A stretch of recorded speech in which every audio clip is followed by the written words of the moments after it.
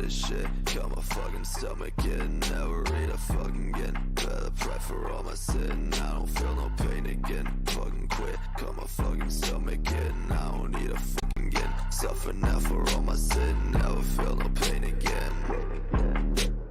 If I'm what I eat, then I must be nothing. If I'm what I eat, then I must be nothing. If I'm what I eat, then I must be nothing. If I'm what I eat, then I must be nothing.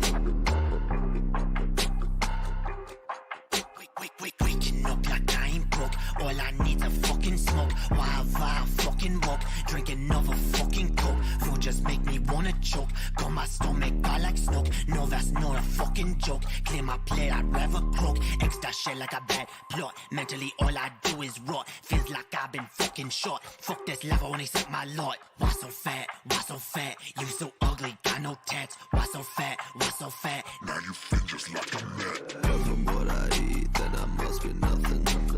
If I'm what I eat, then I must be nothing. If I'm what I eat, then I must be nothing. If I'm what I eat, then I must be nothing. Feel so nauseous, I can't eat. All I want's to fucking sleep. Caught it out, that's not a leap. I won't, so I'd rather weep. Fuck this shit, I don't know why. Makes me wanna fucking die. All I do is fucking cry. You won't see me eye to eye. I ain't hungry, eat no steak. Want no bake for your cake. Fuck them bitches, they all fake. They just judge them on a snake. Bile in my throat when I see a fucking note. I don't want to fucking choke. All I need's an antidote. When I die, so she wrote. If I'm what I eat, then I must be nothing. If I'm what I eat, then I must be nothing. If I'm what I eat, then I must be nothing. If I'm what I eat, then I must be nothing.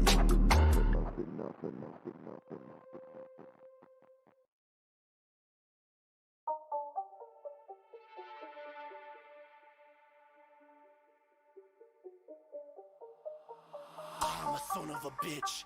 I'm a son of a bitch. I'm a son of a bitch. I'm a son of a bitch, yeah. God damn your righteous fucking plan, bitch.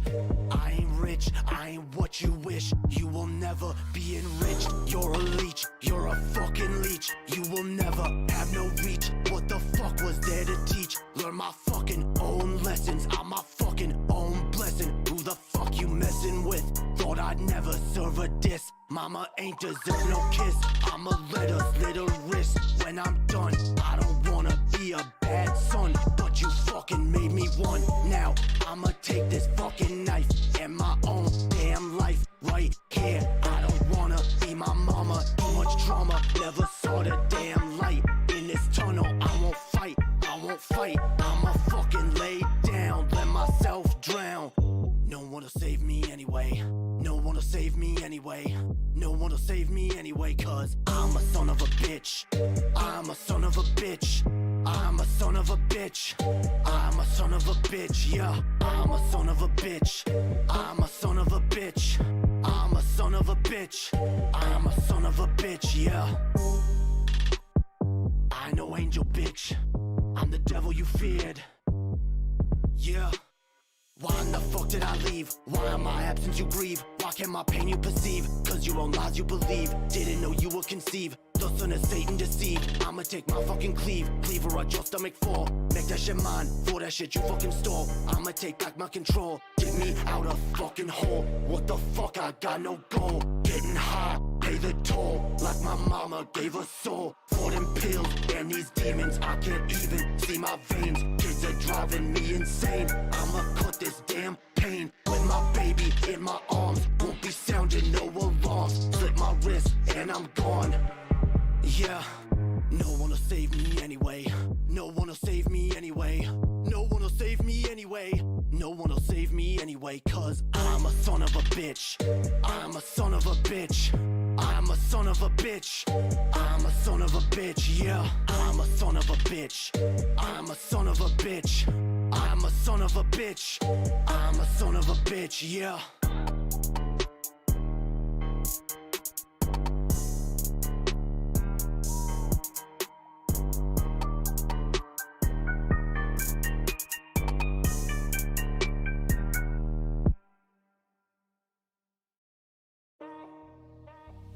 Never be a hoe, never be a slave, never gon' break down.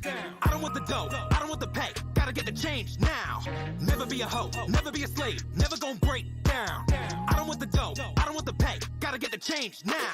Yo, coming up busting the game, don't want the money or fame. I want the public enraged, I want the government change. Cause they bend the rules for the revenue, so we better move right now. Just living proof, I'ma tell the truth, and what I never do is pipe down. What will it take? What can I say? Making them question the norm. If we never change, I don't see a way that we can weather the storm.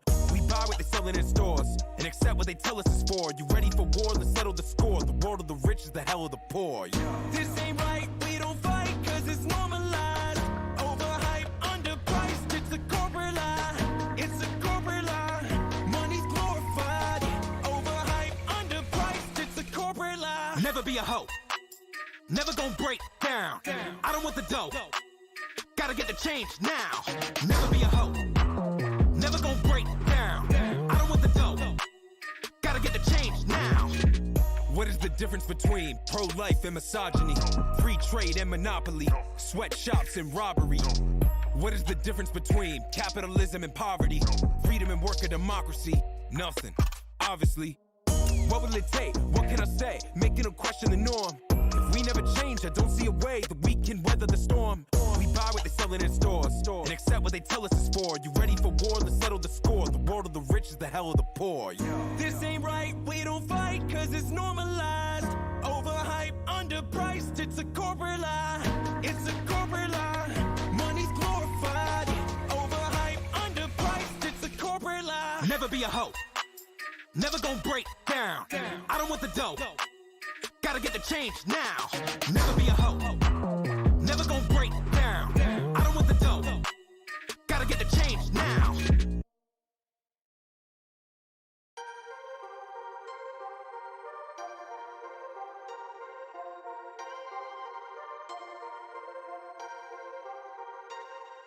The shorter your time approaches, the more that they try to hold you. High exposure to bullshit fuels the fire that smolders inside the mind that I'm losing. Trying to find this composure from oversighted scriptures, hoping the light will get closer. But it don't, and it won't, and it's crazy as it seems. It's a dream with the scheme, but I ain't got a regime or a team. So it's just me, myself, and I. And that's the way it be to the day that I die, I die.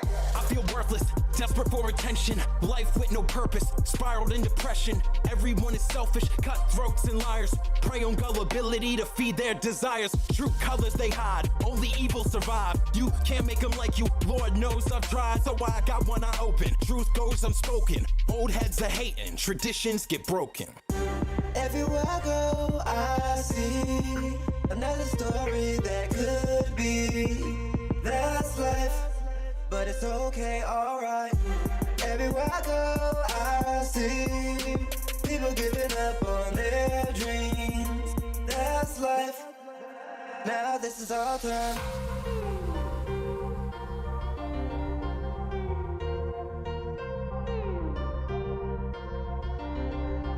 Now this is our time.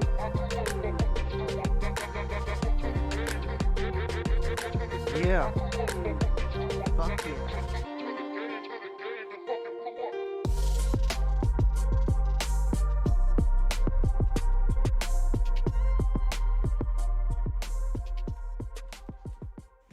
Hells yeah, yo. That shit's fire. That shit is fire, yo. Damn. Props to Straight Up. Yo, everybody. How is it going? Everyone needs to give a round of applause to my boy Straight Up. He just released a brand new song, and y'all should check it out. It's called Our Time. It's a freestyle, yo. It's lit. Wasn't that lit? If that was lit, y'all need to go right now. Right fucking now, alright?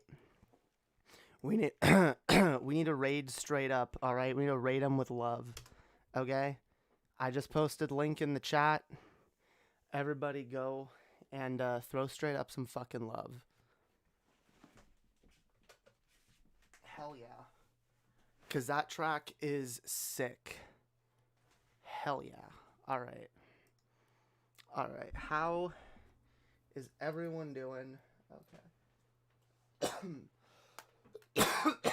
Excuse me. I know we're late. We're like super late tonight, but you know what? That's fine. That's fine. We're doing a late night. We're doing a late night live, yo. A late night live. How's everyone doing for late night live? I feel like that's already the name of something, but I can't like put my finger on what specifically was called late night live, so I'm just like, you know what? Fuck it. It's mine now. It's mine. That's what we're calling this show, Late Night Live, alright? Late Night Live, it's mine. It's my domain. It's my domain name. It's my my title, my company name. That's it. My brand. It's my brand now, alright? Late Night Live. Late Night Live all the time, every night, alright? Here we go.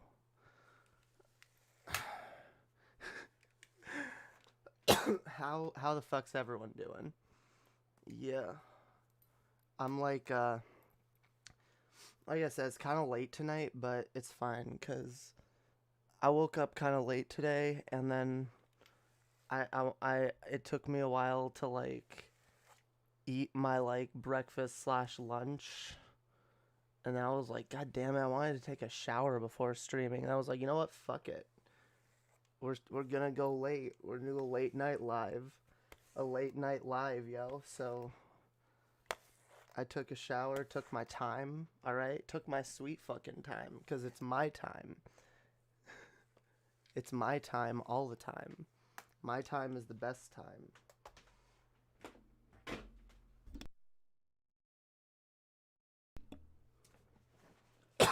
Alright.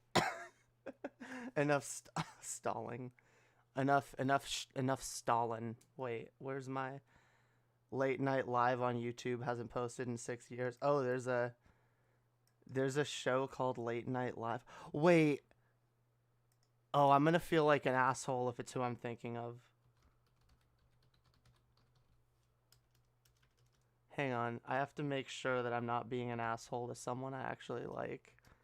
God damn, I can't type this stupid fucking keyboard. Late Night Live. Okay, there's Saturday Night Live, obviously. I can't find a channel called Late Night Live. Damn. I found my channel. Alright, well, that's good enough. Someone apparently found it. Wait, here, let me just...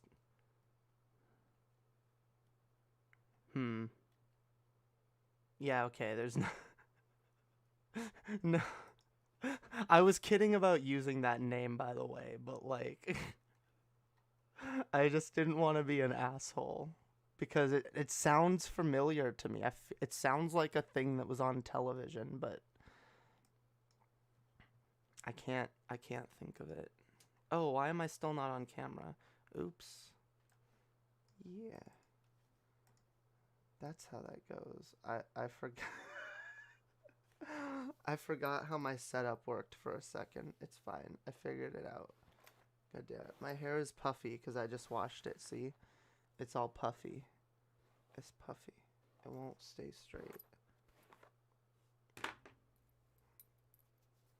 I got my pretty dangly earrings on. And I got my dress on. It's the dress that I got on my birthday. And I was like, I was gonna wear another dress tonight, but I was like, it didn't, I don't know, it didn't, alright. I don't know what it is. I don't know if the color doesn't work for me, but like, I was wearing this dress, and like, maybe it's just like the neckline is too high, and it just feels weird. It feels like a, I don't know, but I liked it. I like it. I liked wearing it. I like how it feels. Maybe I need it in a different color if I'm gonna wear something like this. I don't know. But I was just like, I don't know, I don't feel hot in that. I feel I feel like I almost look like a grandma in that. So I was like, well, obviously, we're gonna go with this. Because we can. And I just washed it. I just did all my laundry. and I'm trying to like organize my clothes better. I'm trying to get away with not having a dresser in this room. I have a very big walk-in closet that I've actually had for years, but like I've never really utilized it because there's like shelves on the side.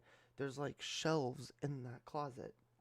And like so what I've decided to start doing, I don't know if I can show you guys.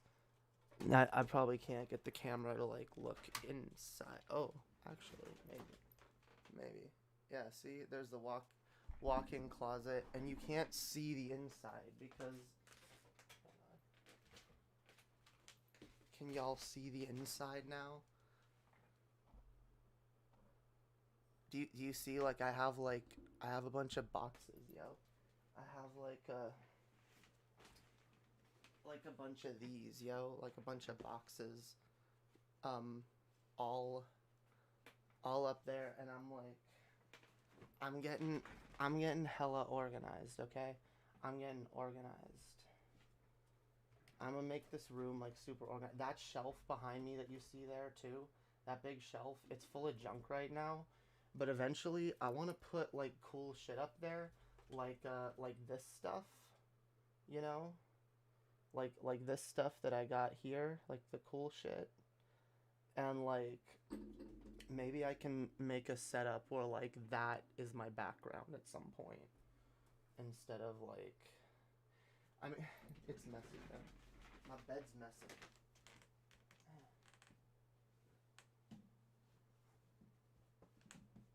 damn.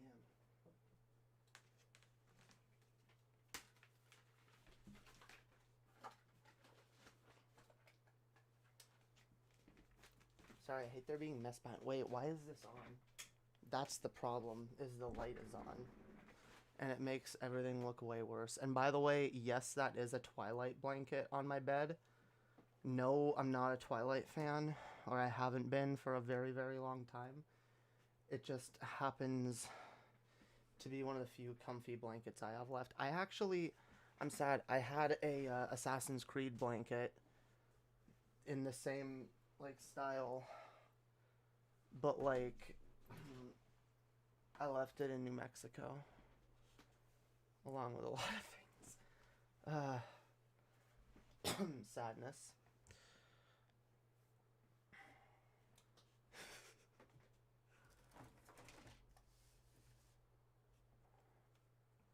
I left my heart in New Mexico.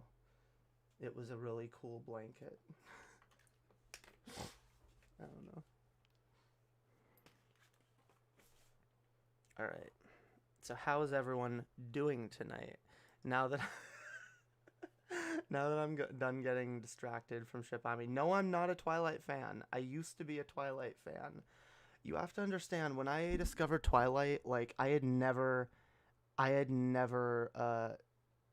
heard of vampires before. I was never allowed to read anything with vampires before, and I just really got into Twilight.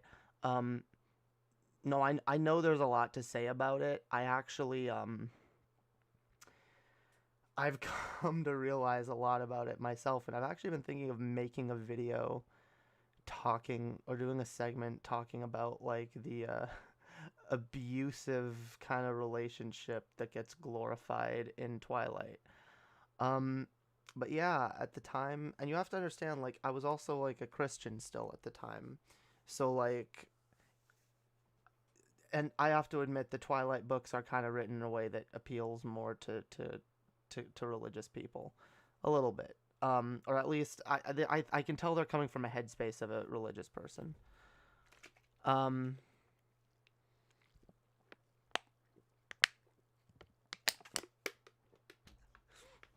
Team Jacob, love that he attaches himself to a baby to groom. The hero we deserve, not the one we asked for. Yeah, that's really like I remember at the time damn it.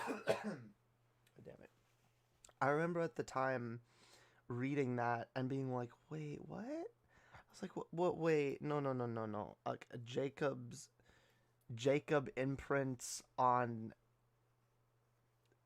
Bella's daughter? Why? How? No. But then the book really tries to like justify it and like justify what, like, no, like, see, it's okay because he's not creepy about it. He doesn't, it makes it very clear he doesn't want to have sex with her. Not yet, anyway. It's it made my brain hurt. It still makes my brain hurt. Maybe the films are okay if you're drunk, but the books are definitely for a specific audience.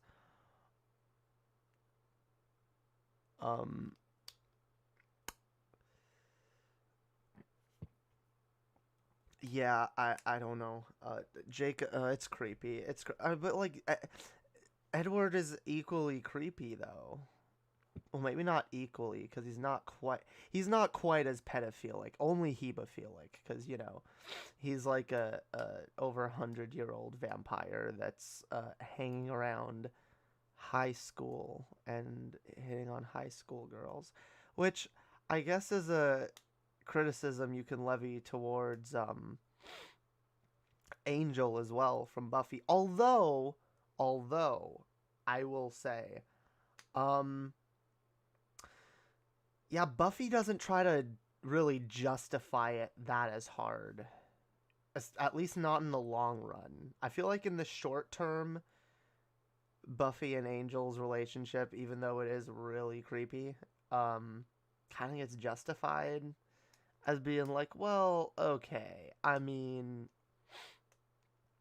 well, because like, and here's the weird thing, because it's like, okay, if you're in the body of a young person, are you young? And that kind of like it raises a similar question with the Doctor. Like, it's really weird. Like, honestly, I almost feel like it's different. Well, okay, the Doctor, first of all, has never hung around high schoolers, not even once.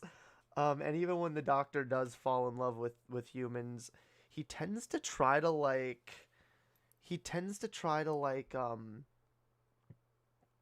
what is it? He tries to fight it. He tries to the Doctor. They try to fight those feelings because it's very clear the Doctor doesn't want to get into those types of relationships with humans unless they can absolutely help it. And then even still, the Doctor avoids it. So like, the Doctor is far less like creepy or predatory about it. Like, but like, and I don't know, and you can maybe make an argument for like regeneration being a sort of thing where like the Doctor does become young. The Doctor, I don't know. But vampires, I feel, are slightly different because vampires, it's made very clear that vampires are like, well, maybe it's just creepier because vampires are actually predatory about it, Someone looks beautiful in a familiar dress, and those earrings match with it perfectly.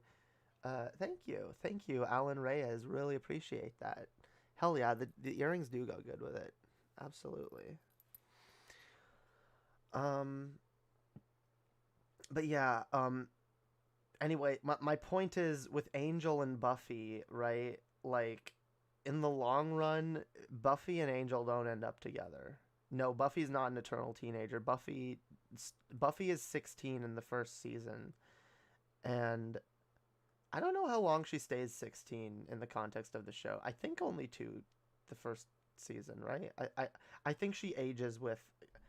Does she go to college at some point? I can't remember because I'm rewatching the series right now, and I'm on season 3 of Buffy. I just started season 3. But yeah, I do remember that in the long run, I mean, that's why Angel is its own spin-off. Angel ends up living in New York and starting a detective agency, and Angel is basically like, I feel like he knows in the long run he needs to stay away from Buffy because it's just it's too wrong. Even once she is over 18, he's still kind of just like, yeah, I'd better not, right? I think he realizes it's just not a good thing. It's not gonna. I think they both realize that. Buffy is pure 90s cheese, but in a fun way. Buffy is more than just pure 90s cheese. I think that's like a very reductive way to look at Buffy. It's extremely fun. It is a fun show. And it has a lot of interesting a lot of interesting perspectives. I like the different like basically like there's a ton of like kids with different situations. They get involved in magic one way or another, and like it kind of deals with a lot of issues that like your average after school special teen drama whatever show would focus on, but because it's like fantasy creatures and it's magic and like it's not actually real, I feel like they can almost delve a little bit deeper into some of these things than they would if it wasn't an allegory. So I think they do a good job with that, especially for the 90s, for what it was doing at the time. Like, it's definitely not a subversive show by today's standards at all, but it's definitely a lot of fucking fun and like definitely worth watching. Like, if you've never gotten into Buffy the Vampire Slayer, I highly recommend it. I highly recommend, and even if like you watch season 1 and it's not like the most interesting thing, like the show is a show that like gets progressively better as it goes. And like Angel is an amazing spin-off that like some people view as just like its own thing. Like I've known people that are just huge Angel fans and have never actually watched Buffy once, and like that kind of makes me that's kind of weird to me because I'm like, damn, like I love Buffy so much, and I would never like. I like Angel too, and it's an amazing show, but I'd never just like. God damn it! This fucking. This fucking chair. I'm trying to like. I can't tell if I'm screwing this in wrong or not, but like the fucking arm is loose and it's annoying.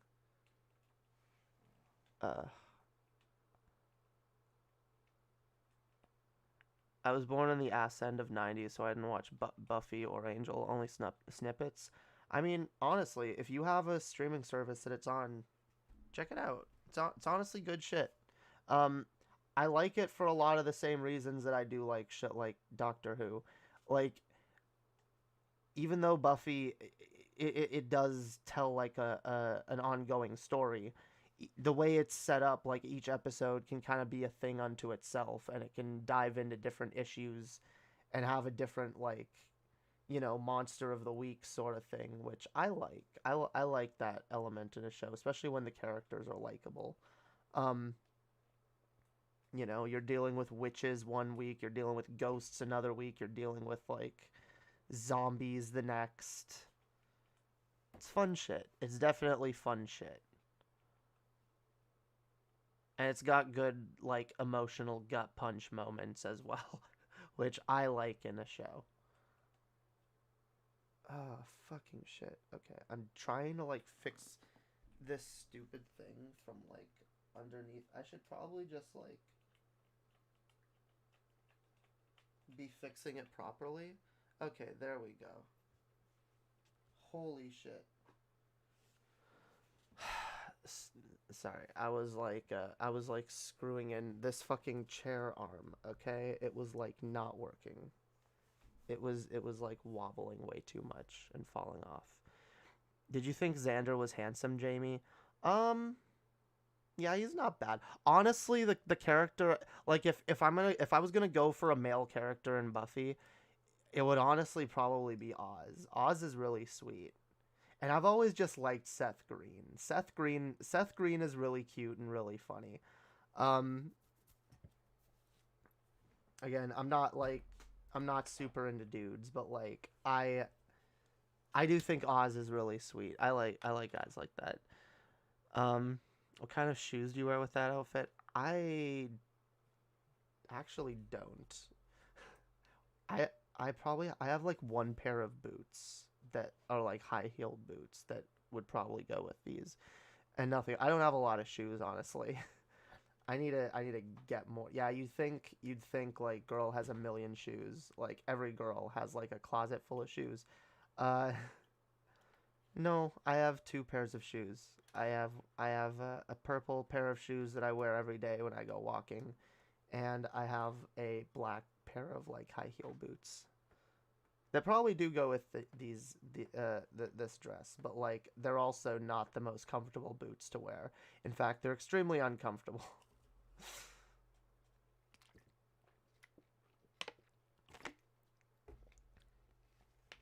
What about Spike? Spike had some rad hair. I like Spike, honestly. He was always a really fun character. I like Drusilla as well. She was always really fun. I actually, I used to like idolize her. She was my favorite ever. She's not really my favorite anymore, but she is fun. She is a fun character. Um, have you ever seen Party Monster with Seth Green and Macaulay Culkin? No, I have not. Um, Spike is just Billy Idol as a vampire? Damn. I'll take your word for it.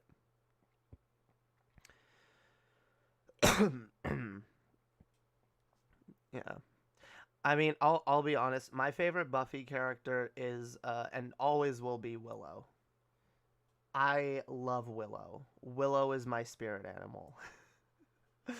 Willow is absolutely my favorite character. I mean, besides the fact, like, I love Allison Hannigan. Like, she is amazing. Like, just in general. And she's also really funny. Like, I love her in pretty much everything she's in. She's really good in How I Met Your Mother. She's really good in, even in, she's honestly probably the best part of American Pie. And she's really good in Buffy. And, like, I like, she's kind of bland at the start. Well, not bland. Like, she's got her thing going on, and she's kind of cute, and she's doing her thing, and you know, she's shy, and she's like the bookworm type, but like she really comes into her own as like the seasons progress, and she evolves into a character that I really fucking love.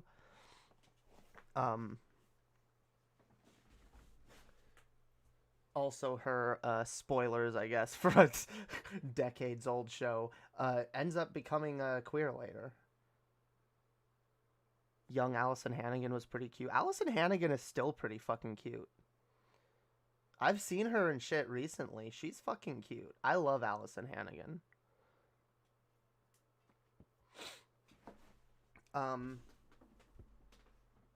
But yeah,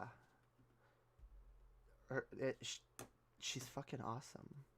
I like, she's a self-taught witch. Like, she doesn't even, like, if any of y'all have seen, like, honestly, and I wish I saw Buffy first. The show I was into before was Vampire Diaries, which isn't a bad show. I actually do kind of like it, and I kind of want to maybe not rewatch it from the top, because I've done that way too many times, but like maybe start at like one of the later seasons and like finish it, because I don't think I've seen the last season, but I don't know exactly where I was. But anyway, that's a decent show.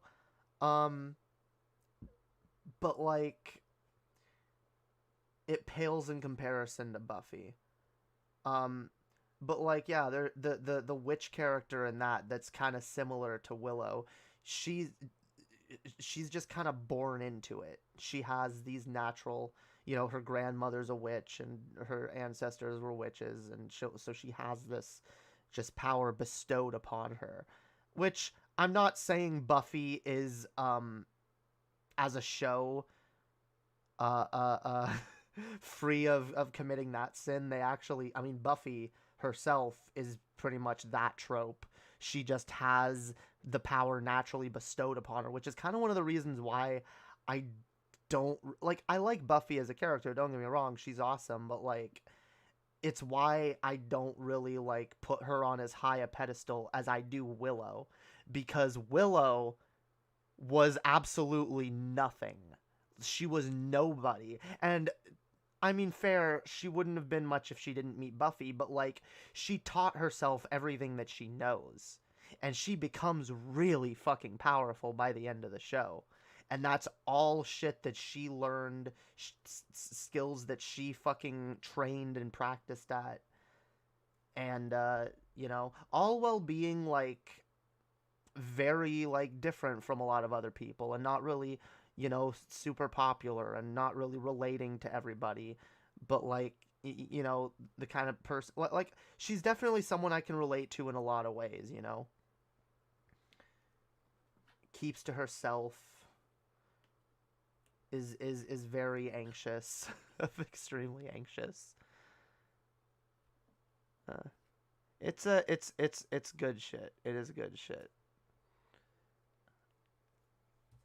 By the way, I guess I haven't said hi to everyone. How is everyone in the chat? We got Blaine is here, Buzzard, Security Monitor Lizard, Quixotic Dragon, Realize TV, JXSO,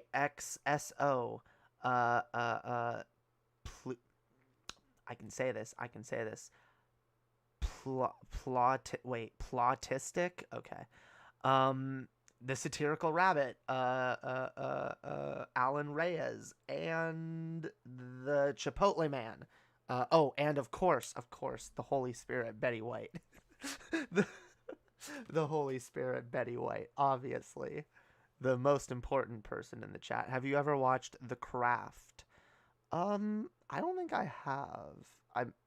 I may have heard of it. I'm not sure if I've seen it. Plotistic, yeah. Wait, I'm not on. Did I miss shit in the live chat? Nope. Okay. She didn't even make it to 100. I know, sadness. It's sadness. But you know what? Betty White is here with us in spirit, okay? And Betty White lives on, okay? Betty White, the human being, may not have made it to 100, but Betty White, the movie star, the actress, the comedian, the awesome entertainer, will live on in our hearts and on screens and on the internet and in movies and in TV shows and all over pop culture for the rest of time. And that's pretty fucking cool. It's pretty fucking cool that we live in a day and age when it is possible to achieve that level of immortality. Because a lot of people have, you know, spent their lives in pursuit of immortality. And we as a society are closer to achieving that than ever before. In fact, some could argue we have in a way. That the internet, that, you know, the ability for people to create things that exist forever, that it is a form of immortality. Yeah, I guess quasi-immortality. Hell yeah. Ooh, by the way, look, I got my screwdriver fixed. I got my sonic screwdriver. The batteries replaced. I can sonic things when they're not working. I can sonic my camera.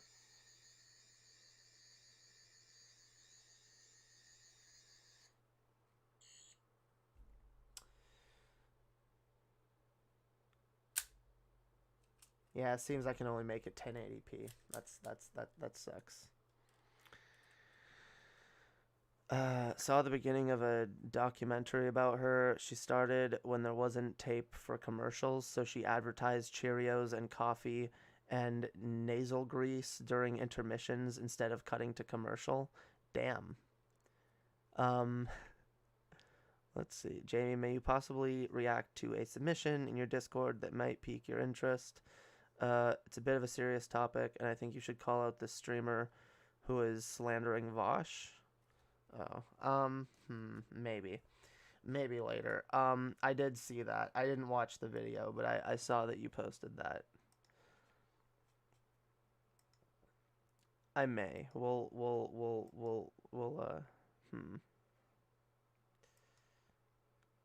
see about that.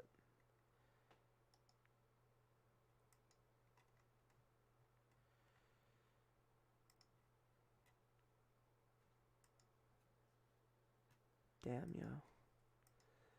The Lords of Underhaven. I love slandering No, stop guys. Okay, you know what?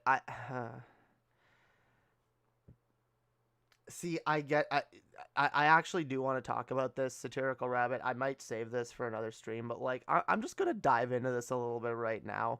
I really am sick and tired of the number of leftists or people that are left leaning that so blindly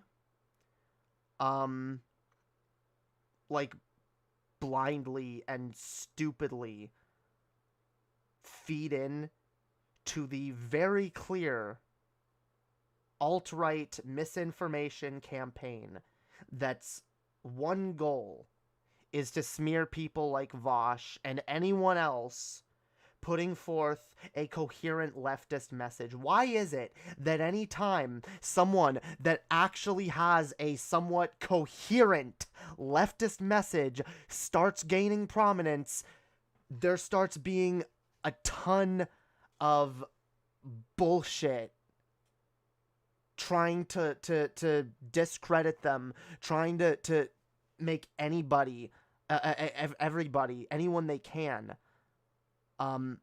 just discount this person as being worthless for one reason or another. Why is it that so many people feed into this bullshit and literally are feeding into the plans and conspiracies of the fascists who we like? It's like, I'm sorry, if you're pretending you don't know that that's what they're doing, it's so obvious that's what they're doing.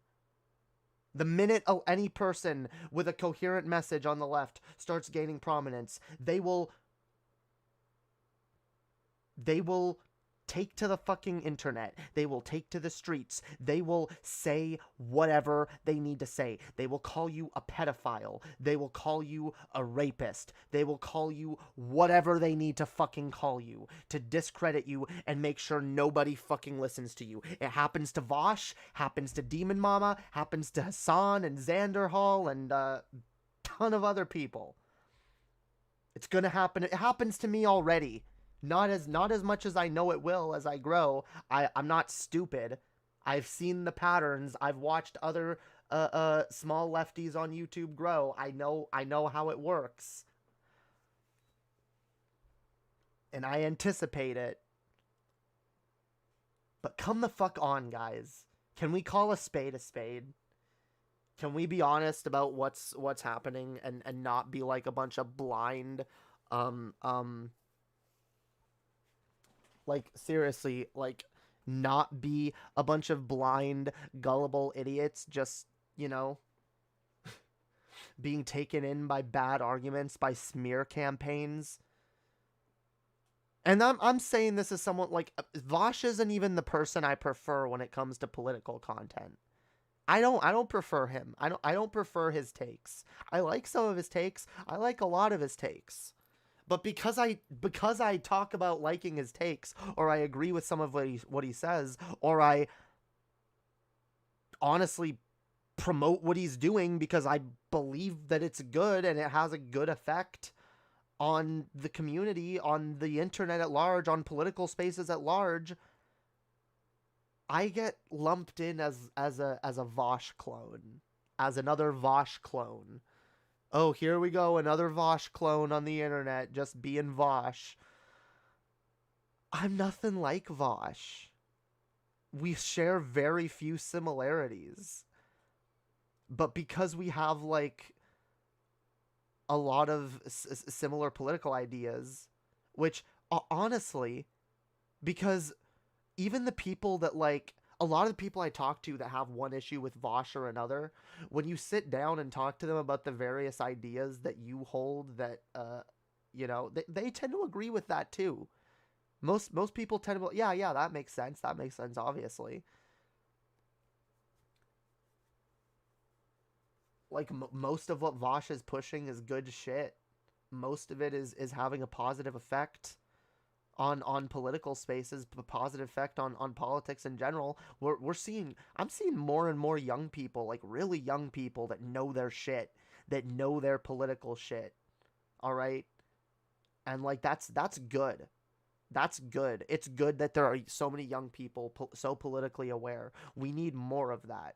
All right? Even if you disagree with Vosh specifically on some things, all right? Like, I'm sick of the dogpiling that happens. And like, it's gotten to the point where Vosh can't be brought up in so many different communities because you'll get someone somewhere fucking biting anyone's head off, being like, I don't like Vosh. I don't like Vosh. Vosh is stupid. You're an idiot for just following Vosh along and just listening to him. When that's really fucking stupid, because one of the reasons that I hear most from people being like, I really like Vosh, the biggest reason tends to be, damn, I finally hear someone who is making sense, someone who's saying the shit that I believe in. That's why I listen to Vosh, because I finally found someone that, or that's why I started listening to him in the first place anyway. I found someone who was saying the kind of shit that I was saying, that no one else was fucking saying. And I heard him say it. I thought, oh, I'm not the only one saying it. And I heard a bunch of other people saying it. And I was like, this is fucking dope. This is based. Let's keep going. Let's keep having these discussions. Let's keep having let's talking about ideas. Let's do it. But not everything needs to be like some antagonistic bullshit. I get it, Vosh has made a lot of enemies with a lot of people, but like, I'm sorry who is, I'm sorry who Vosh is, like, Vosh might have made enemies with someone you like, or someone you might like might really hate Vosh. I don't care. I'm sick and tired of the smear campaign. I'm sick and tired of it being perpetuated in leftist circles, and I refuse to allow it to perpetuate here. Because again, I see the exact same tactics used against Demon Mama and anyone else who pushes any kind of, or has any kind of coherent argument for shit that people just don't want to hear. Again, even if you don't like all of it, even if you don't agree with all of it. I don't agree with all of it. I don't agree with Demon Mom on everything. I don't agree with Vosh on everything. But they are making far better arguments for a lot of shit than I've heard from people in a long fucking time. Really good arguments, pushing really good ideas, and starting a lot of fucking conversations. So, for the love of progressivism, if you actually give a shit, because I'm telling you, I'm fucking serious. Trans people are dying. Queer people are dying. People of color are dying. There are injustices being perpetuated today, here and now. We don't have time to be a bunch of Puritan fucking gatekeepy assholes about what we believe. We don't have time to make enemies with people who agree with 90% of what we want to do. We don't have time to be dividing ourselves and splitting ourselves among petty lines.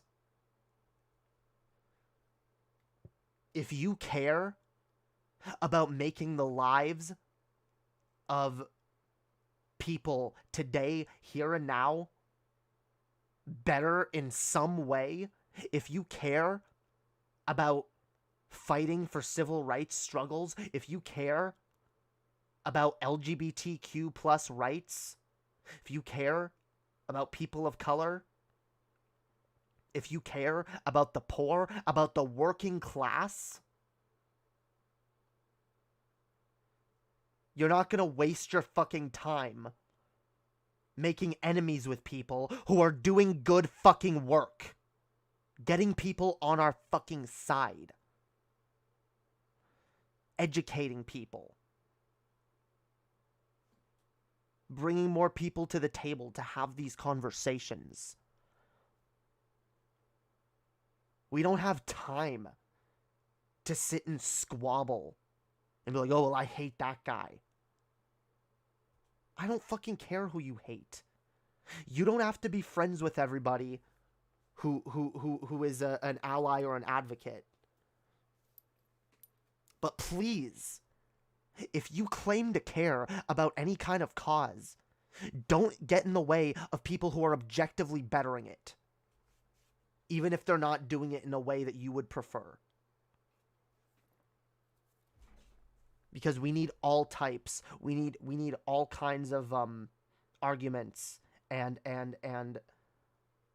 all types of people with different approaches if we're gonna get anywhere.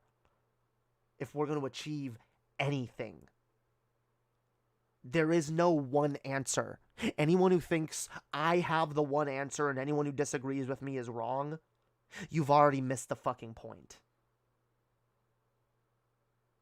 You already have your fucking head shoved so far up your ass that you're not willing to listen to another perspective.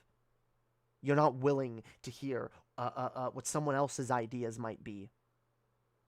So step the fuck aside, get out of the way, and let those of us who actually want to advance a cause in some fucking way, however we can, wherever we can, let us do what we need to fucking do and get the fuck out of our way. Because I'm tired of petty infighting that turns into tribalism. I'm tired of it. When we're trying to achieve something. When we're trying to educate people.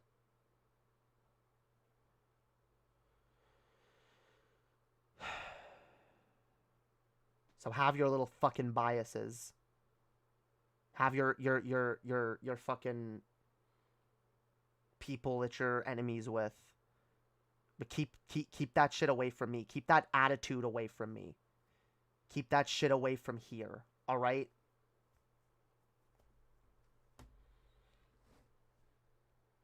Valid criticisms are always welcome of anyone. Good faith criticisms. You have something constructive to say, go right the fuck ahead. Critique Vosh. He likes being critiqued. I like being critiqued. But there's a problem. When you're on the internet, and you know there are people trying to fuck with you in bad faith, it's kind of hard to tell when people are trying to critique you in good faith or in bad faith. And sometimes you make a mistake. Sometimes you ignore good faith criticism because it comes off as bad faith criticism. So rather than acting superior, rather than going, oh, well, then they must just be too stupid to get the criticism anyway, how about let's try to construct our criticism in a constructive way. Actually say something with our criticism and not levy it in ways to just tear people down.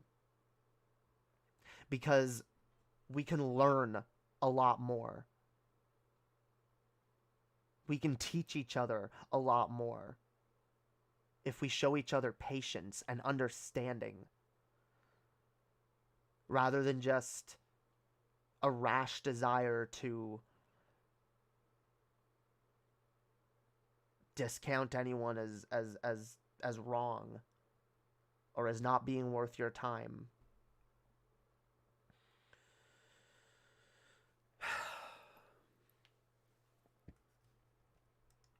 I get really sick of this because I deal with it a lot. I hear it a lot. Agree to disagree, Jamie. Of course you do, Origin.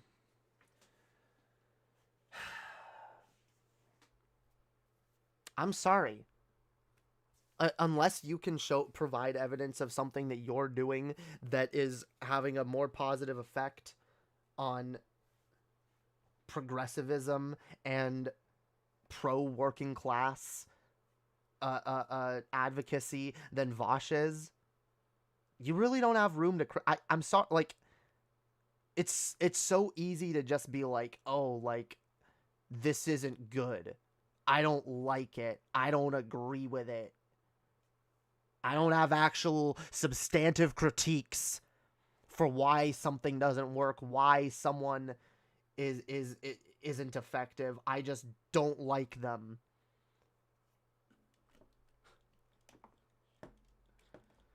Again, like I said, guys, you can have your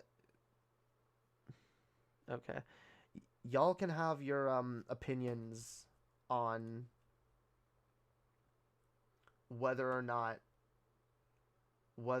someone is right. Well, like I said, all right. I'm sorry. Like, no one is going to convince me. No one is going to convince me that Vosh is not having a positive effect on online. He absolutely is.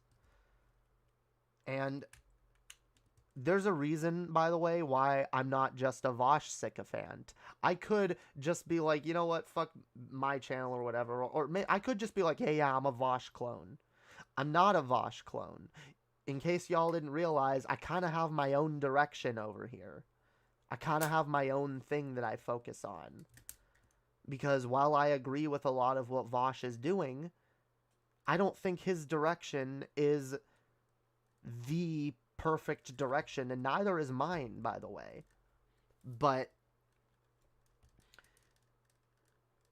I'm doing what I feel needs to be done where I can do it, and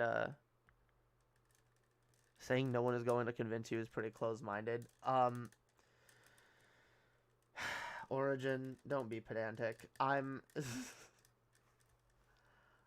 No, you're not going to convince me when I've seen the positive effect. You can convince me that maybe he's had some negative effects too, but, like, you can't convince me that there's no utility to the positive that's done there.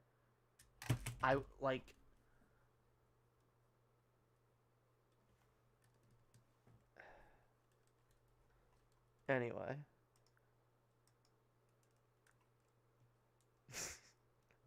Deplatform me all you like. Everyone can... People have been trying, alright? I'm sure it'll take one of these days.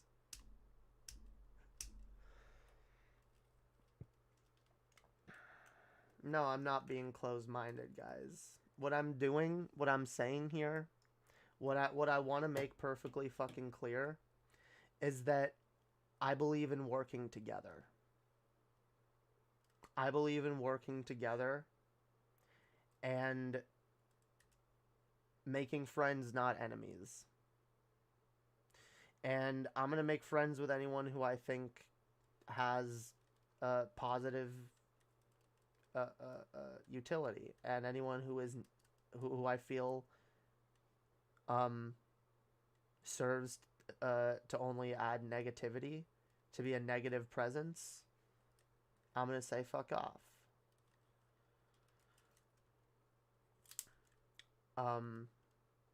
And some people everyone's nuanced. No one's perfect. No one's gonna be perfect. I'm not gonna be perfect. If y'all are expecting me to be perfect, you can leave already, because I'm already not. I don't practice 100% of everything I preach 100% of the time. I mean, don't get me wrong, I try to. But I'm not perfect. I fuck up. Vosh fucks up. Everybody fucks up. Your favorite YouTuber fucks up, guys. Your most favorite YouTuber, who you agree with on everything, who's never ever wrong, they fuck up. We're humans. We're human beings, okay? And that's one of the things that I try to recognize on here. It's one of the themes that I try to bring back to constantly, because I want people to remember that. We're dealing with human beings, imperfect human beings, living their lives, doing their best, and no one's fucking perfect. I mean, fuck, do you really think that Vosh expected to be where he is right now?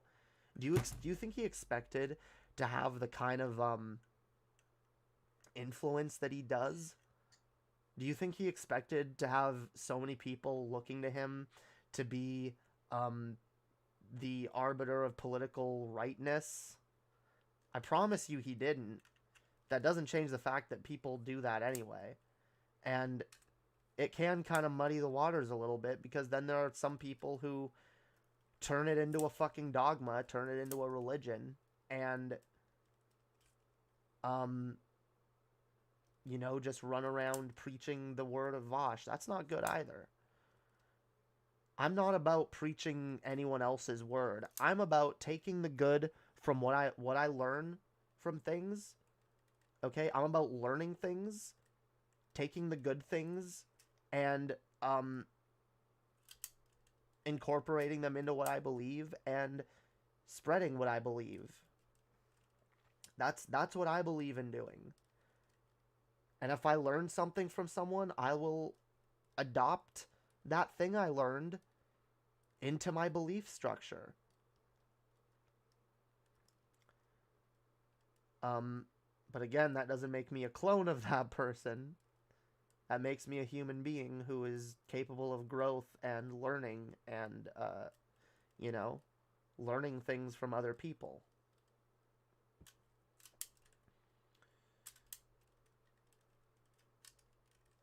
I want to learn things, and I want to teach things to others. I want to propagate what I've learned. And that's what a lot of people, and I get it, a lot of people that were Vosh fans, they wanted to propagate what they learned too. And some of them were annoying about it, and I know why some communities have been really annoyed by Vosh fans. But, like, there's also just a lot of earnest people who have really learned a lot and feel like they understand politics for the first time in a long time, or the first time in ever, maybe. Some people get overzealous.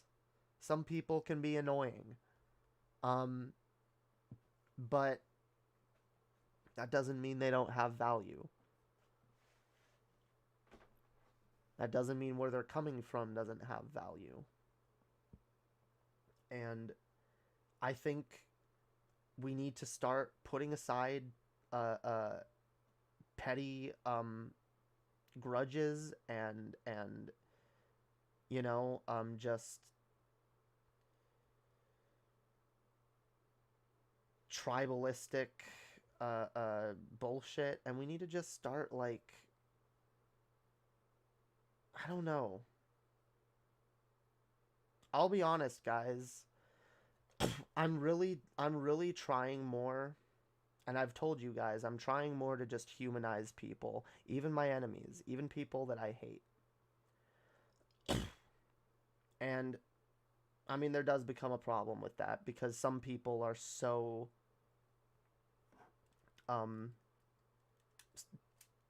some people are actually evil, you know, and you gotta be wary of that.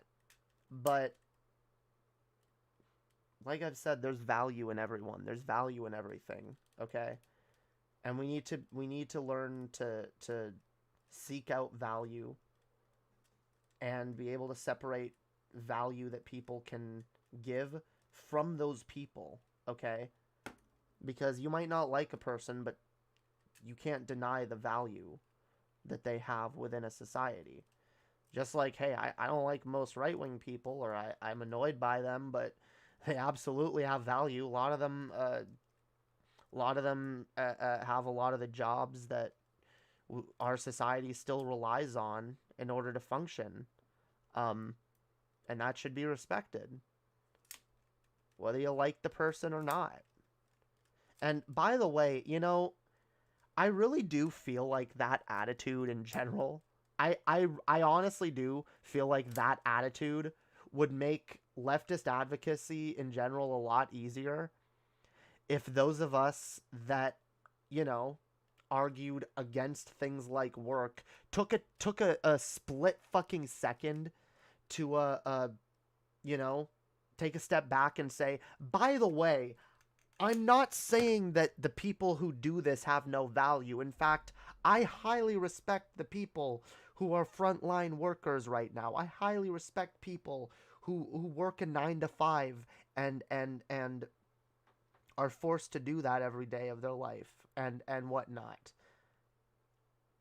I respect that. I respect the people who have 2 jobs, 3 jobs to support their families. I respect the fuck out of you, and I don't think you should have to work that hard.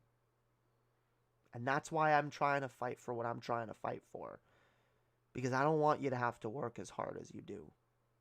I don't want anyone to have to work as hard as they do. I don't want life to be as hard as it fucking is for as many people as it is.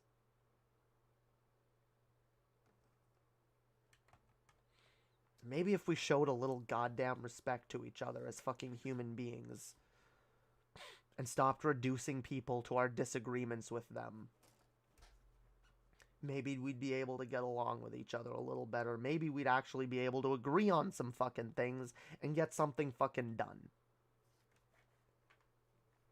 But instead, everyone wants to stick to their own moral superiority, you know? Everyone wants to be morally above someone or intellectually above someone, rather than just recognizing that we all have value, no matter what.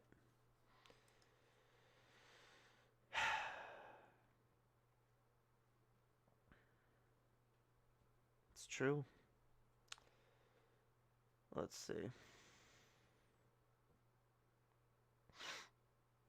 Vosh gets more attention than me, so I'm just going to hate him.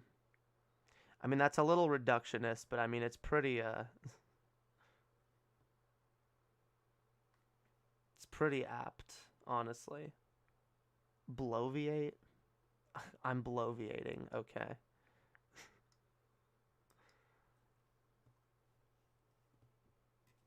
God. The trolls in this chat get more and more unoriginal every day. It really is something.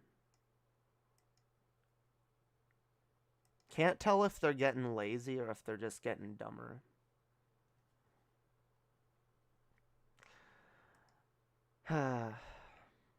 Can't tell if society is getting lazy or if it's just getting dumber. But hey, you know what? Empathy is a lot of work. And it should be. Because it's worth it.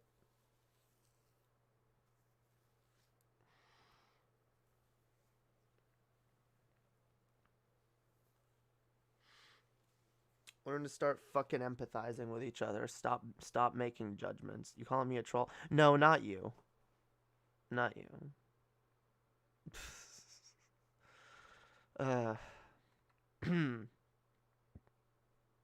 Yo, what up, Ray Gunner Gaming?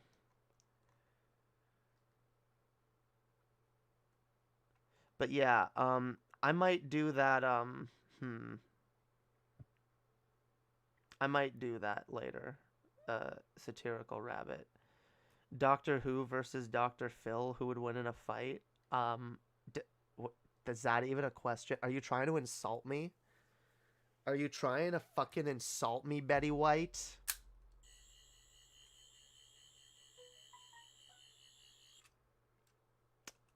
Yeah. You don't fuck with the doctor, alright? You don't fuck with the doctor.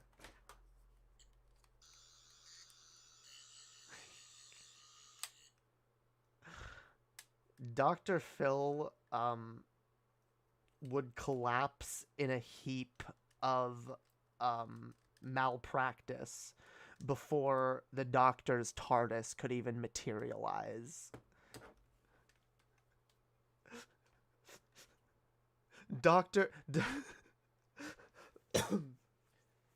not only would the Doctor defeat Dr. Phil in pretty much any competition, physical, mental, or otherwise, but the Doctor could also beat Dr. Phil in a not a real doctor off fucking any day.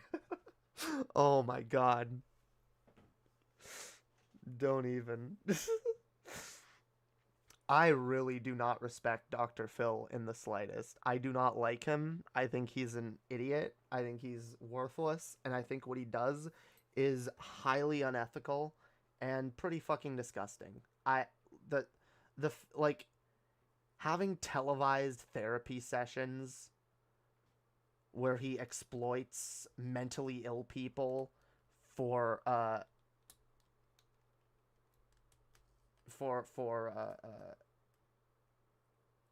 gain, monetary gain. Yeah, that is, it is gross. All right, it is gross. He's an evangelical piece of shit. Yeah, isn't he also yeah, fundamentalist Christian dipshit? I do not like Dr. Phil. He is an evil dude. Yes. Dr. Phil's a pretty bad dude. He ran around with a lot of bad boys. They called him Corn Pop. Yeah. Corn Pop. He was an evil dude. He is. He's an evil dude. Actually, it's just the Doctor, if you don't mind. Doesn't even really matter who am I talking to. Yes, you. What? Yes. Yes, okay. I'll just say yes. The time Dr. Phil invited the bum fights guy, and he came out dressed as Dr. Phil, even shaved his head. Dr. Phil was pissed. Yeah, I don't remember that. I've gone out of my way to not pay attention to Dr. Phil for a long time because I do not like him, and I haven't liked him for a long time. He was my mother's favorite show, and I really don't get, like, my mother, by the way, see, I was learning about parasocial relationships from my own mother, like, long before it became a talking point on the internet. My mother has always had a very parasocial relationship with Dr. Phil, and she sent him multiple fucking letters and been convinced that he's gonna read them and he's gonna bring her on the show and help her and, like, change her life.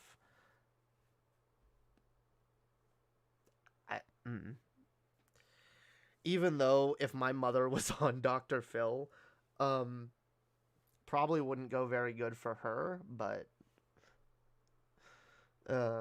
that's the problem. He exploits mentally ill people in the worst way, even mentally ill people that he's never come in contact with. Doesn't he support conversion therapy, or is that a rumor? I have no idea. Bored housewives love him. Yeah, I bet. He actively contributes harm to people in the world, so that's why I honestly don't feel bad for talking shit on him. Yeah. No, I'm 100%. Fuck Dr. Phil. Fuck Dr. Phil, like, so hard. Fuck him with a sonic screwdriver.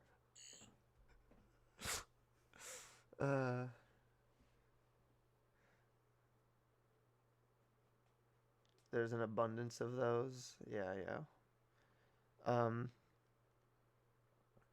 Also is the time he had Shelley Duvall on, and she was totally out of it. Was so exploitive. Yeah, I didn't see that. I really, like I said, I have not watched it in a long fucking time, but, like, I remember watching it and just, the fucked up shit. It's that gets displayed on television is just so gross to me.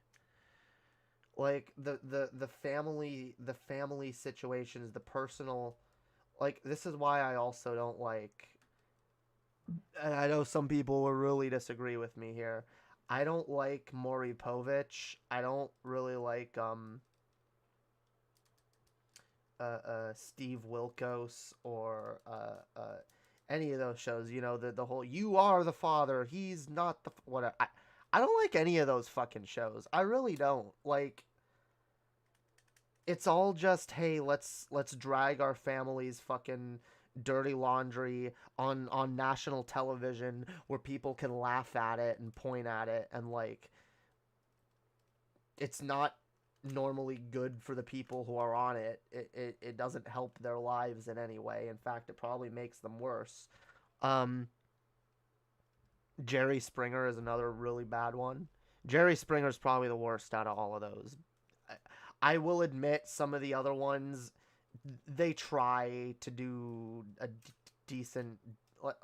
I can see what they're trying to do, alright? I can see what Steve Wilkos or Steve Harvey, is he the other one? I don't know. I can see what those guys are trying to do. It just... I think the way they go about it is not... It's not a way that I like. I feel like you could... See, here, this is the problem. Nothing, like... These shows attempt to,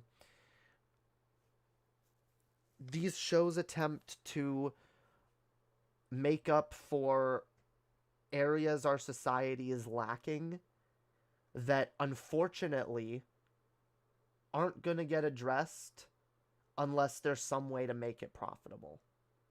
And hey, what do you know? We have a extremely major mental illness crisis in America and a lot of the Western world, let's be honest. Huge mental illness crisis. No one wants to fund mental health research, mental health care. So what do? Hey, make television shows about it. There you go. Make television shows. Exploit mentally ill people. That seems like a solution, right?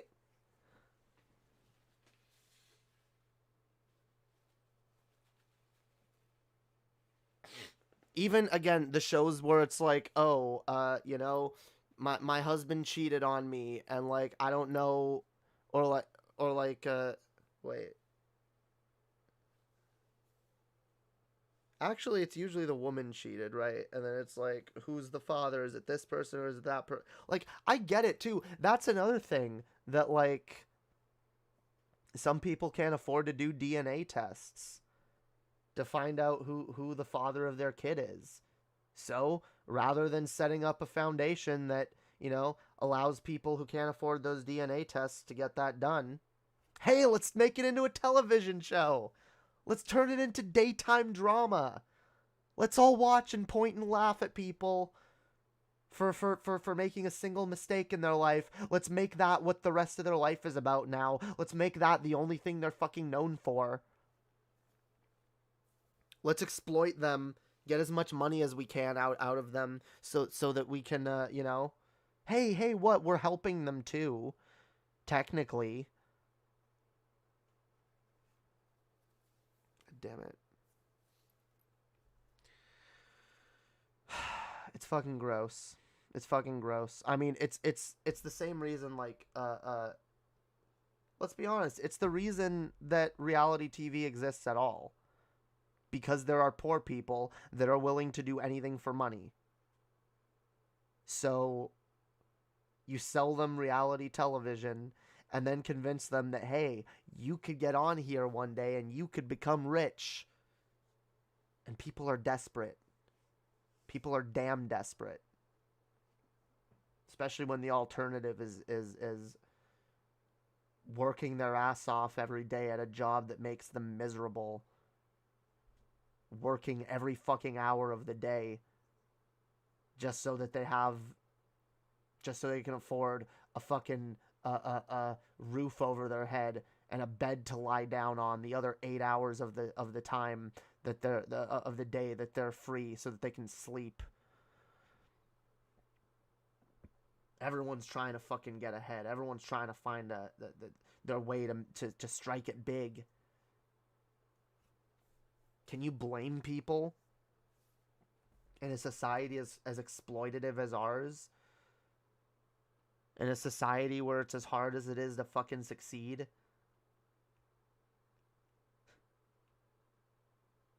I don't blame the people who go on reality television. I blame the rich assholes exploiting them. Because I do view it as coercive. I view most things in our system today as coercive. Yeah, I'm absolutely, that's another thing of value that I believe we got from Vosh. Absolutely. I am a Coconut Island leftist all the way.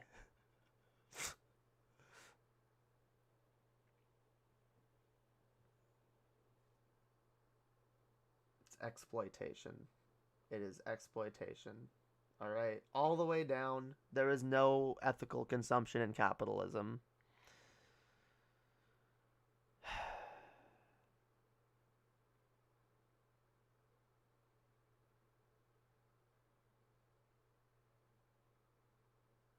What? I don't know who you're talking about. When you're desperate and have no options, yeah, I can see why you take the risk of appearing on national television. Yeah, a lot of people would. I'd rather die in a gutter than be in national television like that. Well, some people, believe it or not, for some people that's the choice. Or at least that's what the choice feels like. God damn it, I'm terrible at my eyebrows. My eyebrows look like shit. Do a video essay on it. I'm not really good at video essays. I'm more good at, like, speaking off the top of my head. I'm trying to get better at timestamping these streams, by the way. I timestamped my last show, so if any of y'all missed my last show and wanted to check out, because I do need to start clipping things and making segments. I do need to start doing video. I will start doing video essays, honestly. It has to be a topic I'm really interested in. I kind of want to do a video essay on, well, I guess I kind of did. It wasn't a video essay, but I did like a, I know I've talked a lot about my,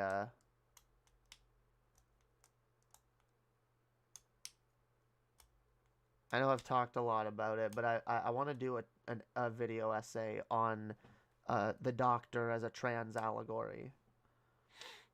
But I feel like that is a project that will take a lot of time and energy. Video essays in general, like, I don't know. I'm actually scripting a couple videos right now. That is something I'd like to do more in the new year, is putting out actual videos that have nothing to do with my streams. My instinct whenever anyone mentions video essays is just to explain why I don't do them, but that is actually something I'm trying to work on.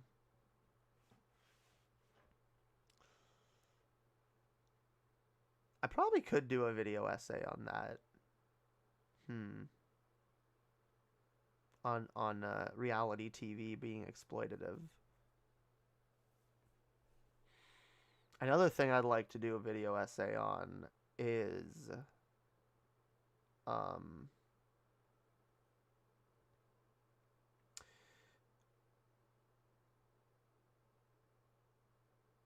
I don't know.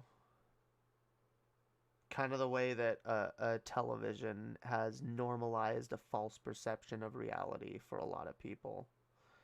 I've had like a lot of ideas on that topic for a long time, and I've wanted to make a video diving into them, but I feel like it would take a lot of research to actually say what I want to say with a video like that.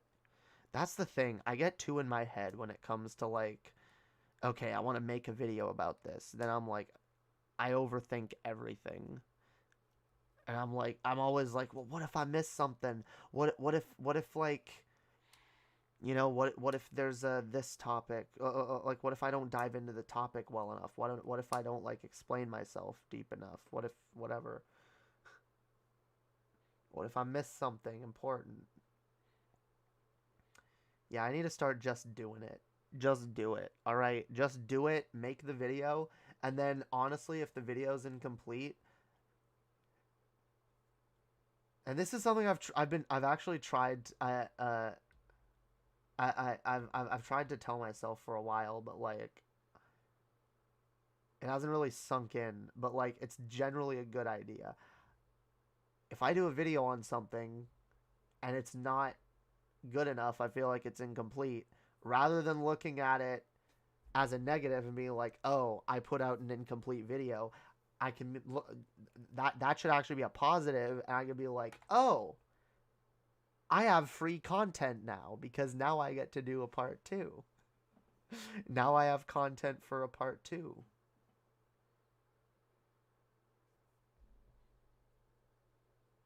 Absolutely. Now I can get 2 videos out of one topic.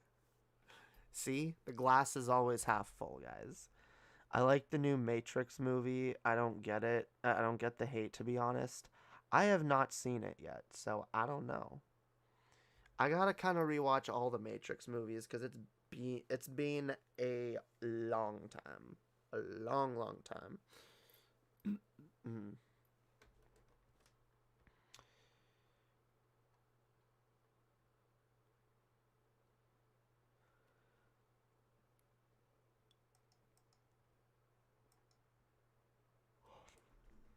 damn it.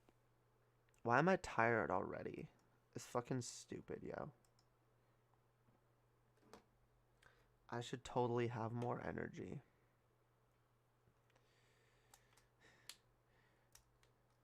By the way, yo, I hope y'all are looking forward to Thursday's stream. I believe I should be still I believe I have Vadim scheduled for Thursday, yo. We're gonna have Vadim on. We're gonna talk to the hell yeah, Vadim Newquist, the artist formerly known as Creationist Cat. I know. Isn't that amazing? It's gonna be epic. Like legit epic. I used to be a really huge fan of Creationist Cat, but I definitely like Vadim's shit now better. Drink coffee? I should. Then I'd have to go get coffee, which would take time.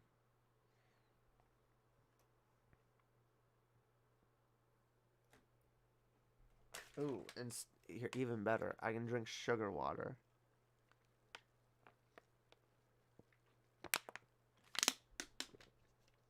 Sugar water is the devil's blood, but it's tasty.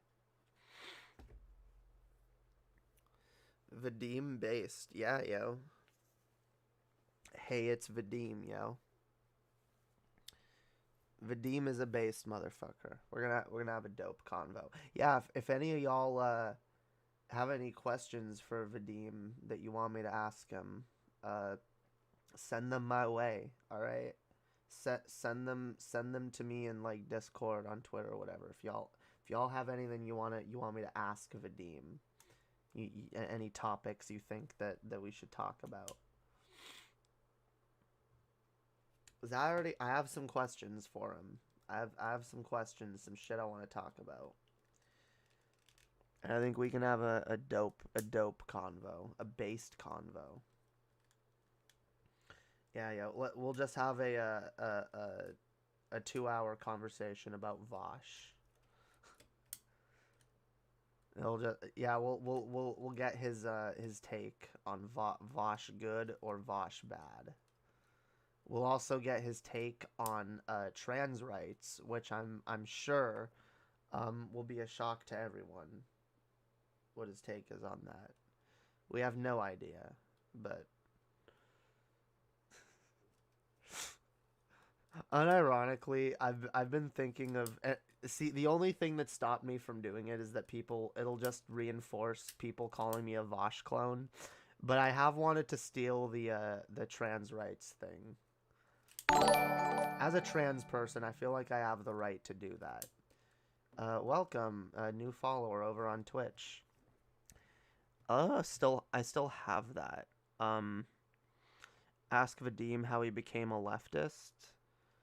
All right. I was kind of gonna talk to him about something similar to that anyway, but Yeah, it's probably good question. We can ask him how he became the bread tube god that he currently is.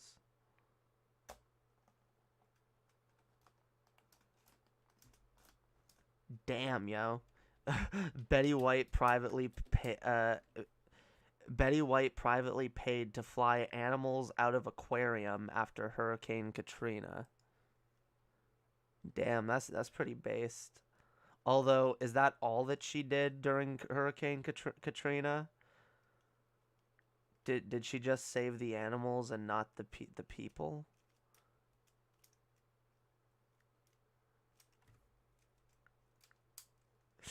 I'm not trying to shit on Betty White's accomplishments, but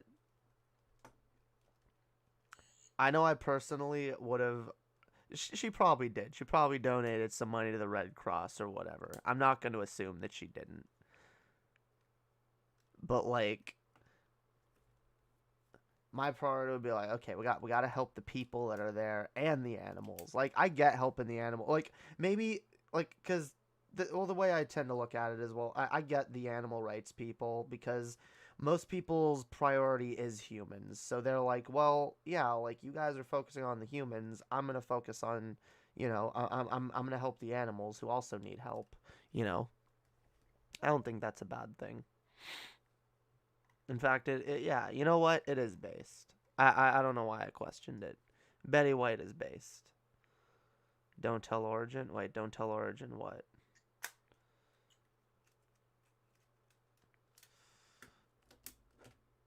That Vadim is based, or that Vosh is based. Origin absolutely knows my feelings on Vosh.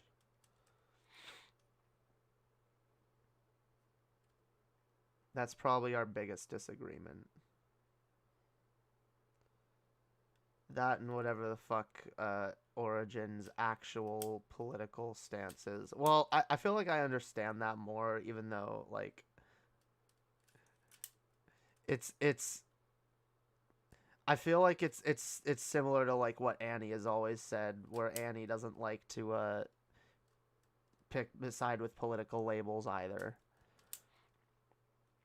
But like, and I've argued with Annie about this too, where I'm like, Annie, you're a fucking leftist, and Annie's like, I'm not a fucking leftist. I don't identify as a leftist. I'm like,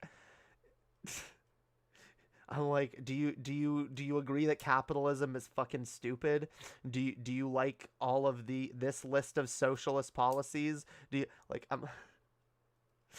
do you agree fascists are bad? Like, I'm sorry, you're a leftist. You're definitely left of center. But like, I get it. Because whatever, and I don't like the political compass. I do agree it's bullshit. But like, I do think there's social utility to just like biting the bullet and being like, okay, this is where I lean more politically. These are the people, this is the political ideology, even if I'm not one of them, that I more closely align to than any other, because I think being able to work together, I think that serves the purpose of us being able to work together for similar goals. So I think that's important. Ask him also how the transfer from the skeptic community to BreadTube went. Was it rocky? How was the backlash from some of his conservative fans from the Creationist Cat channel? Absolutely. You know what? Here, I'll write these down. Because I have... Is Vadim the guy who makes Grand Theft Auto beta videos? What? No. Vadim is the guy that used to be Creationist Cat.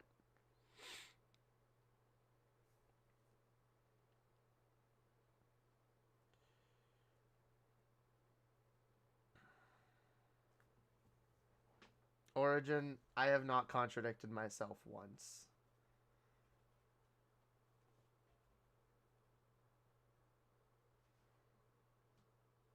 I am the most consistent mother.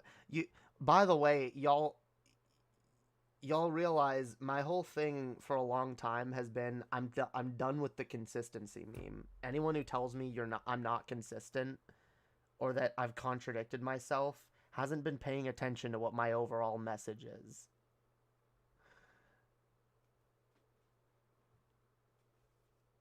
I'm a nuanced person. I don't believe in like generalizations of any kind. Okay? I don't believe there's one answer that works for all questions. I think every question has its own answer.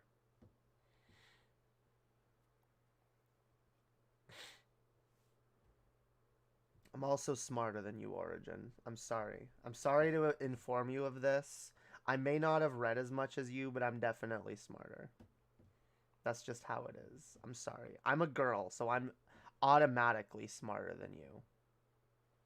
I'm sorry to inform you.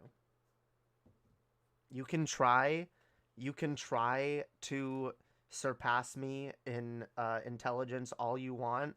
It's just not gonna happen.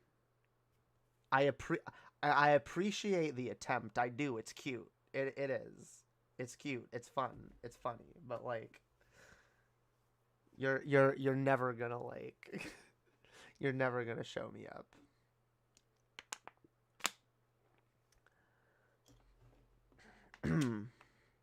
Is the cat from Creationist Cat dead? If so, may he rest in peace. I believe he is. Yes. Rest in peace, Cece.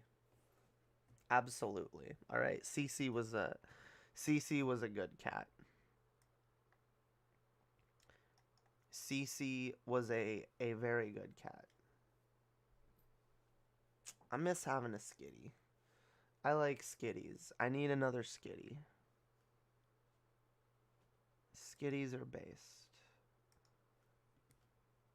Here. What am I doing?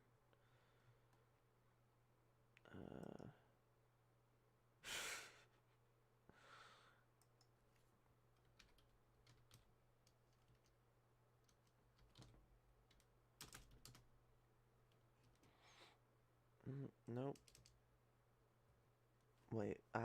Stop it.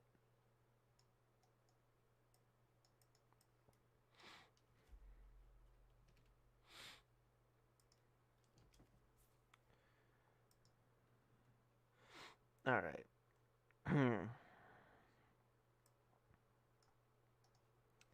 Yes, and if anyone else has questions for Vadim, let me know, and I will add them to my list of questions. And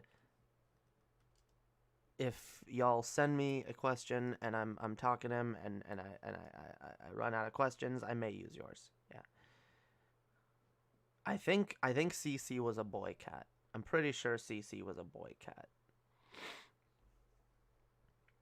I don't know. We'll ask Vadim.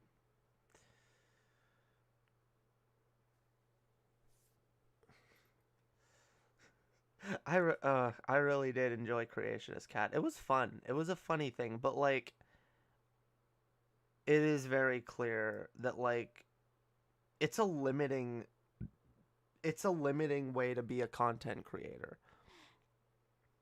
Which is why, see, I've actually toyed around with the idea of like, I've toyed around with the idea of being a character on YouTube. And I almost did. Oh, sorry. I'm sorry. I'm looking at the chat now. I apologize. I didn't have Twitch chat up. What up, Ernest Rom? Yeah, sorry. I usually have Twitch chat up. I didn't have it up today.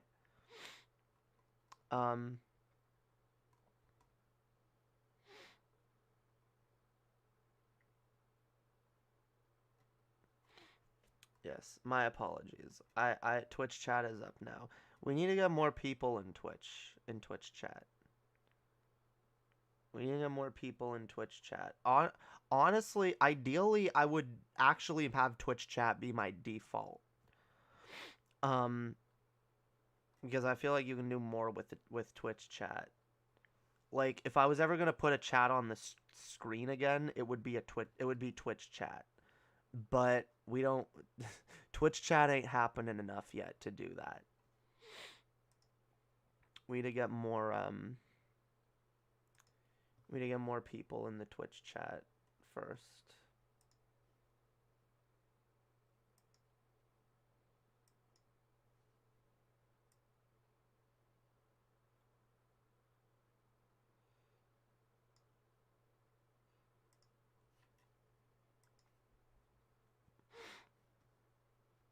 Um, I'd say the cat was male because no female who read the Bible would be a Christian.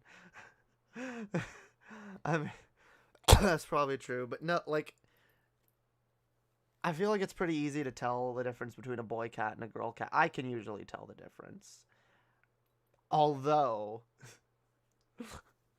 I don't know, cats don't exactly have the same concept of gender as us, but if they did, I certainly wouldn't want to assume the cat's gender. That's not my intention.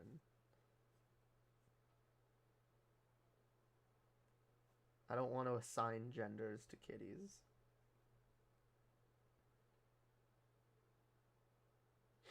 By the way, yo, I'm gonna remind everyone that y'all gotta go subscribe to my boy Straight Up. All right, go subscribe to my boy Straight Up.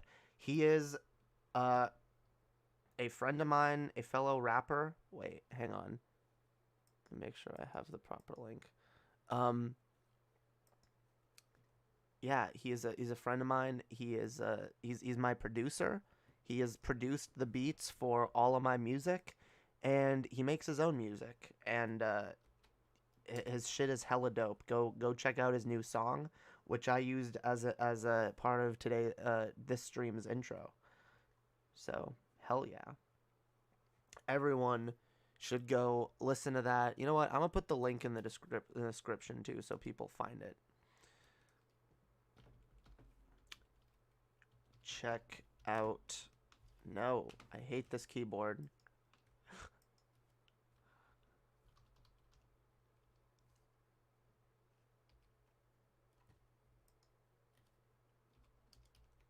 There we go. Check out Straight Up. Hell yeah. Hell yeah. Go raid Straight Up with love, okay? Go raid his latest song. Go everyone tell him how fucking dope it is. Hell yeah. You know what we should do? We should do a vampire stream for the rest of the stream, yo. Vampire stream, yo. Damn. We got Pokemon in the background. I'm a vampire and my room is flooded and there are Pokemon that are they look like they're like stranded up on the couch cuz of the water.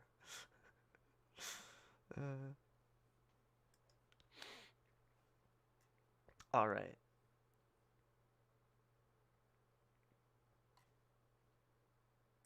All right.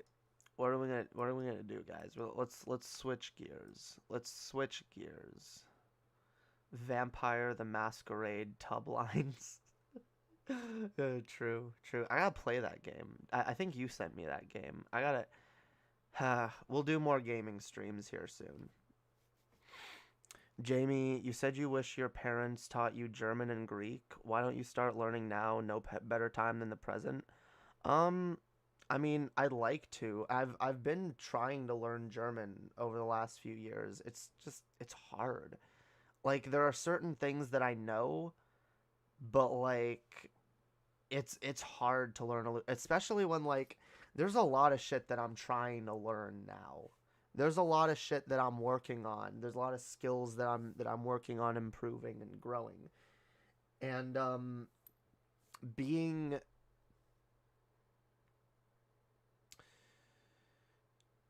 focusing on a language is like kind of it's the least of my priorities right now. I'm trying to work on my rap skills. I'm trying to, improve my rhyming skills, shit like that. I'm trying to learn to play the piano properly. Trying to learn beat making so I can like cuz I want to learn to produce my own shit. Because as much as I love Straight Up's beats that he's made for me, I really want to, like, I have a lot of ideas for my own shit. I have a lot of sounds in my head, and I want to be able to just create them on my own. So that's something I'm focused on a lot lately, and I'm also just trying to like read a lot of certain things that I think are valuable that'll help me learn. So like right now, like And that's what, like, the reason it sucks is because it's like, looking back, if I learned that when I was a kid, that would put me like way ahead in that, because I'd know multiple languages. But like now, that's not really a priority for me to learn, especially given the fact that it's a lot harder to learn now. It just would have been nice to learn it, and it just sucks because, like, I don't know, I didn't really, like, I didn't used to be as mad about it, but like, I think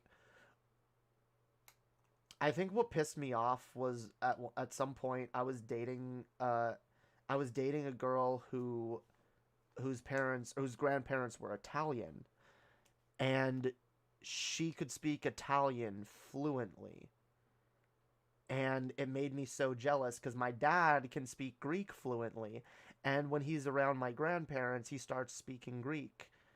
And like, it just kind of sucked because it was just like, I could have been able to do that too.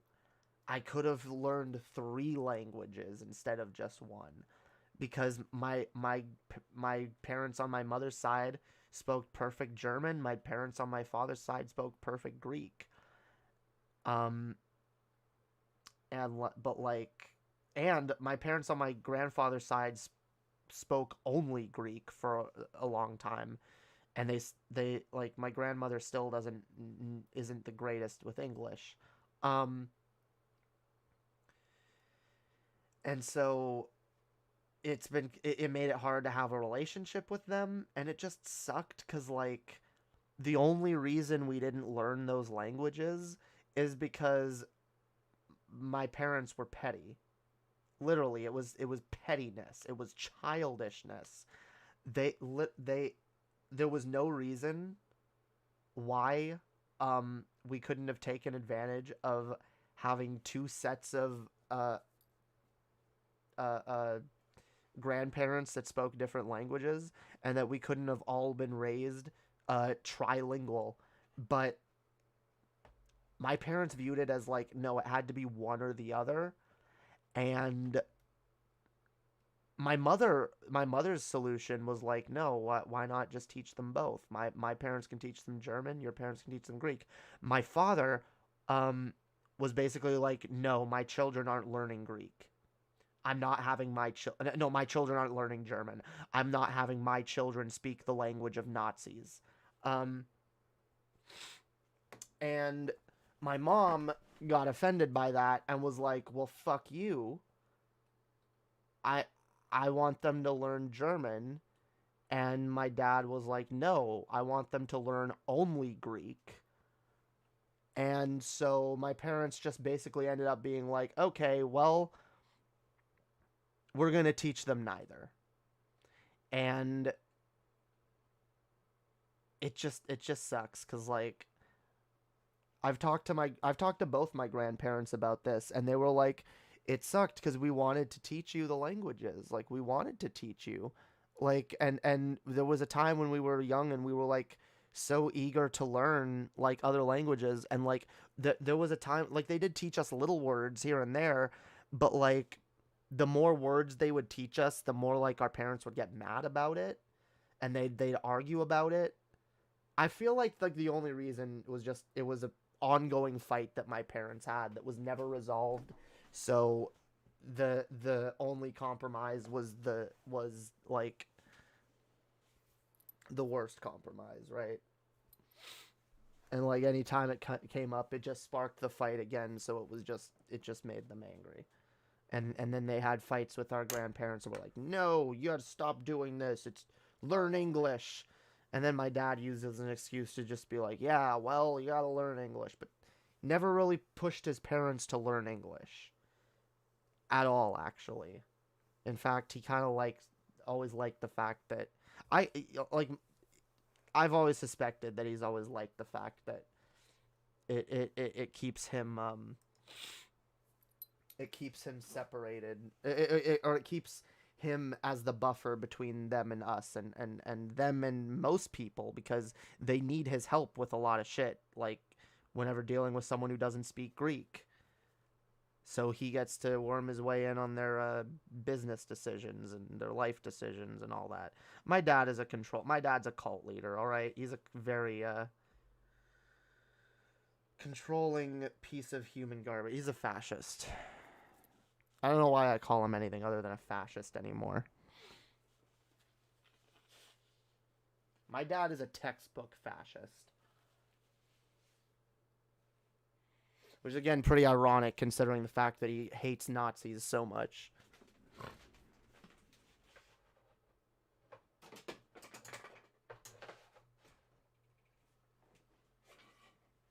Yeah, shares a lot of ideology with them.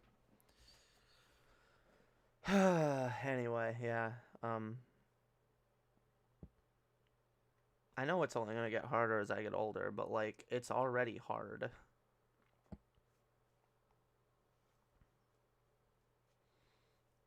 Trust me, I've tried. I've tried. I'm still trying to learn. It's just hard to do.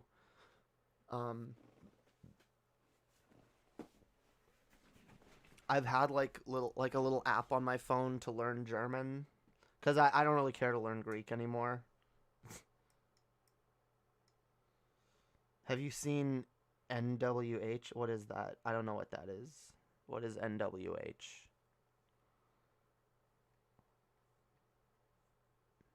No Way Home? Spider-Man? No, I have not. I'm not very plugged into the Marvel verse, I'll be honest. I'm especially not really plugged into the Spider-Man movies. The last Spider-Man movie I saw was Amazing Spider-Man 1. That's it. I haven't seen any of the Spider-Man movies since then. I've seen the Tobey Maguire trilogy. I've seen Amazing Spider-Man 1. That's it. That's all I've seen, okay? Which is why, like, I'm just gonna say this. I'm getting sick and tired of the fact that every new Marvel movie that comes out is tied to 12 other movies that you have to have seen before. Or maybe that you don't have to have seen before, but that if you haven't, it makes you feel like, you know, you're missing out on build up and on you know, little stuff that's being referenced. And like I'm sorry, like Spider-Man No Way Home or whatever the new Spider-Man is, the giant crossover Spider-Man, it didn't appeal to me because it seems like something that I'm not prepared for. Like it seems like something I have to do homework before watching, which is how most Marvel movies have felt to me for a long time. Even though, again, I liked Infinity War. I saw Infinity War in the theaters, and I had not seen any of the other Avengers movies before that. I think when I saw Infinity War, I had only seen,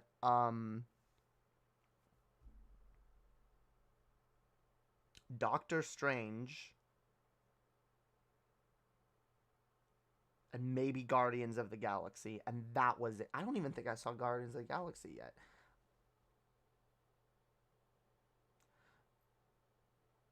Maybe I did. I think it was just Guardians of the Galaxy and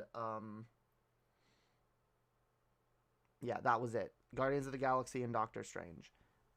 And I watched Infinity War. I liked Infinity War. I actually really liked Infinity War, which is what made me go like, oh, like it seems like I'm missing out when it comes to all these Marvel movies. And I started watching some of them, and I watched Iron Man 1, thought it was really good. Watched Iron Man 2, thought it was okay. Watched Avengers 1, thought it was good. Actually wondered why the fuck had I gone so long without watching it. But then, like, the more I tried to catch up on these movies, it just felt like an overwhelming task. Like, I gotta watch all the Thor movies, I gotta watch all the Captain America movies, gotta watch all the, like, it's just so much shit. Oh, I had seen Black Panther as well. That's right. I had seen Black Panther.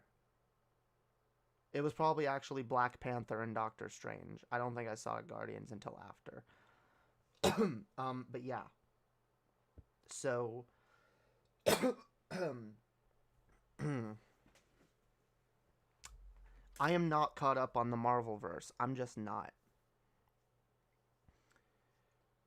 Spider-Man sucks and Tobey Maguire ruined it. I used to like Spider-Man as a kid. Those early 2K movies ruined Spider-Man for me. Also, Spider-Man started the incessant cape shit craze that's been going on for 20... I don't know what you're on about with that.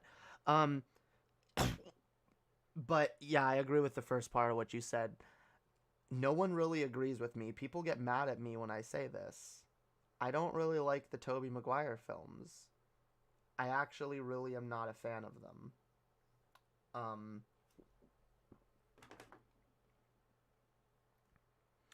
I've seen them so many fucking times. I've seen them.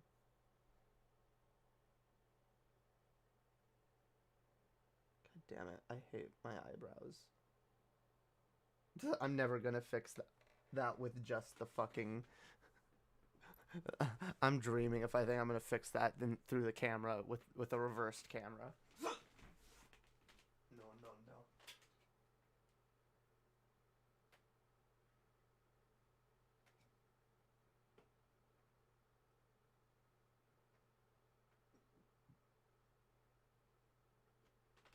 But yeah, no, I agree. I don't like Tobey Maguire as Batman. I just as Spider-Man. I just never have. I never have. Tobey Maguire is not an interesting Spider-Man, and those movies were not all that interesting. And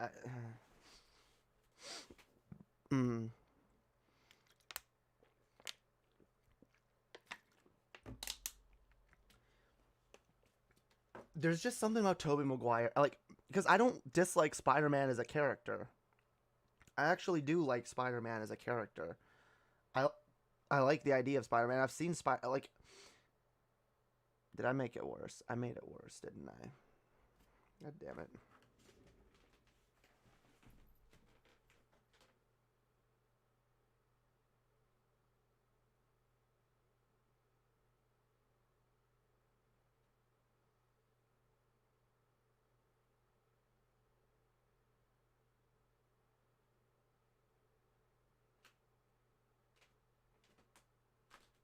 Whatever.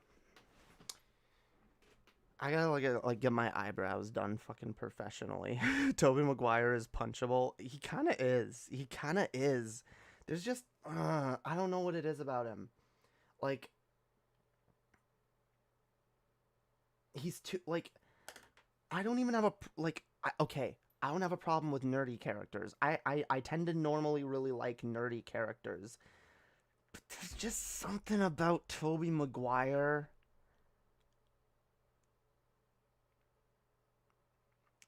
It's like he's too old, almost like he's too mature. He's too serious. He's too serious. I think that's honestly what my biggest problem with Tobey Maguire is as Spider. He's too fucking serious. Even when he is in the suit and he's like cracking wise a little more, he really doesn't all that much, and he's just kind of boring. He's just boring and broody, and like that's not what Spider-Man should be. That's what like he Tobey Maguire almost felt like he was playing like a young Bruce Wayne almost. Or like a Bruce Wayne type character that was poor instead of like I don't know, like he's broody and it's not he's not fun. He's not fun as Spider-Man. And I'm sure the newer films are more fun or whatever, but I don't know. The Tobey Maguire films did kind of ruin them for me because I saw the whole story get played out in the Tobey Maguire films, and then when Amazing Spider-Man came out, it was just the same thing that I had seen in the Tobey Maguire films, just a little different now, and it wasn't different enough to capture my interest. I watched Amazing Spider-Man and it bored me. It was just It was just like, oh, this predictable plot line, and then this happens, and he gets bitten by the spider, and his uncle dies, and he becomes Spider-Man.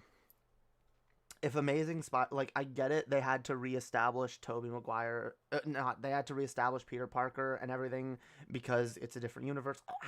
I would argue that almost no, they didn't. No, they didn't. They did not need to reestablish him. They should have done what they did when it came to rebooting Batman and Superman, right? For the Batman v Superman thing. Or sorry, when it came to rebooting Batman, right? Because the as much as I do not like what's his name? Ben Affleck as Batman. I despise Ben Affleck as Batman. I at least appreciate the fact that they didn't feel the need to, like, okay, now let's do Batman's origin story all over again. No, we've established Batman. We know his origin story. We don't need it for the 500th time.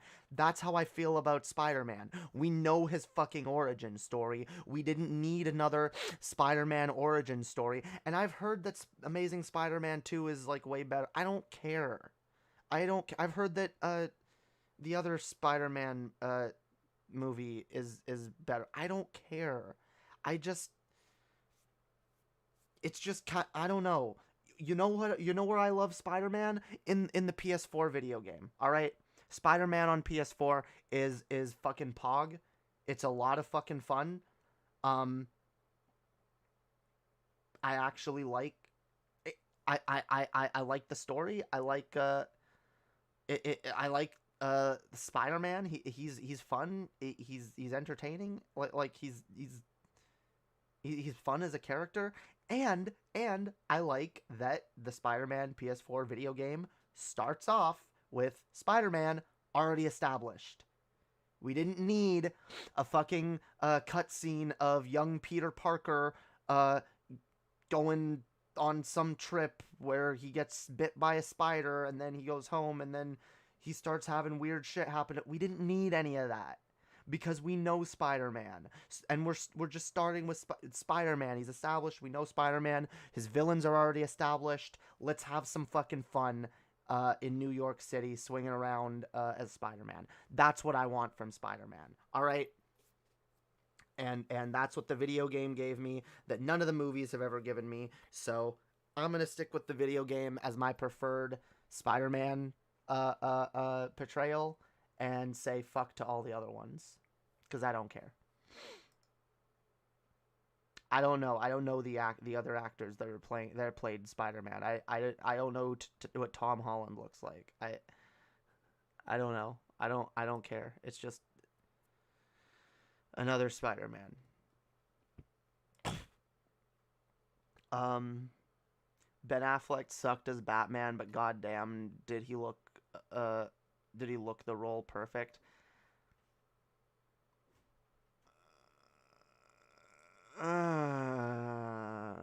Okay, you're gonna make me have to look this up now. I hate you.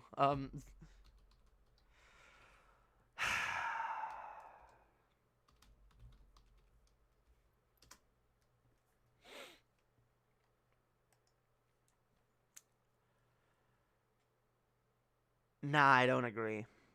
Nah, I don't agree even a little bit. Hang on, let me, look at this. Look at this.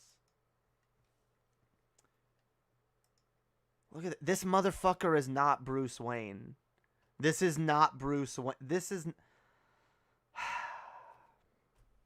I just can't. I'm sorry. I can't. This doesn't do it for me. It just doesn't. He looks clueless. Like, without the mask on, he just looks like Ben Affleck wearing a Batman. He looks like Ben Affleck at a Halloween party pretending to be Batman. But then with his mask on, he just looks confused and dumbfounded. Almost every shot of him, he looks either confused or dumbfounded or just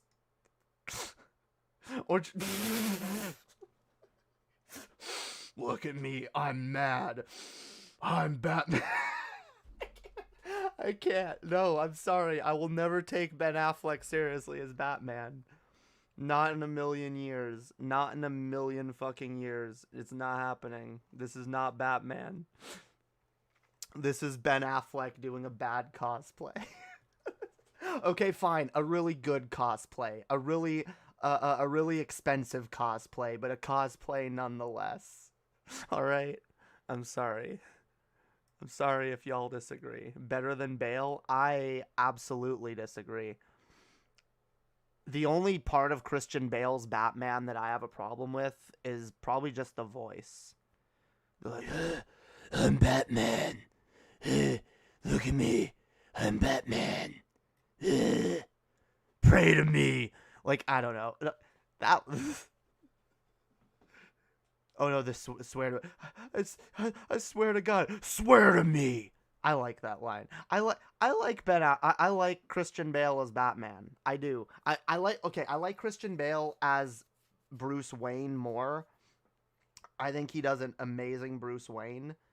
I think when he's Batman, I could take him or leave him, because when he's Batman, he's a pretty generic Batman.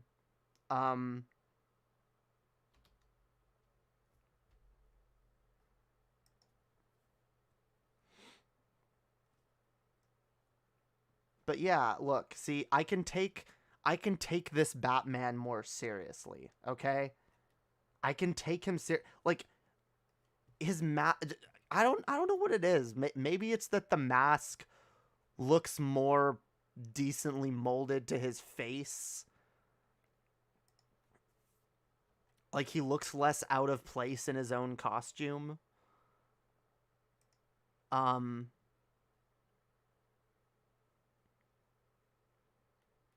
But like, look, I was a sucker for Christian Bale's performance as Bruce Wayne. All right, I was a sucker for his Bruce Wayne. Okay, like I said, in the suit, I can take him or leave him. But as Bruce Wayne, come on, he had me absolutely believing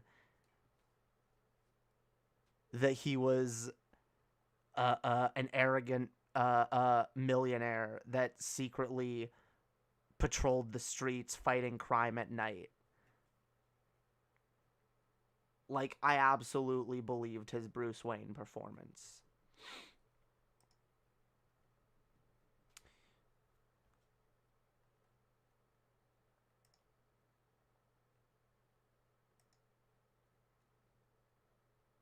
But yeah, I don't know.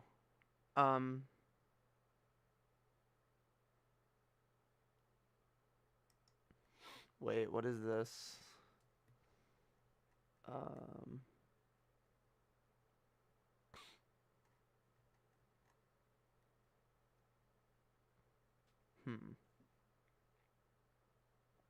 But I don't know. I know most people disagree with me on that.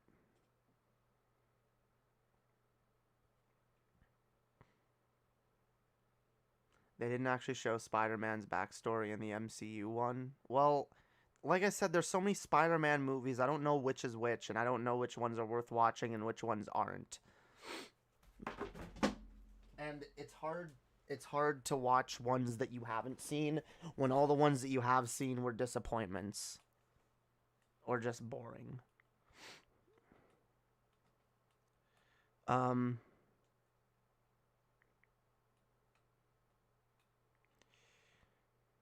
Bale is such an amazing actor too. Not sure what he was thinking. I don't know. I don't know what he was doing with like the voice and like in the suit. It came off as he came off as pretty silly sometimes.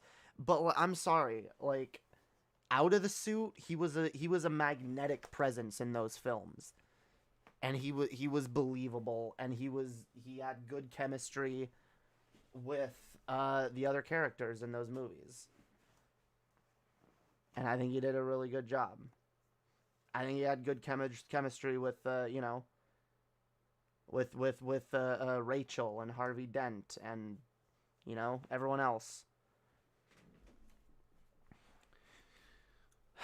I mean, they like legit just went straight into the web slinging, no radioactive spider in the which you keep saying the MCU Spider-Man movie. You have to say the title of it. I don't know what you're talking about.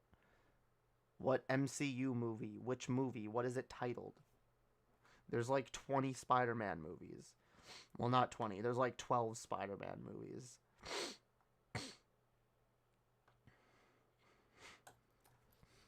I don't know. How many Spider-Man movies are there?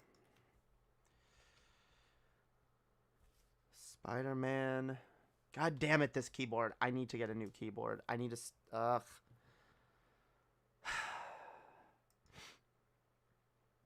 Oh, there's only 7? Well, that's still a lot. Never mind.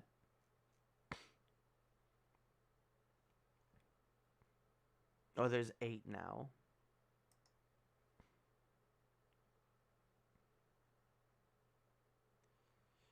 Spider-Man, Spider-Man 2, Spider-Man 3, Amazing Spider-Man 2, Spider-Man Homecoming, Spider-Man Far From... I'm guessing Homecoming and Far From Home are the MCU ones.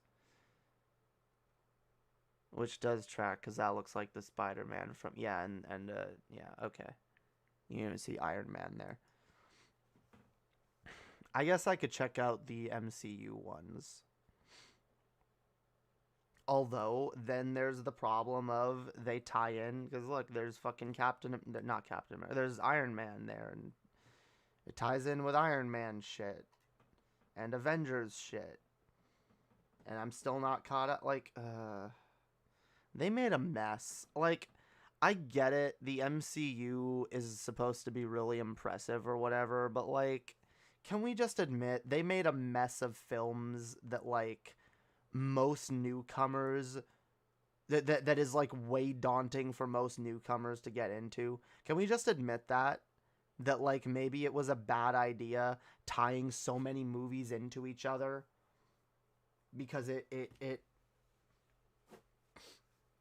can be daunting to new people who want to get into these movies, but then it's like, all right, well, here's fucking 30 movies all featuring different characters that all tie in one way or another.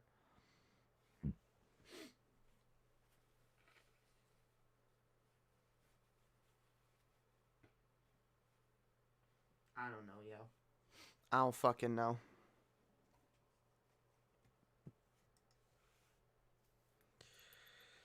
I'm sick to death of the MCU. There's only a handful of good movies in the whole list of 3,000 plus movies now. I admit it, they definitely made a sticky mess of a web with the MCU. It literally is. It literally is. It's a messy web.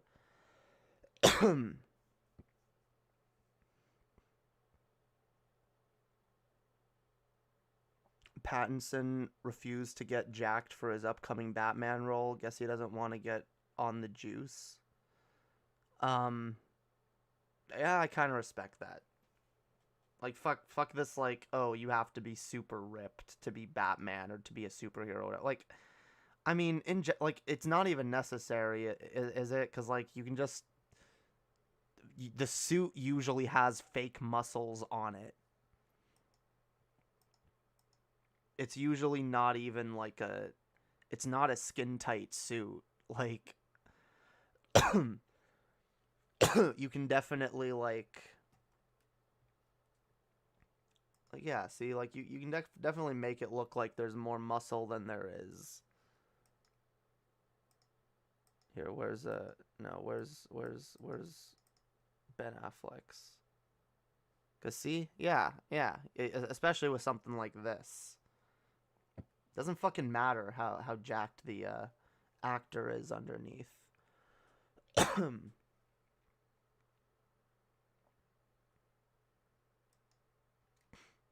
Also, fuck that. Yeah, we need more body positivity for scrawny people, okay? Fuck the idea that you're not valid or you're not strong or you're not worth anything if you don't look like a bodybuilder. At least DC is willing to be weird and a little artsy, even if it's not as deep as it thinks it is. Suicide Squad was an abomination, though. Yeah. I've heard the new Suicide Squad is better. I haven't bothered watching it though. Honestly, the DC has kind of pissed me off too lately. Because I haven't seen anything good from DC for a long time. Although I didn't watch The Flash, I didn't watch Justice League. I didn't watch the second Wonder Woman movie. Because, I'm sorry, the first Wonder Woman movie bored the fuck out of me. Yeah, it was literally just Captain America, but a chick. Literally, like, it rips off that... it just rips off that movie, in a lot of ways. Batman v Superman was garbage. Suicide Squad was garbage. You know, like, we got all these shitty fucking movies, and then we're supposed to be excited for, ooh, Justice League is coming. I'm sorry, I'm not gonna be. I don't care if they released the Snyder Cut now, and it's better. I don't care. I just don't care. The Joker was overrated. It was a well-made movie, but it was kind of depressing and not at all fun. It wasn't supposed to be fun. It was supposed to be depressing. That's why it's well-made. It's a well-made movie. It doesn't have to be fun. It's still good. It's extremely good. It's depressing, but it's supposed to be. What do you mean by cape shit? What do you mean by cape shit? People keep saying that. I don't know what that means. I've never heard that word before. I've never heard that word.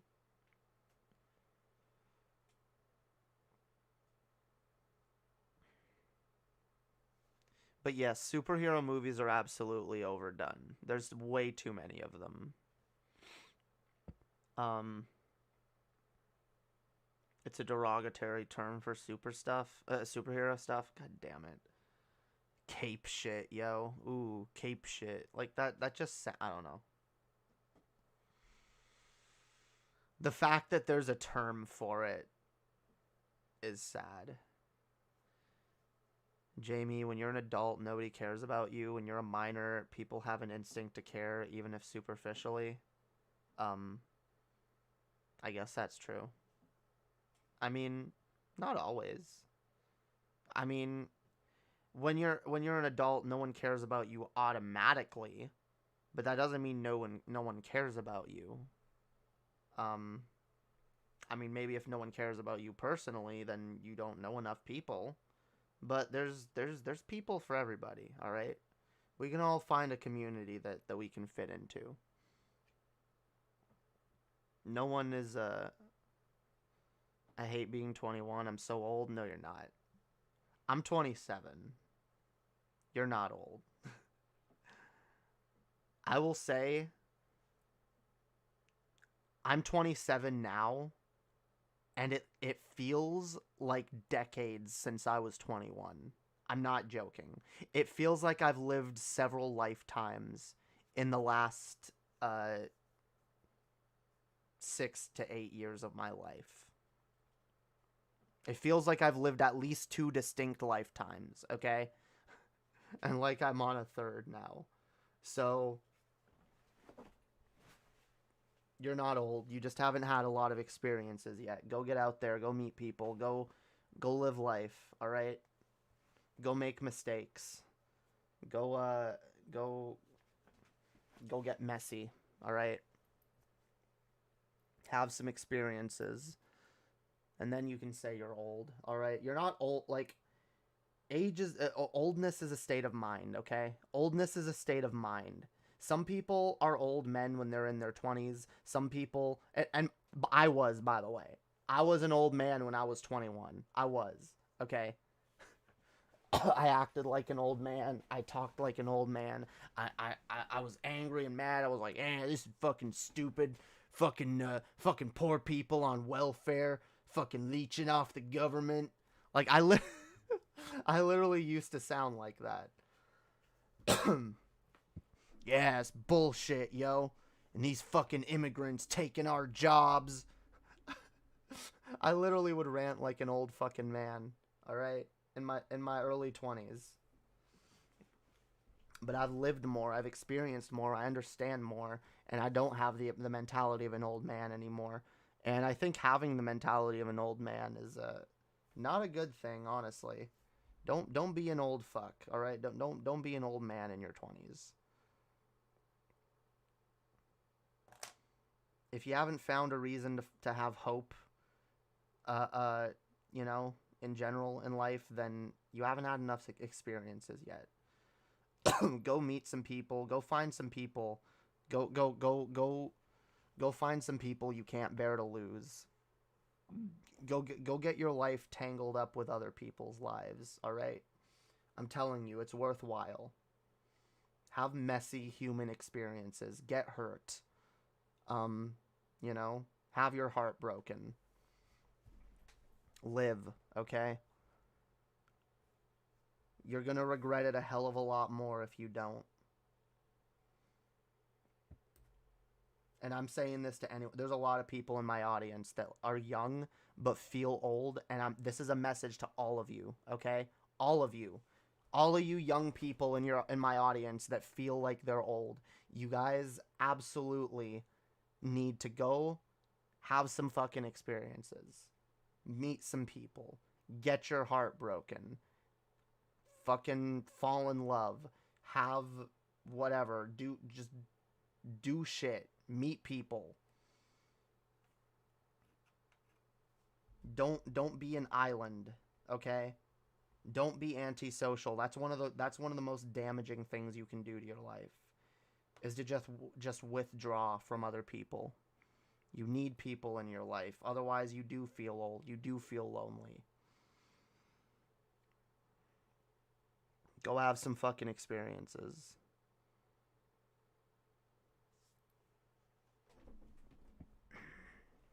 I was acting like a boomer. I listened to too many boomers back then. I hate these kids in their 20s thinking they're old. Like, I get it. You miss being a teenager, but you're not old. The worst offender is that Zeta guy. Is he even 20 yet? When's his I don't know. Look, I get it. I get it, because I felt the same at that age, especially going through the shit that I had gone through in my childhood. I felt especially old. I had to grow up really fucking fast. I had to be a parent to my younger sisters when I was still barely a teenager. All right. I get having to grow up fast. But you know, and then being thrown into the real world and realizing that you actually don't have what it takes to be a grown up. I get it. I get feeling like the world expects more of you than you can hope to accomplish. I get it. But like, honestly, yo, your life's not over. You just gotta find it. Your life is out there, okay? Life, what is life? Life is experiences. Get out there and have experiences. Live in the world. Otherwise, your life may as well already be over. So, like I said before, we are forever young. Our bodies may degrade, but if we keep our spirits young and healthy, then we are young. Yeah, I generally agree. If we are willing to learn and grow throughout all our lives, then we never become old. Because I know people that are in their 70s, 60s, 70s, 80s that are still growing as people, still learning things,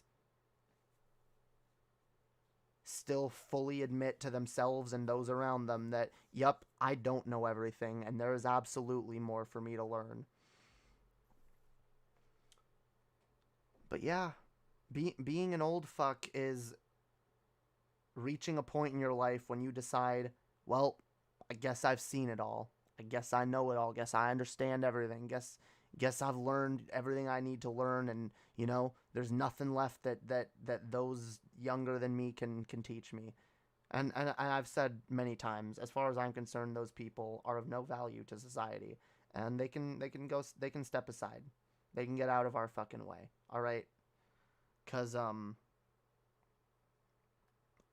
our society, our planet doesn't have time for people with that mindset.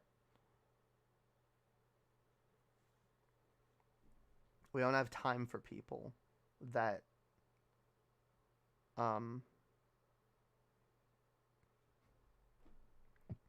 we don't have time for people that don't want to grow, don't want to be people, don't want to learn new things. By the way, yeah, don't go after Zeta. They're not in the chat to defend themselves, okay?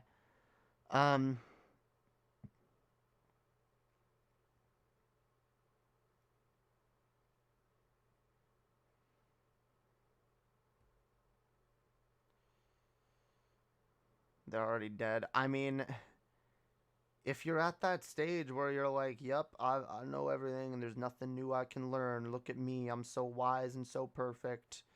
Yeah, you might as well be dead. That is kind of true. You're already dead mentally. Because, yeah, life is growing and learning. If you're not growing or learning anything, you're not really living. You're just existing. You're not evolving. We gotta be forever evolving as people. By the way, I'm not trying to call out or be mean to any of the young people in my chat.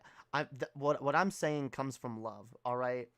And it comes from understanding, because I have felt this way, and I do feel this way still at times, sometimes. And even at 27, I tell myself, oh my God, I'm so fucking old.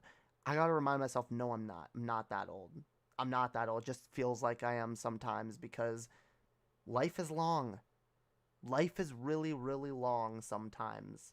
And sometimes it feels really, really long. But again, the longer a stretch of time in your life feels, the less you're probably doing with it. So if life feels like it's dragging on forever, then you're not doing enough in it. You're not doing enough with your day-to-day. You're not experiencing enough. You gotta have some kind of a life. And I know it's hard. I know it's hard, especially like it's hard to socialize these days with people, especially with COVID and everything. But there's still ways to do shit. There's still places to go. There's still people to meet. There's always people to meet. Seek out people with similar interests. There's absolutely people in your area that have similar interests to you. You just gotta find them.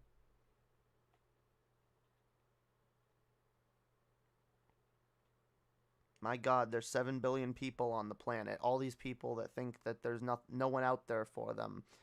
No one that would want to date them or be their friend. You're lying to yourself. There has to be. I know it's an old fucking cliche, but it's a cliche for a reason. There are plenty of fish in the sea, literally. When it comes to people, there are so many fucking people in the sea. There are so many people out there that can be part of our lives in one way or another. Whether it's romantically, whether it's just friendship-wise, whether it's any kind of relationship. There's a ton of people out there.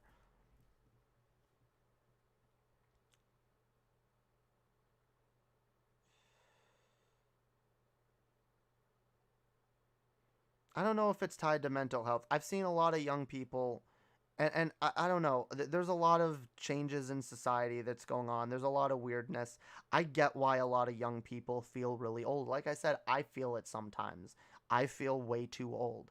And I feel like I said, especially, it's been hard for me, especially because I've had to put off transitioning for so long. I've had to put off getting on HRT, and that makes me feel like I'm getting older and I'm running out the clock. But even still, that's not fucking true. The very fact that the last 5 or 6 years of my life or 6 to 8 years, however long. Like I don't even like, I don't even know how to like measure time anymore, because it's just so weird. I feel like I've lived 3 separate lifetimes in the last 8 years, because I've had different lives. I've been with different people. I've had different friends, different experiences. I've lived different places.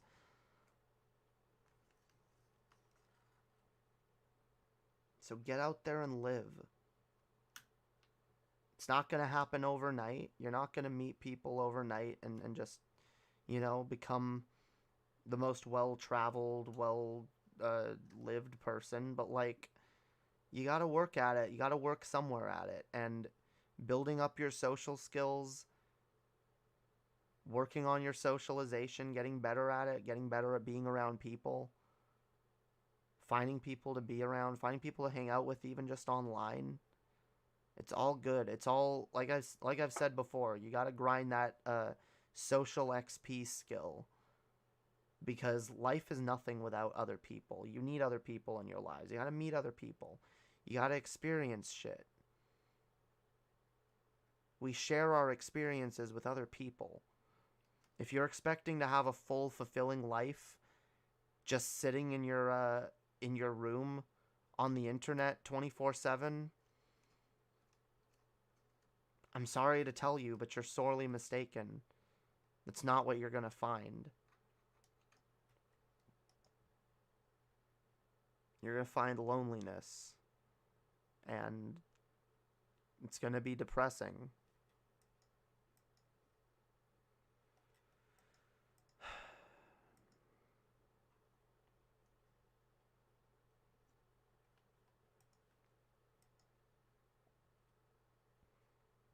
I'm telling y'all, yo.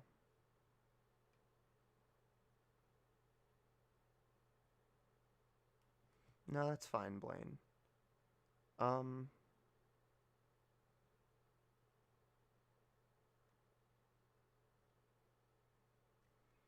I get where you're coming from. I don't want to assume that it's a mental illness thing. I just try to be like, I don't know. I try to be helpful with people where I can, but like it does seem to be a running theme with like young people in the chat being like, "Oh my god, I feel super old." And I feel like y'all need that pep talk. Y'all need that guys, come on. You're not that old. Go live your life. Go have some experiences. Like, you probably feel a little anxious, a little depressed because you're stagnant right now in life, or because shit's hard. I get it. But, like,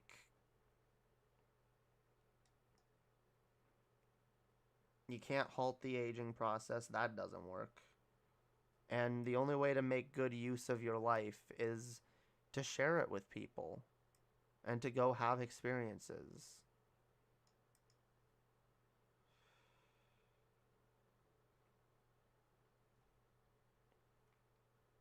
Yeah, it's all good. What? You're 27, get your white lighter and shove it in your pocket and go OD on something? What? Don't talk like that. Don't tell people to go OD on something, even if it's a joke. Yeah.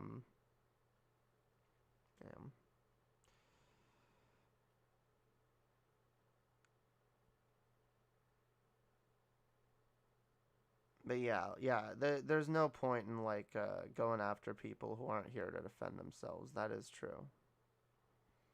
I'm not going after anyone in specific. That's why I'm making broad generalizations about what people in general should do, especially if you're young and feel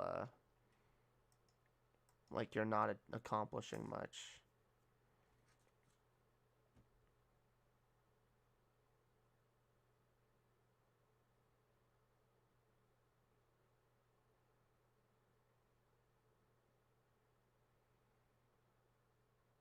Referring to the 27 club, celebs die at that age. Oh, okay. That's what you were talking about. Oh, yeah, yeah.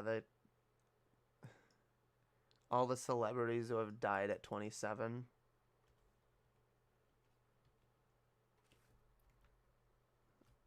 Was it 27? I thought it was a different age. I thought it was like 40. No, it's 27.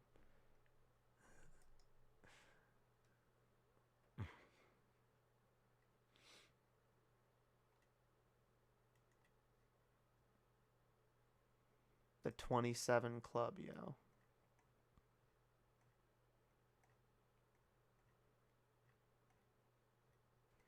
Yeah, I guess a lot of celebrities died at 27. Well, I'm not a celebrity, so imagine if I did die and then like my music blew up or some shit. I mean, I guess I would have to have more music before that in order to work, but all right, you know what? I'm going to make that my goal. Put out as much music as I can before I turn 28 on the off chance that I die before then. I need yeah. I need a good discography if I want to be one of the dead legends at 27. Jamie, I just want to make it clear, I'm aware there are aspects of aging that you can't reverse. You're never truly mentally young anymore. Innocence cannot be regained, but I promise you, the parts you can change will be worth it. Regaining that youthful energy and fire to learn and question everything, that's what truly matters. Yes, exactly. It's pretty much what I said earlier. Nobody has ever died at 27. It's all a conspiracy. It's mathematically impossible to die at 27. They were all taken to Tupac's Island. Damn, Tupac's Island. Hell yeah. Learn to question things. That's true. Question everything and try to learn. All right? That's how you stay young forever. You always approach shit with a mind that is open and willing to learn.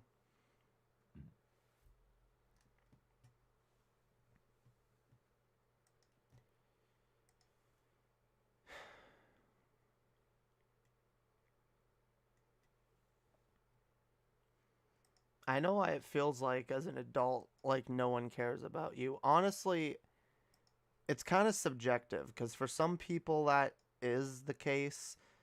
I know plenty of young people that had no one looking out for them even when they were a minor.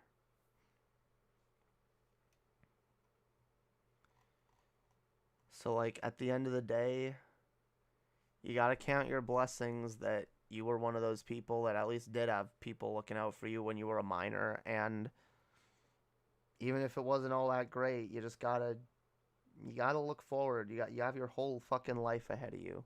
Don't waste it. Don't waste it being an old man at 20.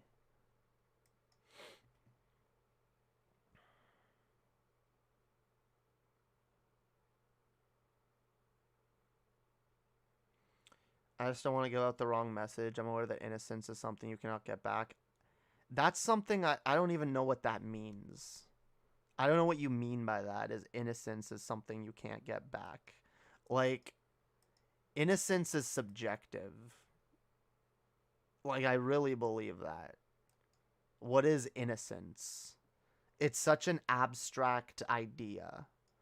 It's that, oh, well, children are innocent because they're pure and they don't know certain things. But what are those things that they don't know that makes them pure? What exactly makes them innocent? I mean, you like, the obvious answer would be like, I guess, knowledge of sexuality. But some young people are and some people aren't. And like, I don't think just being a sexual being means you don't any longer have any innocence. I think that's a very antiquated way of looking at things. And yeah, a lot of small children are actually kind of mean. Yeah, like is innocence like, oh, you're just always nice and kind and sweet, like, because that's not the case with a lot of children. Some kids are really fucking mean. Some kids can be fucking assholes. Some kids like are total bullies. And kids can be selfish. Kids can be really selfish. Kids, a lot of kids don't really fully understand empathy yet, because they're just kind of their brains aren't fully developed, and they're kind of just still like in a mindset of looking out for themselves and whatever benefits them. So like what is innocence?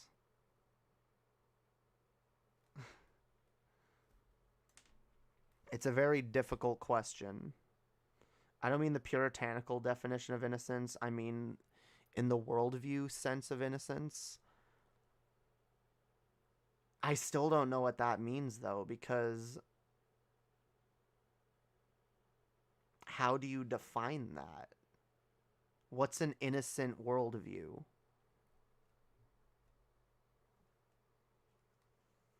Is it a worldview that contains compassion and understanding for your fellow human? Or is it a state of mind that just is ignorance of those things? If innocence is simply like ignorance, then I don't think there's any value to it, because all there is to innocence is just like, oh yeah, like you don't know anything and you're ignorant to pretty much everything. I think you can know and understand the world and be a kind, loving, sweet, caring person. You can, like,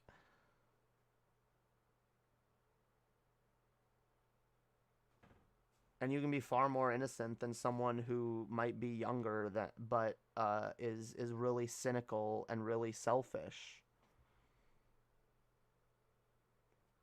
Perhaps you still truly haven't lost your innocence, Jamie. I don't know what that means. Because do I have innocence because I still think the world can be a good place? Is that the definition? Because like there's where do you draw that line? Where do you? I don't know how you define that. I mean, aside from the obvious, the definitional answer of what is innocence, a lack of guilt. And what is a lack of guilt? I mean, okay, fine. You can never retain a lack of guilt, but when's the first time you feel guilt in your life? Because for me, I know I was pretty damn young. So, yeah, I feel like if you want to be super literal about it, innocence in its purest sense is simply the absence of guilt. The absence of any guilt, any guilty feelings. And I think we all develop guilt at different stages of our life. And some of us never develop guilt. Like, some of us just never feel guilty, even if we should. Are those people innocent? Is someone who is completely self-centered and unable to ever see the consequences of their actions, so therefore unable to feel guilty for them, is that innocent? I don't think so. Innocence is like naivete. It's not experiencing life through a filter. Though you just said two different things. Being naive and not experiencing life through a filter is two different things.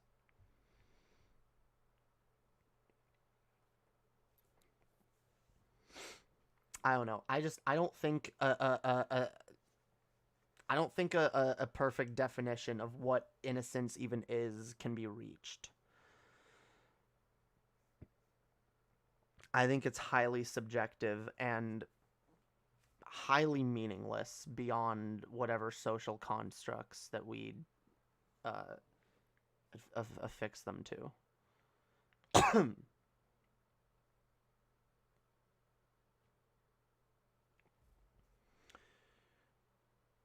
My ex was a stone cold sociopath, zero guilt or remorse ever. It's like those emotions were foreign to her. Yeah, I've met people like that. And I feel like that person in a vacuum, given the right circumstances, could be the type of person that is viewed as, oh, yeah, look how innocent they are. They don't get the consequences of their actions. They don't get that other people have feelings. That's not really a desirable trait. So innocence in the traditional sense is not something that I desire. I want to be aware of the world around me, and I want people who are able to be aware of the world around them. People who are able to empathize and who think about others before taking an action that might affect others. Being aware of your fellow human and the effects that you have on them. Those are desirable traits.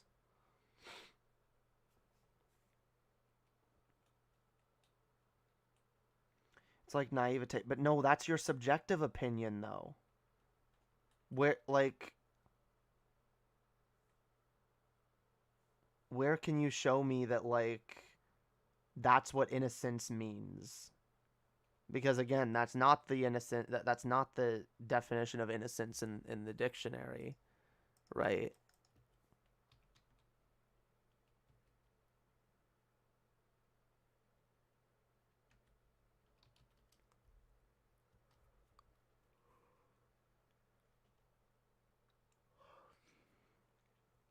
Okay, here. We'll look at the definition.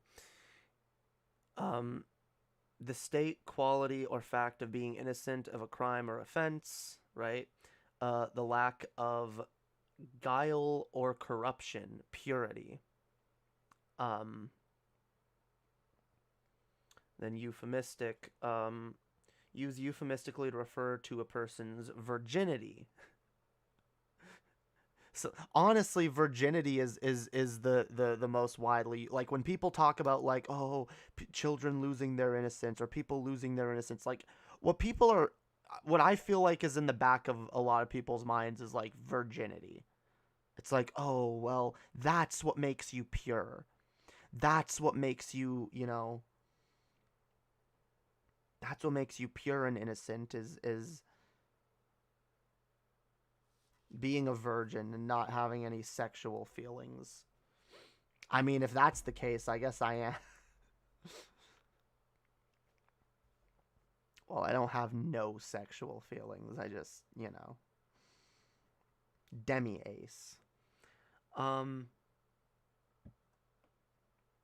yeah. I don't know.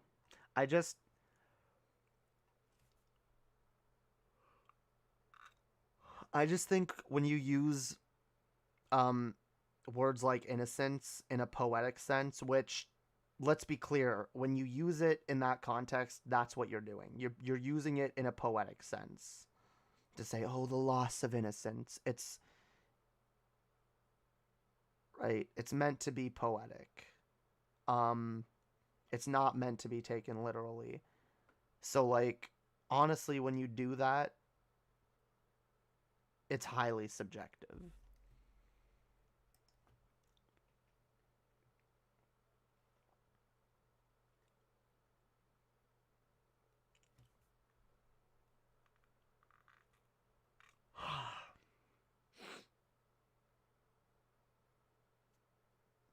Can you find the definition of yeet in the dictionary? Yeah, that's what I thought. What's your point?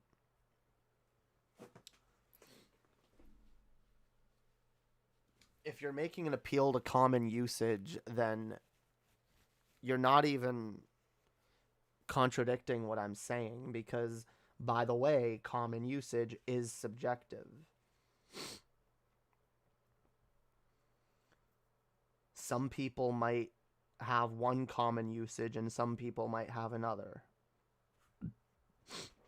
Again, it's very different. Ask a right-wing Puritan conservative Christian what they mean by innocence. Ask someone else.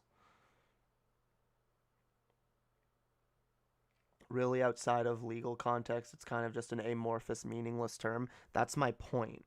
Yeah. I don't think it means much outside of its strict definitions. Like, it can mean stuff to people, like, subjectively. But, like, that depends on what your worldview is and what your view on the concept of innocence is.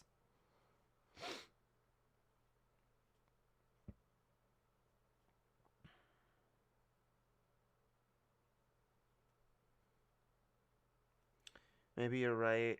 I'm not sure there's a word that exists that can truly encapsulate the idea I'm trying to convey. That's fine, and I get that. There's lots of times when I'm trying to convey an idea and I can't find a specific word. And I get that. But like, I don't know. I do believe, like, whatever innocence you think that we're born with, I don't think that that's something that's just gone forever. I do think you can get that back. But it comes with learning and understanding and having empathy.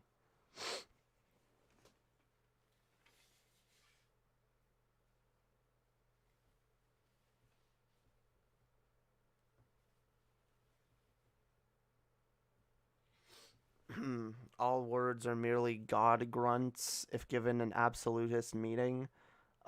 This is what G-Time Johnny taught me. No more God grunts. Damn, I haven't seen G-Time Johnny in like a long time. Here's Johnny. Damn.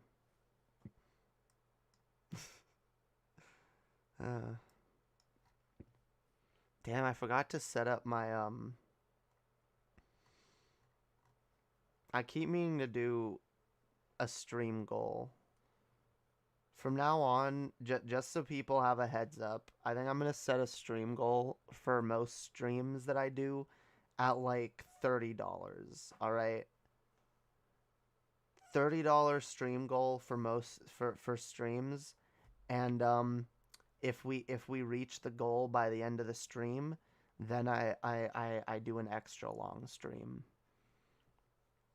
That's gonna be the new rule.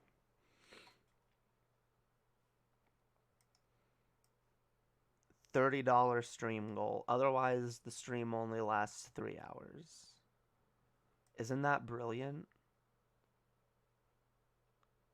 Isn't that brilliant? Isn't that a brilliant idea?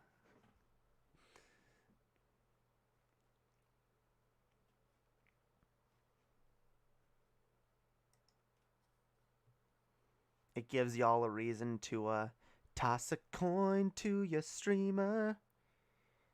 Yeah. And it gives me a reason to stream longer some nights. But then also gives me an excuse to not stream longer when I don't feel like it. See, it's the perfect plan. It's the perfect plan.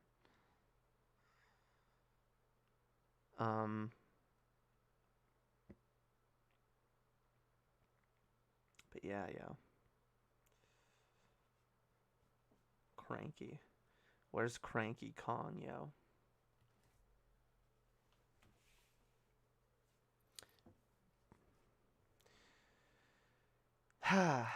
So yeah. Oh, soon I'm gonna do, yeah, there's another video I've been thinking of doing. I can't decide if I want to do it in video format or if I just want to rant about it on stream. But I'm playing Pokemon Shining Pearl, and I'm actually getting really mad. It's actually really angering me. I it's literally making me angry, okay? It's not just like, oh, this is kind of disappointing and that's no.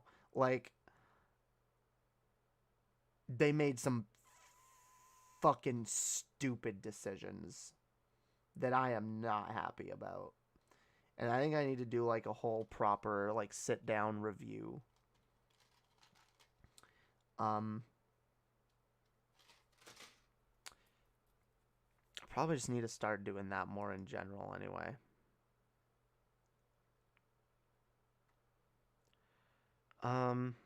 I want to believe y'all, but I can't help but feel y'all are just coping for the fact that you're all old. Fam, I'm 27. How is that a coping? Like, listen to me. Listen to me. I'm telling you this from experience. As someone who, at 27, feels old sometimes, okay? And as someone who felt like I let a lot of my life pass me by and I really should have transitioned sooner, and feeling like I've wasted so much of my life not being myself, I get it. But I'm telling you, the only way to ensure that it never gets better is to sit there and hold on to that attitude of like, yeah, I'm old, and act like an old man. Don't act like an old fuck. Don't let yourself be old. You gotta keep learning. You gotta keep experiencing shit, yo. You want to not listen to me, fine. Like, I'm only saying this because I wish someone told this to me at 21, because okay, let me think. What did I do when I was 21? It was shortly after I graduated, because I graduated late. I think I had a job at Little Caesars for a little bit, and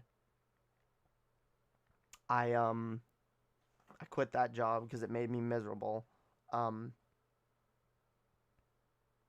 And what did I do? I literally spent like 3 years of my life just sitting in my grandmother's basement, not doing anything.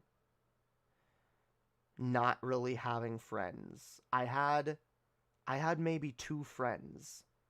I would speak to them each maybe once, maybe twice a year, if I was lucky. I didn't pursue these friends. I didn't go seek them out to spend time. I just kind of kept to myself and waited for them to come to me, which they rarely did. And I waited in general for people to come to me. I wanted a girlfriend desperately. I wanted to date someone. I wanted to not be alone. I wanted to not feel lonely. And rather than going out and looking for people, trying to make friends, trying to find people, I stayed in my basement and I did nothing. I expected shit to come to me, and I didn't live my life. I wasted it. I wasted 3 or 4 years doing nothing, learning nothing, experiencing nothing. I barely created art or anything.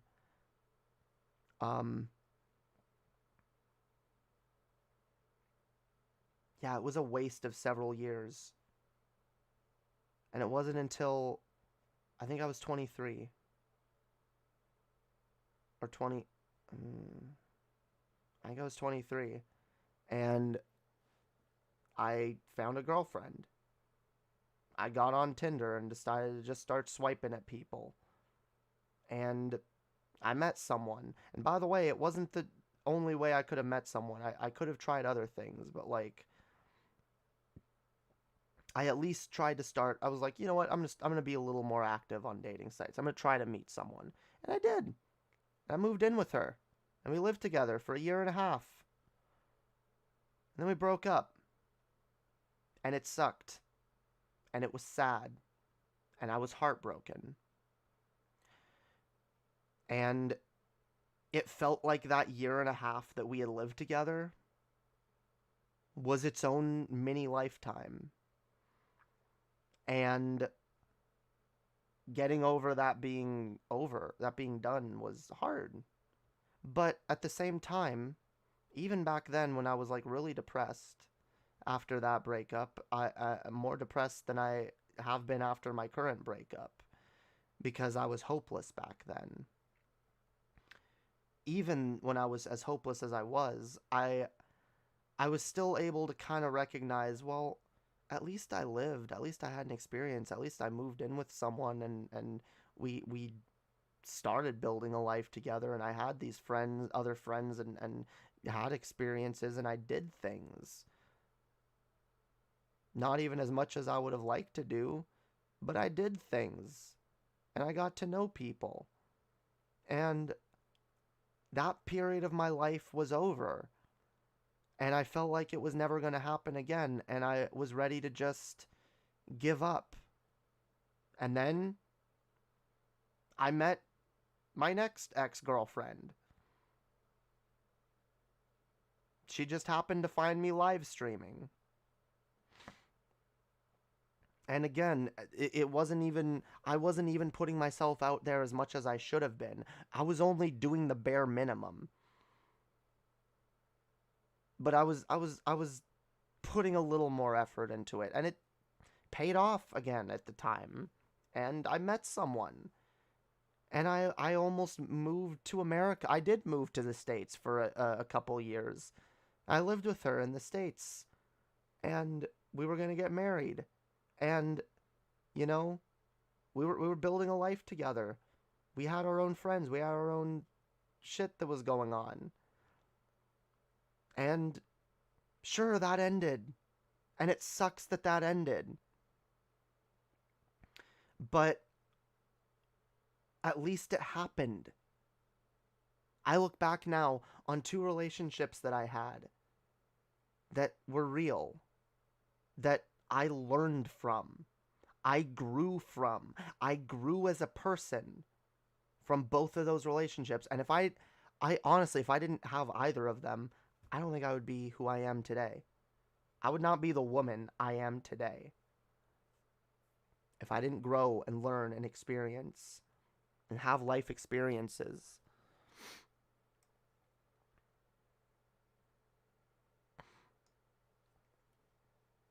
Waiting for Prince Charming to come rescue me is definitely something I'm trying to avoid. I noticed this coping mechanism at 16. I noticed I wasn't doing this and saw others doing it, and tried so hard not to do it. But it feels more comfortable than to just it feels more comfortable to just sit and wait and dream, waiting for Prince Charming rather than rescue myself. Yeah, it is comfortable to sit and wait. And that's the problem. It's more comfortable to just sit and wait and not pursue your life. And we can fall into the trap of feeling too comfortable that we never put ourselves on the line. You need to get out of your comfort zone if you want to experience things, if you want to have a life. You need to be willing to go out of your comfort zone. Because at the end of the day, no one's just going to come and rescue you. It's not going to happen. At least not out of nowhere. Okay? How is Prince Charming gonna come rescue you if he doesn't know you exist?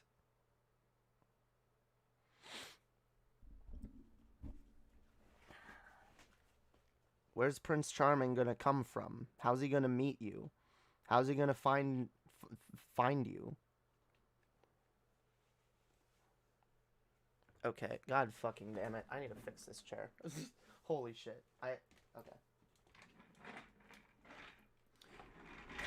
We're doing this on the fly. Oh, okay, wait. Where's the... Okay. That's why. I need to properly tighten this. Allen key, yo.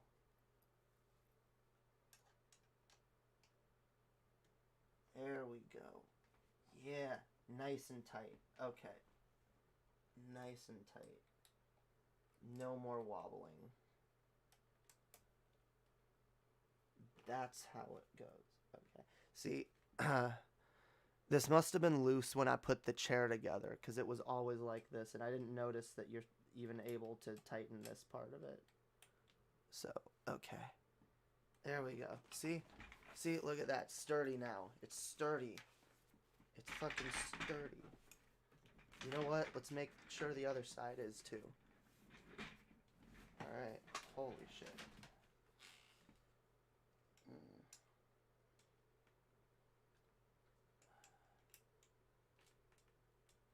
Alright. There we go.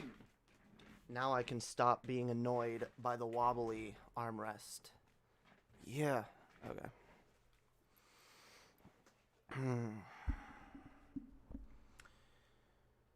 Dude, I've been married twice. After those marriages, an 8-year relationship.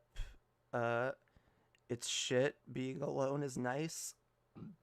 It depends on who you are. No, look, depends on what you mean by being alone, first of all. Because if you're not gonna pursue dating partners, fine. But you need friends. You need people in your life. I absolutely believe that. I'm sorry. I know some people are trying to, like, push the, like, oh, well, you know, I'm just an antisocial person, and that's just who I am, and you have to be fine with it. Well, I guess fine, that's valid. Only so far as you're willing to admit that, like, it's your own fault to some extent that you're miserable then. Like, if you're just... Look, I'm not even going to say... like that it's I'm not saying it's your fault completely. I'm trying to be understanding here. Like, I get it. I get that it comes from something that you can't help. You can't help your feelings. And I fully understand that. But, like, look.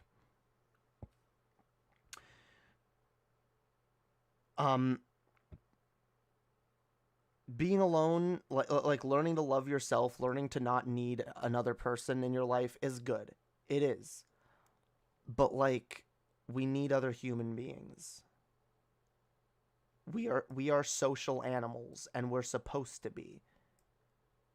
And I feel that's part of the reason that a lot of us feel so fucking alone in general, is that we've become too fucking antisocial, especially in recent times. And we all make excuses for why it's okay to continue being like that. Even when we know it's not helpful for us. Even when we know that we're making our lives worse. I'm not miserable, though. I'm alone and pretty content. Done my share of relationships. They're all good. Well, I'm not just talking about relationships. I'm talking about human beings. I'm talking about any kind of relationship. You're done with all relationships? You don't want friendships? Like, I'm sorry, that sounds lonely.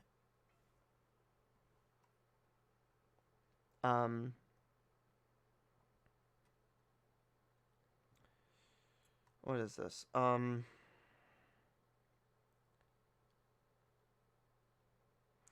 do think solitude is a skill to enjoy. I mean, look, learning to be happy by yourself, yes, it's a good skill to have, but, like, that's not the be-all, end-all, alright? Like, you need to learn to be content with yourself some of the time. But, like, I personally don't think you can live a fulfilling, happy life just spending 90% of your time in front of a computer. Pretty much. I don't get along with men as friends, and there's always too much sexual tension that ruins friendships with women. See, there's a few problems there. First of all, maybe try forming some relationships with women that aren't based on sexual tension. Like, maybe don't give in to sexual tension. Maybe just try to not view women as sexual beings, but as humans that are like you. Find someone you got shit in common with. I promise you, there's someone out there that like shares your worldview and is similar to you that you'd get along with, whether it is a friend or a partner.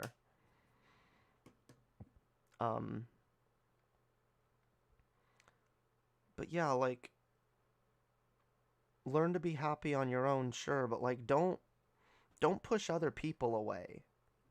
Because that's another thing, like, if you want to learn as a person, social intelligence is an extremely important skill.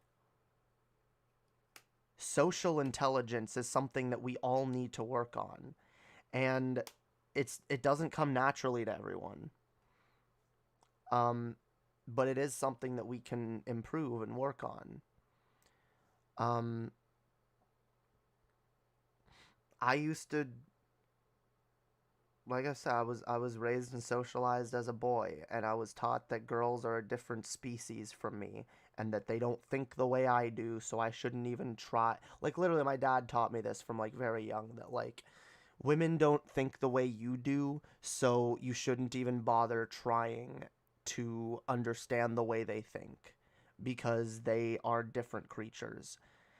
And that's such a destructive way to think, because it makes it more difficult to empathize and relate to the opposite gender. And it makes it harder to empathize and relate to people in general. We gotta realize, like, the shit that we're going through, there's someone else that's going through it too. We're not alone. We're never alone. We're never the only one going through an experience. And if we find other people to share those experiences with, it makes life better. But, like, look, and I'm not trying to tell people, like, if you're happy on your own, fine, be happy on your own. But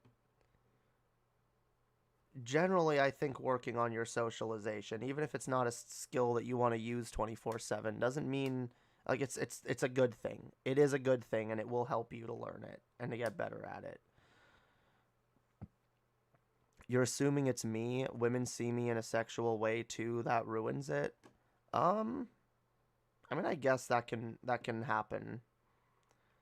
I don't know. I try to make friends with people, and I don't really try to pursue anyone sexually. And maybe it's just because I'm not really attracted to anyone sexually, and I don't really want to have sex with anyone that I don't love on some level. So maybe it's just easier for me to, like, form friendships with people without having, like, ulterior motives. But I will say it's a valuable skill to learn, and it's something that I didn't used to do. I used to, especially every female I would interact with, it would be for ulterior motives, right? It was like, okay, I'm trying to get with her. This is my goal, to get with this person. If they sexualize you, try to desexualize yourself.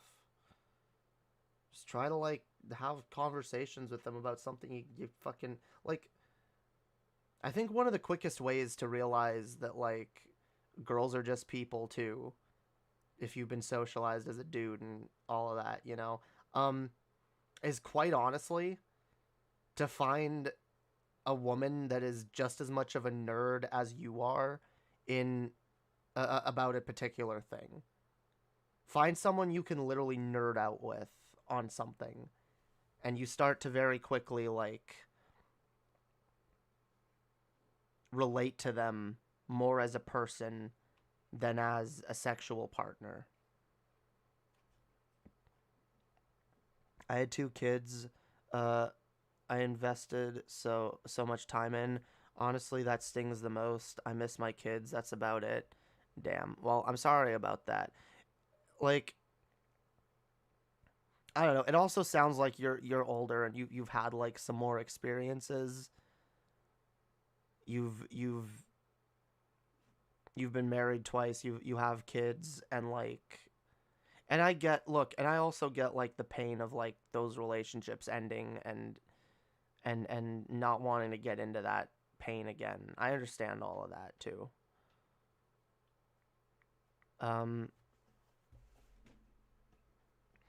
My first wife was a hella nerd. We bonded on that. My problem with her was the bitch was hella lazy. I mean, I don't know about that, but like maybe all I'm saying is find other people you can nerd out with, you know? I promise you she's not the only one.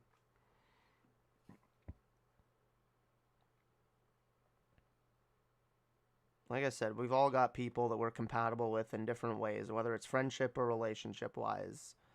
Plenty of fish in the sea. A lot of human beings out there. A lot of humans, okay?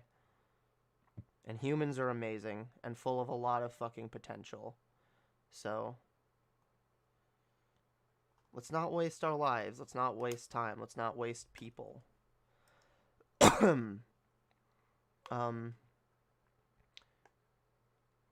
I learned the term a few years ago, maladaptive daydreaming. Part of me just wants to do nothing but dream of a good life, but I'm aware it's not real and I want to stop. I don't want to dream, I want to live. Well, that's why you kind of just gotta get out there and live.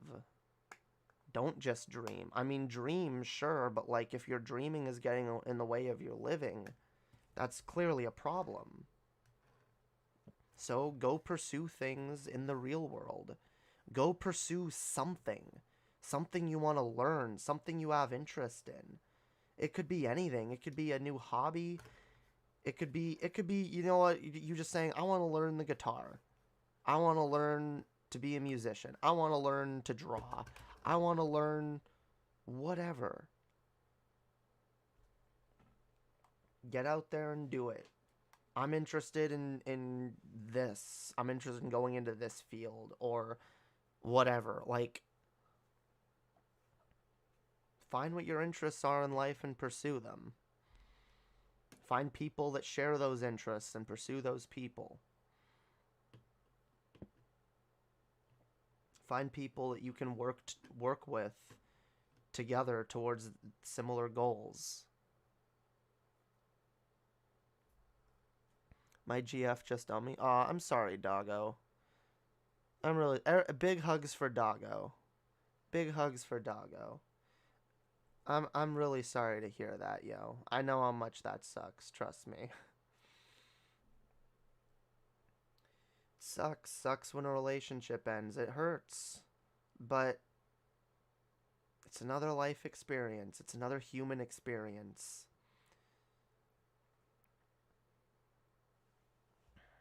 It's good. You gotta feel the pain. It shows you you're alive, yo. It shows you you're alive. Don't run away from the pain. Feel it, accept it as part of you, and work to strengthen yourself.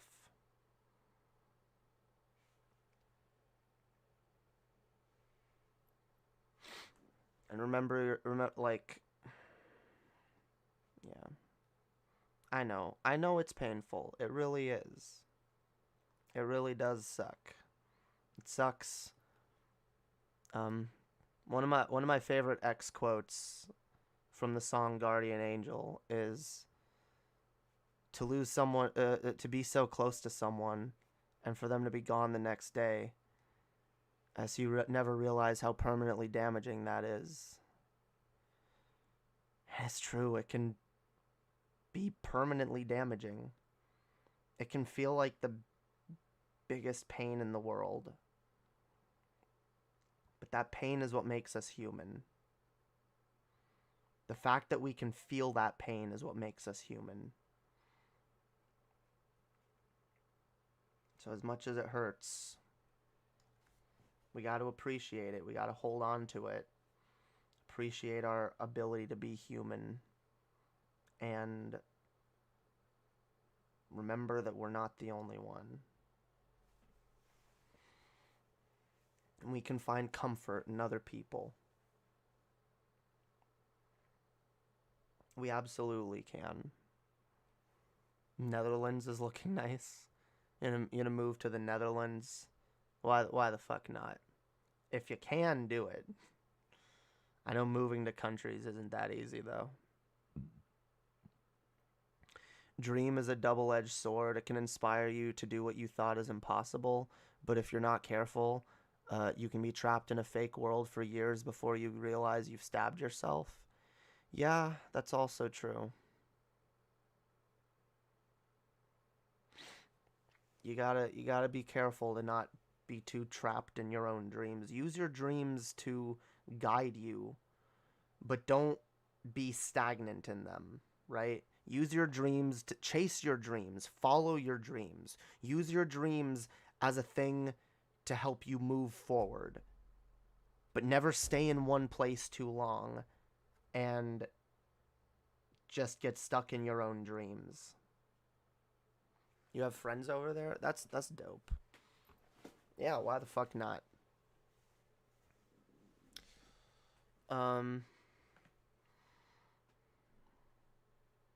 If you're not wealthy or going to college, you're not getting into the Netherlands. I mean, there's always the just take a trip and then overstay your visa strategy, which a lot of people do. I mean, fuck, I did it unintentionally, but some people literally just do that, like, are like, yeah, I'm moving to France, so why not? They go there on a travel visa, and it's just like, yep, I'm living here for 6 months, I'm living here for a year, and then they move back. Honestly, it's no harm, no foul, and it should be perfectly okay to just do that, but...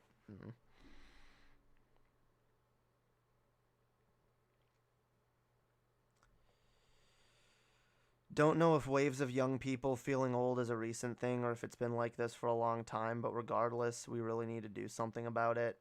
Yeah, maybe. I do think that too many people are, too many young people are falling into that way of thinking. I do agree.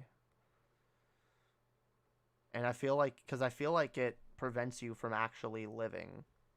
And I get it. I felt that way, and I really felt that way, because, like, I was fucked over. I was not given a good path forward in life. And I really felt like, oh my god, I'm an adult now, and no one fucking cares about me. I'm an adult, and I have to fend for myself, and I really can't. And I'll be honest, if I didn't have my grandmother, I would not be in a great place.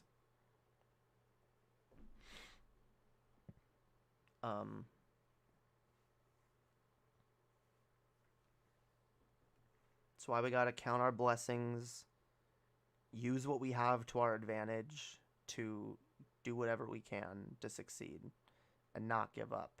Never give up, and never die.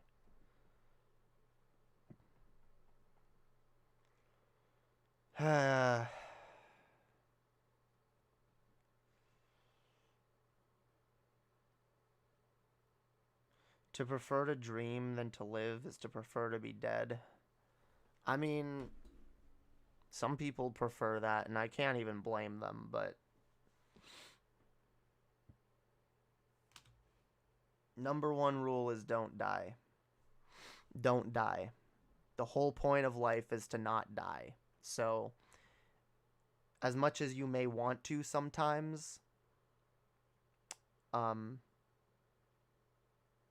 it's far better instead to fight back against things that are getting in the way of you living your life.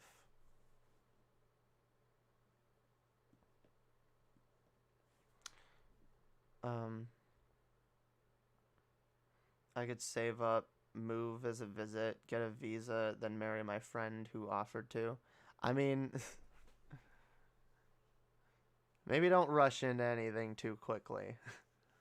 But you got options in front of you. There's always options.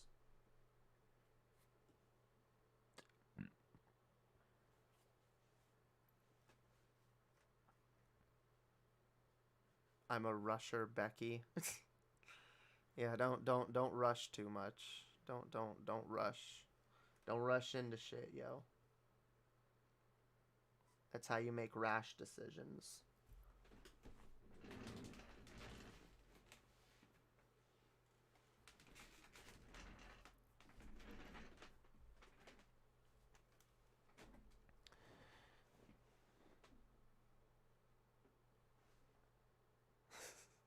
My life is a rash decision. I feel that as well.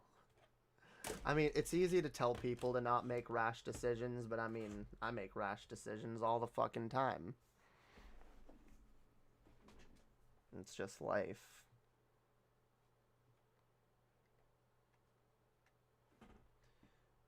No new friends, no new friends, no new friends, no new. Yeah, be like Drake, yo, no new friends. Where is my... There we go.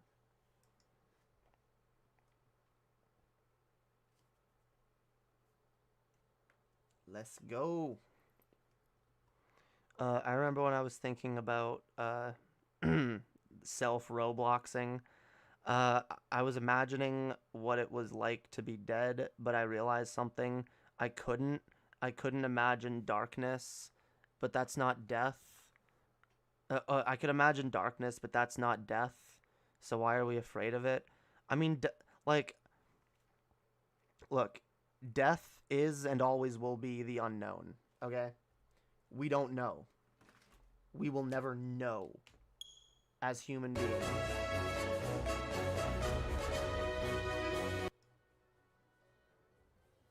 We will never know.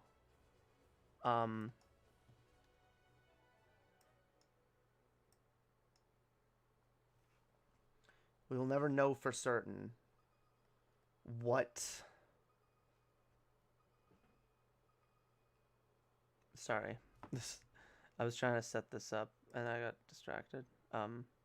Yeah, we'll never know what death brings, okay? We can suspect, we can have strong suspicions, we don't know, okay? And because of that, we gotta accept that we will always be afraid of it on some level. And we should be, because it is the unknown part of life. We don't know what happens after life. And we shouldn't. Because that's, like, all we have in this life is this life. That's all we can be assured of. So we gotta live this life to the fullest. We can't waste it. Whatever is after, we don't know. It could be nothing. It could be, there could be a heaven, there could be a hell. It could be just hell. It could be torment. It could be paradise. We don't know. It could just be nothingness. So at the end of the day, our instinct will always, that's why our survival instinct will always win out. Because we do have an instinct to survive. Because we don't want to go into the unknown. Why would we?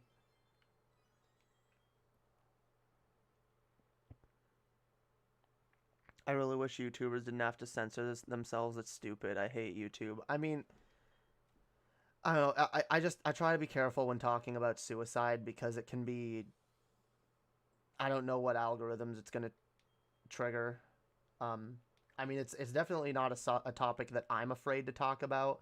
I mean, I have fucking songs about it.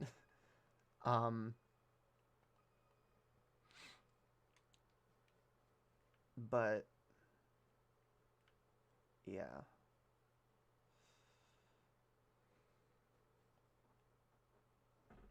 Who am I? Someone who's afraid to let go. You decide if you ever gonna let me know. Suicide if you ever try to let go. I'm sad to know ya. I'm sad to know ya. So I keep singing that song on stream. One day I'm gonna get in trouble for singing that. I swear. I don't care.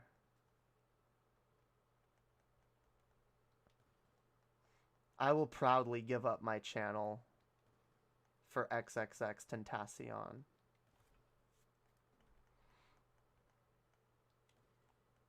Actually, no, I won't. Don't. I don't want to give up my channel. All right. God damn.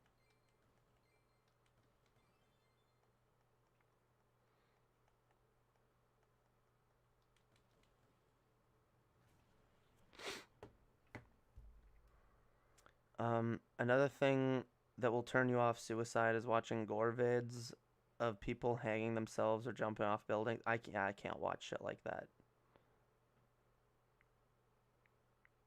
I can't watch shit like that. That would disturb me too much.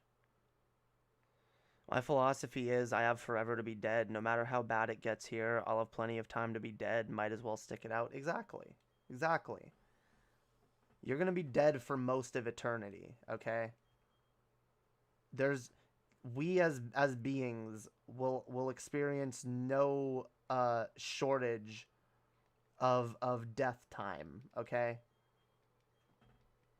We literally have an abundance of dead time to look forward to.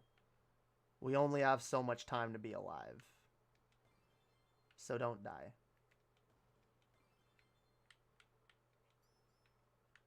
No.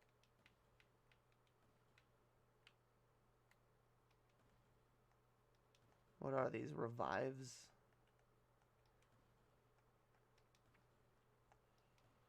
Who am I? Someone who's afraid to let go. You decide if you ever gonna let me know. Suicide if you ever try to let go. I'm sad to know ya. I'm sad to know ya. I gave her everything. She took my heart and left me lonely. I think broken hearts contentious. I won't fix, I'd rather weep. I'm sorry. I want to sing, yo. I just want to sing. I should do a stream where I just sing for 3 hours. Damn right. Gotta go, Jamie. Phone is almost out of battery. Bye, friend. Just a reminder, don't forget that suggestion from Rabbit earlier. Save the topic for Saturday or when you stream. Good night. Get sleep. All right. Good night, Betty White. Hells yeah. See you later, yo. Yeah, yo, I got revives. I didn't even need those. Fuck items that you can just buy. I don't want to dig up items I can just buy. That's lame. It's fucking lame, yo.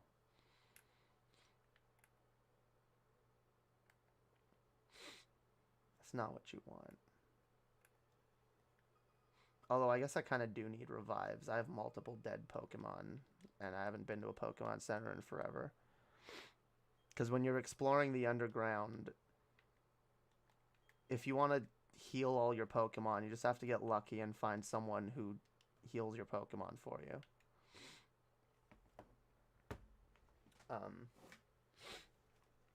Whoa, thank you, Graham Dolph. Wait, did that show up earlier and I didn't notice it? Why won't it show up?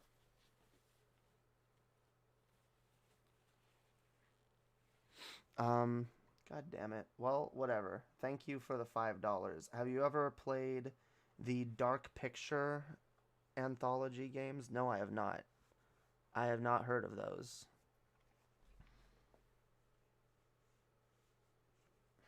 Why do you guys repeat your comments? Just because I don't read your comment out loud doesn't mean I didn't see it.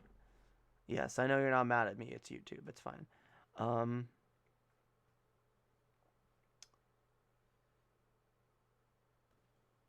You are our battery, Betty White. Hell yeah. Betty White is our battery.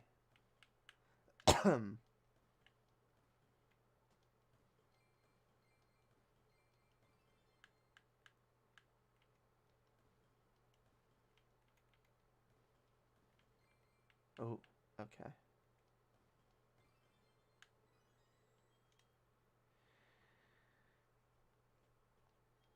Who am I? Someone who's afraid to let go.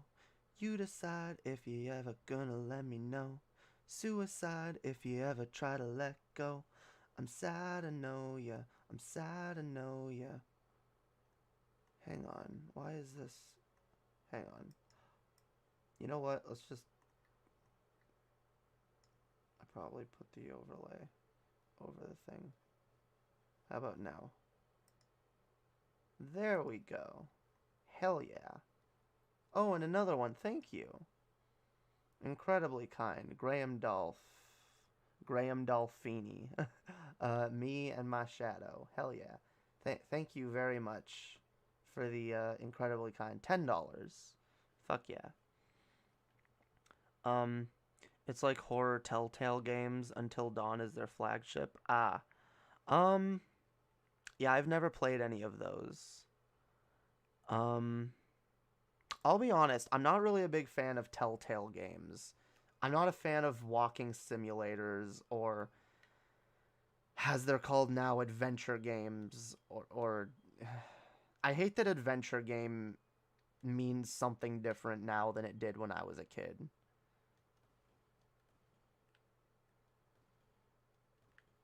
Because now it means walking simulator. And I don't like walking simulators. They're not fun to me. I guess a few of them have been kind of fun sometimes, but like...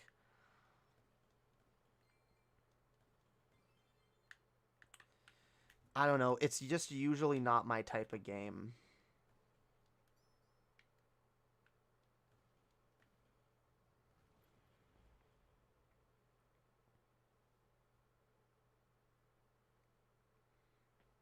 Until Dawn, pretty bitchin' though.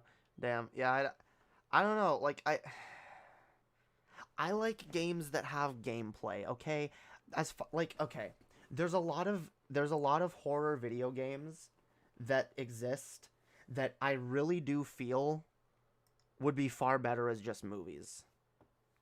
Like, I don't understand the point of making some of these things games rather than just movies. I don't. I really don't. Because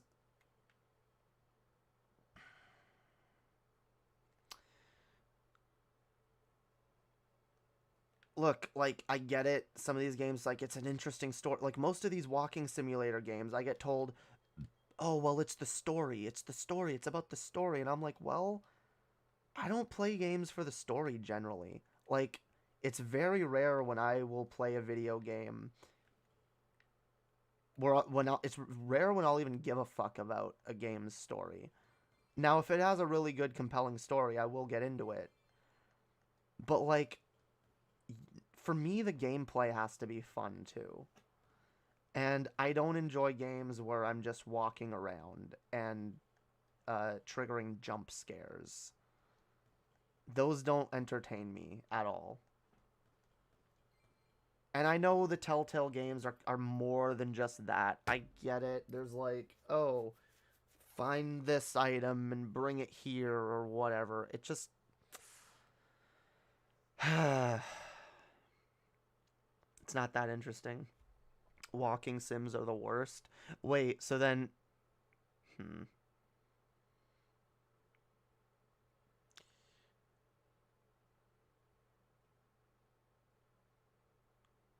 Until Dawn.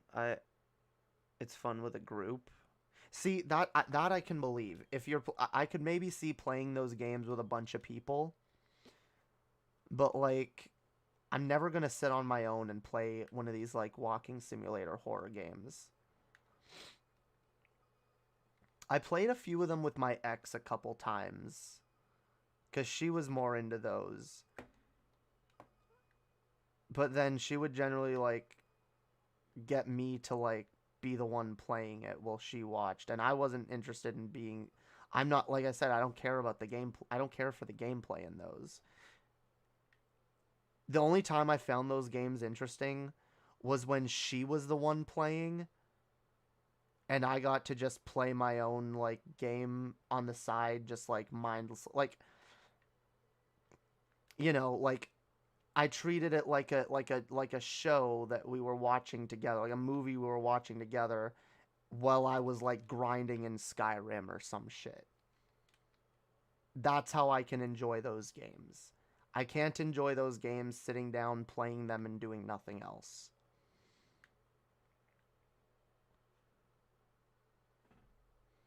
Everyone takes a different character and role. I don't know. I'd like to see the choices you make. So wait, oh, is Until Dawn like a thing you can do with multiple people? It's basically an interactive horror film. I don't know. That could be it. See, maybe that could be interesting for stream. That seems like honestly, a lot of the types of games that I don't want to play for fun seem more like the type of games that I would play on stream and that could possibly be fun in that context.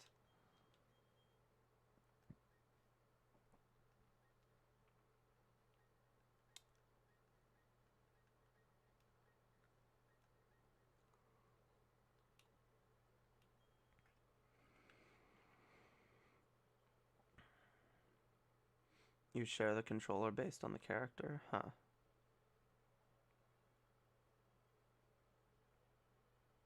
Yeah, I don't know. How many times have you yelled at the character in the movie? Now you get to control and make the decisions? Yeah, but let's be honest, it's still a video game. It's not like you can do whatever the fuck you want. It's not like you can suddenly be, like, the smartest person ever. Like, yeah, I don't know.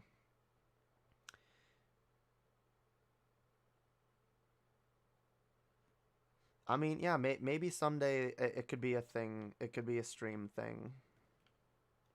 I will say, look, there's a reason I don't do more gaming streams. And it tends to be because when I do gaming streams, less people seem to be interested in them.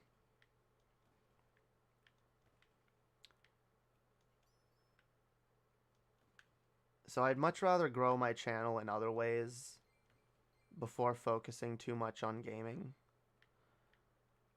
But it's always something that I plan to do as I get bigger is do more gaming shit.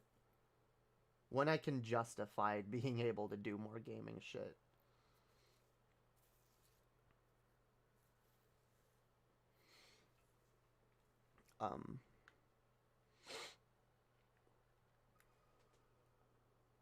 Wait, god damn it.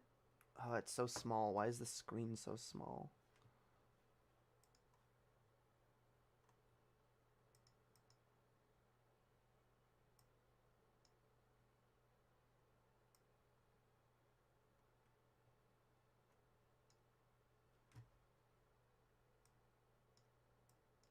Hang on. That's fucking bullshit. Ah. See, I can cheat, yo. Let's see. Zoom all the way in. Wait. I gotta go down there. Okay. Fuck. That's like far away. But that's fine. That's fine, yo. I will say, I've only beat the first gym. I don't really, like... I'm not really caring about this game all that much, besides, fucking around in the underground. This game has not been the nostalgia trip I hoped it would be. Really disappointing. Actually, do I want to catch that? No. In Until Dawn, you can save the dog and everyone else under Grand Slam Dolph's watchful eye, always watching, always guiding us towards his heavenly grace of pancakes and sausage and eggs, all for $6.99. Damn, that sounds like a hell of a deal. Well, maybe we'll do it sometime.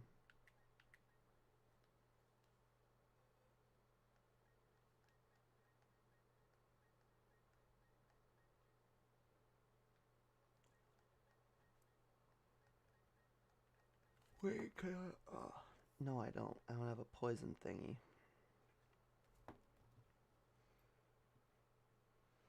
The hype machine. Hell yeah. We gotta grow the hype machine, yo.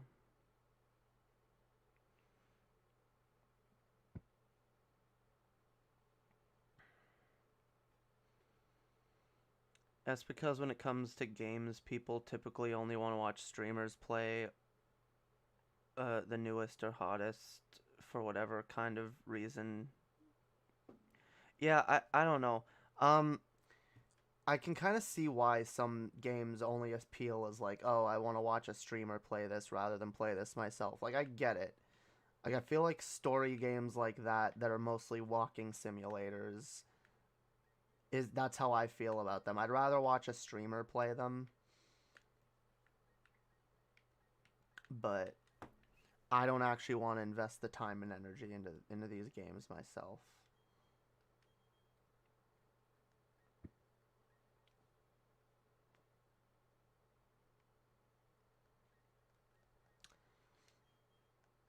Wait.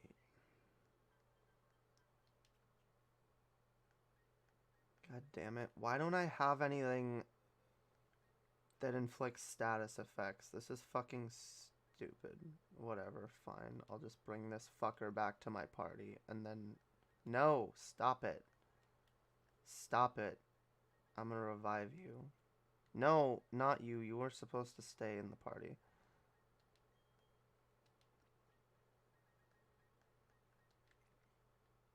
Alright. Push the boundaries, do what other people deem impossible, conspire against the odds. Why not?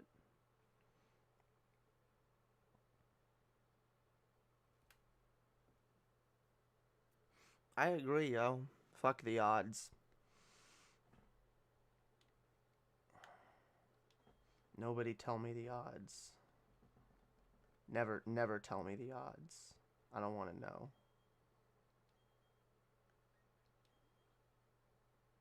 Just tell me what I have to do to win, alright? I don't care about the odds that I'll win, I just want to know how to win.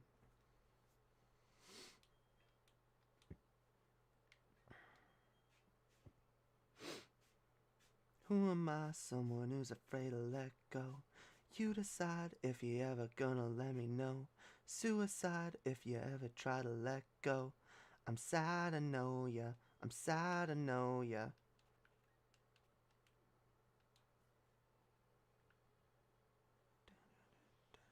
Alright. It's fun to see just how far the games are willing to let you subvert the story.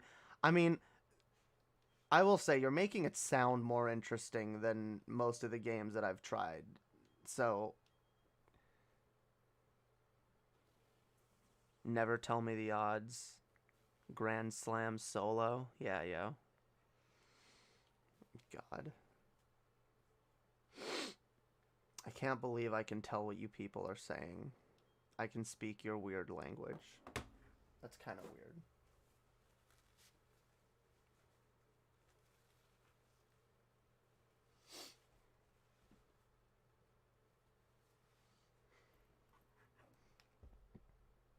We'll play it. I might play it.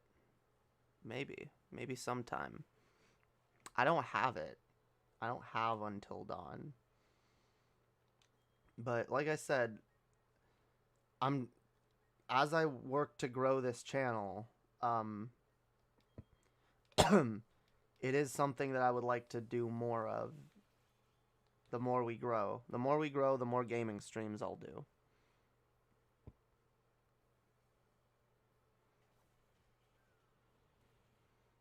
Never tell me the odds, Jamie. Never tell me the rules, 11th Doctor. Damn, yeah. Well, neither of those are mine because I actually do prefer the never tell me the rules. But yeah, never tell me the odds was Han Solo. I know, I can't believe it either. I made a Doctor Who I made a Star Wars reference before I made a Doctor Who reference.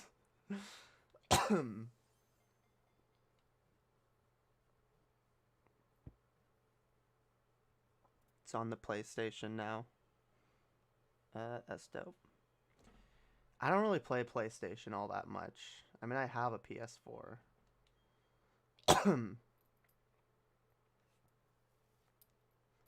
I prefer my Switch. Harrison Ford hates everything he's ever been in. It's kind of funny how curmudgeonly he is when people ask him about Han Solo. Yeah, I always found that funny. I don't even blame him. Like, he's honestly been in better shit, and he's done better shit than Han Solo. I do genuinely believe that, yeah.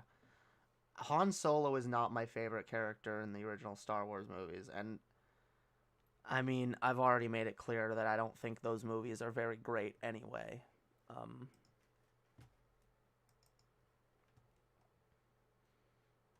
Where is it? Where is it? My,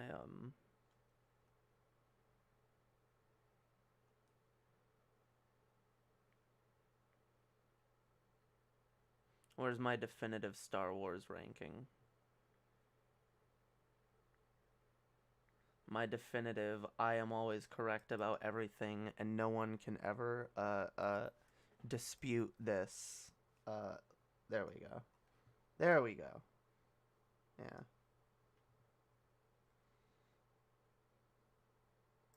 Yeah. Yeah. One amazing film, one great film. The rest of them are decent at best. I don't even, you know what? I need to rewatch the original trilogy. I haven't done it in like over a decade. The reason being that, like, again, I've talked about this before. I view movies as more of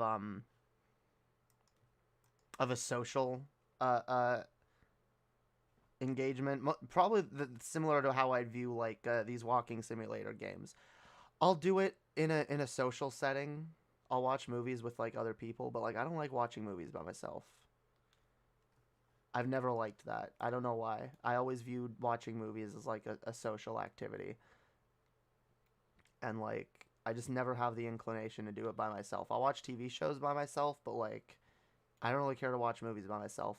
So the reason I haven't watched Star Wars, the original trilogy, in 10 years is because every time I've started watching the movies with people, something good may happen in the Grand Underground. Damn. What, I wonder what that is.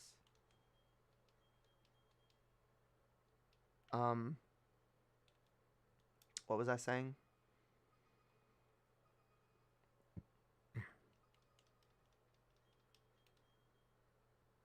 Was I shitting on Star Wars? I don't remember. Star Wars sucks.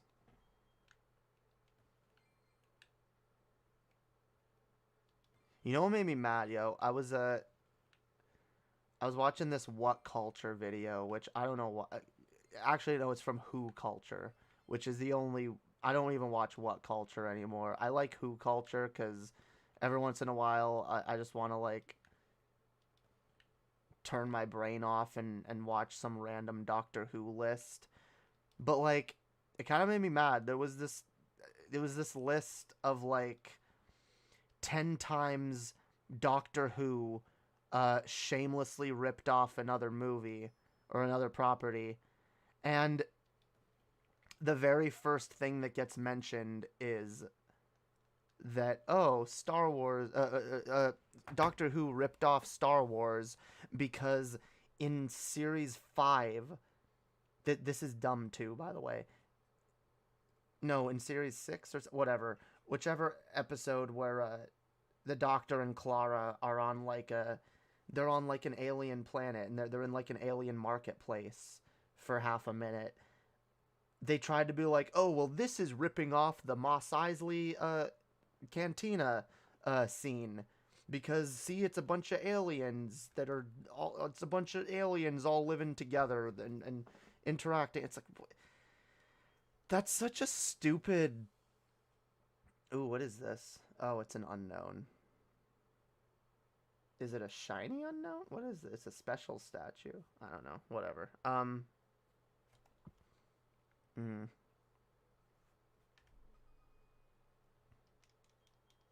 God damn it. What was I saying? Oh, but yeah, the reason I haven't watched the Star Wars movies is because I've started watching them with different people. Like, I've made the decision with multiple people throughout the last decade. All right, let's sit down and watch the Star Wars saga together, starting from episode 1. And I did this with my sister at one point. I did this with one of my ex's moms, because the chick I was dating at the time was not into Star Wars at all. But her mom liked it, so I was watching with her mom. And the third time was with my last ex. And each fucking time, I believe we only got through episodes 1 and 2. All right?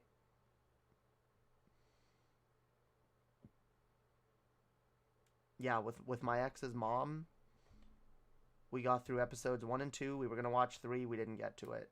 And shortly after, we broke up. And then my other ex, yeah, we watched the first 2. Then we were going to watch the Clone Wars TV show, but I got immediately turned off by that show. Immediately turned off and was like, I'm not watching this. Like, we watched 3 episodes and I was done. Ooh, a special Gengar statue. Nice. And yeah, so I've seen in the last decade, the Star Wars movies I've seen the most are actually probably the two of the worst ones. Episodes 1 and 2. I need to just get it out of the way. I need to just watch episode 3, then 4, 5, and 6. And then I can, because once I... What? Wait, why is that at 0 now? Is it because I rested? Or was it before that?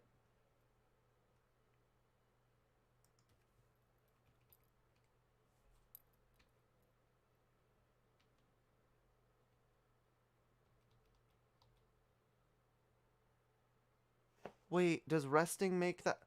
What? Seriously? Aw. Whatever bonus thingy was happening is over now. God damn it. I didn't realize that would happen. Whatever. This game's not even that good. Every ex I have hates me. I don't know if I would say that, but I'm definitely not on great terms with anyone I've dated. Honestly, like the last one, it's not even for any reason other than that it's just too painful for me to have her in my life right now. That's usually the reason why I end up cutting off exes, because it gets too painful to even just be friends with them, at least for me. Like I said, it's very difficult for me to go from being really close to someone to not close to them at all, so...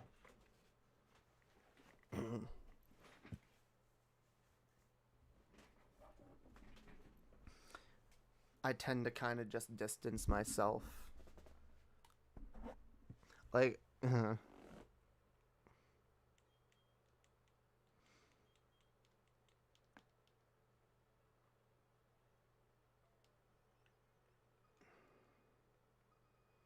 yeah, it's well known in my family, at least, that, like, normally I can't even handle hearing or saying an ex's name after I've broken up with them.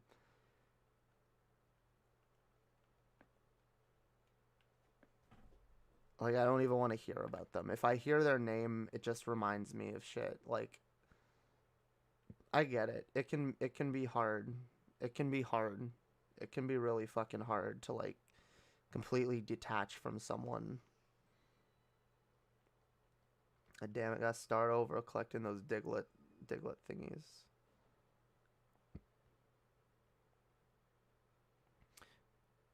I mean, I went from being far right to far left. Yeah. Yeah, that'll definitely change your experiences of who wants to interact with you and who doesn't.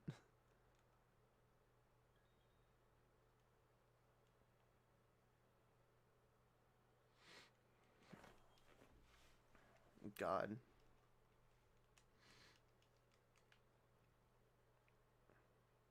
Sometimes I just like... Sometimes I like... get these thoughts in my head where it's just like, I'm curious what someone from my past would think of me now. Because I'm not the same in fact, I'm not the same person that most people have ever known. Like, most people that I've known in my life don't know who the fuck I am now. Which is kind of weird to think about. That people knew me when I was someone different. And that they probably wouldn't get along with me in the slightest today.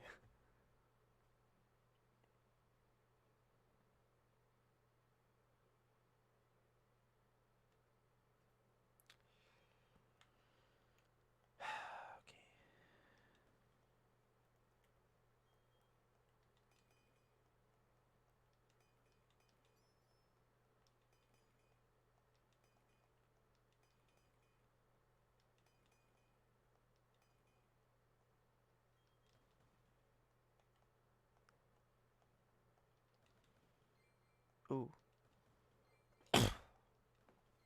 Ghost. A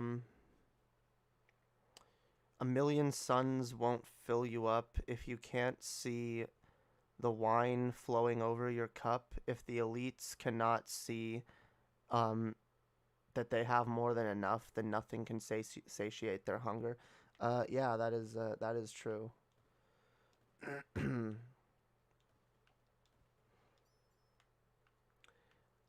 And I'll be honest, I can understand the mindset of having more than you could ever need and wanting more. Because I do it in video games all the time. If I'm grinding for money or even XP or whatever in a video game, yeah, like, there's never enough. Like, I can keep going in it for forever. Especially if I find an easy way to, like, quickly grind money. Oh, shit, what did I just do? Oops, I didn't mean to do that. Well, I guess I got a new secret base now. Oh, it moves your old one. That's cool. Do I have any more fire? No. I was trying to make fire Pokemon appear more. That's fucking bullshit. I'm not getting any.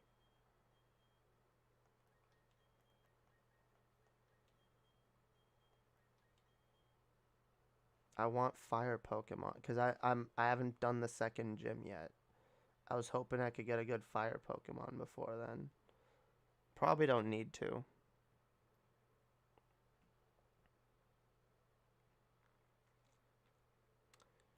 The only thing I need to grind is what? I don't know what you're on about.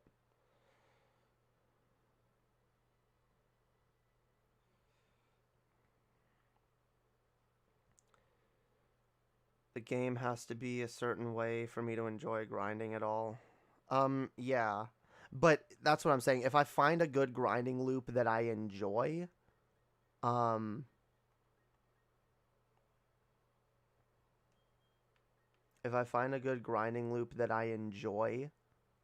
then yeah, I'm going to keep wanting to do it.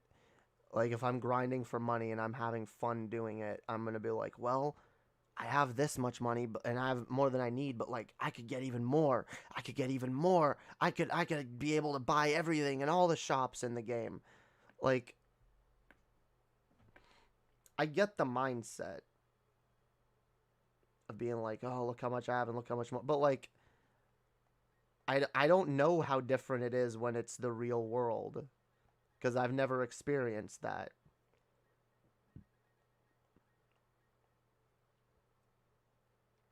I mean, fuck. I've never experienced having everything I need, let alone more than what I need. But like, I guess I could understand, like, if you just don't view it as like,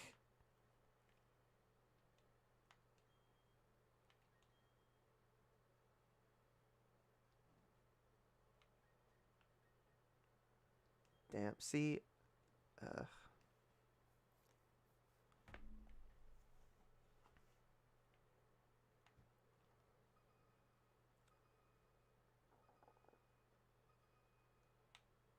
Oh, wait, that's what I should do, because I hadn't...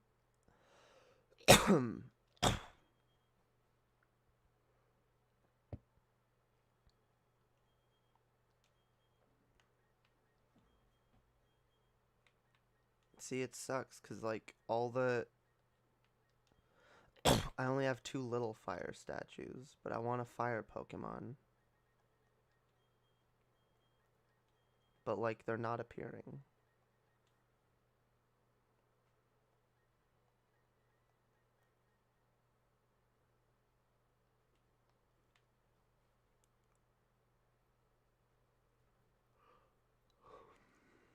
I'm also sad that you can't, you apparently can't make more starters appear until you beat the game, which... This game seems to have, like, gotten rid of every possible way that someone might have, been able to obtain all 3 starters without buying multiple games. It just seems like they go out of their way more and more to make that harder with each fucking generation. Each new Pokemon game. Because they can't have that. They can't have us not buying both copies of the game for no reason. Fucking hate Pokemon. Well, I hate the Pokemon company. Alright, there's this thing again. I saw it earlier and I wasn't able to catch it. My vacation is over? Damn, that sucks.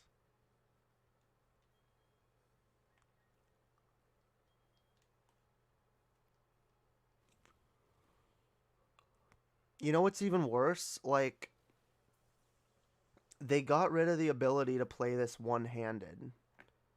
Because the nice thing about both Pokemon Let's Go Eevee and Sword and Shield, they both had different control settings. Well, no.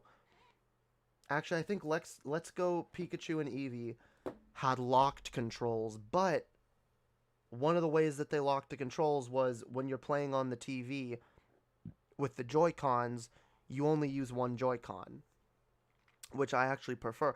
I don't like that they force you to do that, but I like that in Sword and Shield you actually have the option and you can turn it off. But in this game, there is no control options. Now, yeah, pressing L and R do have the same effect as A, but, like, you can't change any of the controls. You can't change what anything does. Everything is locked. Which makes me mad. Jamie, do you know any quotes or song lyrics that are really good? Maybe one's enough to share? I don't know. I don't tend to have a bunch of random song lyrics floating through my head. Unless, like, if I have a song lyric in my head that I want to quote, I usually just say it. Which is why I keep singing X songs.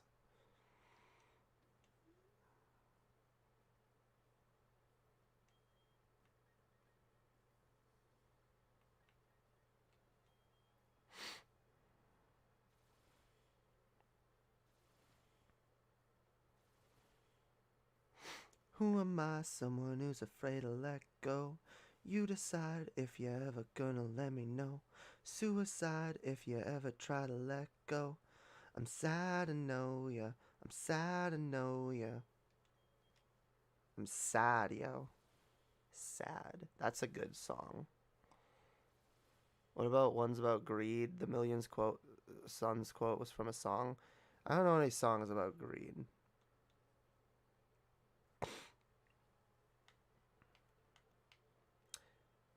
I have very specific music tastes.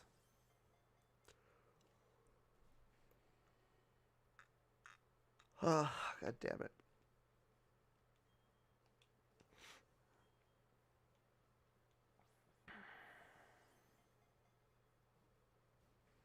God damn it. Let me catch you, you stupid Pokemon.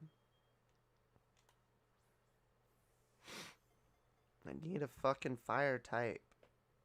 I actually don't. I could probably beat the grass gym with a number of different Pokemon that I already have.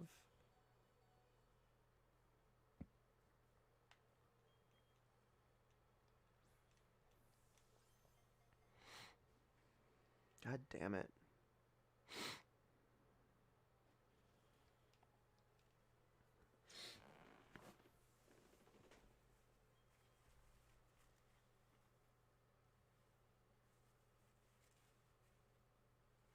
Listen to XXX Tentacion, alright? That's who you need to listen to.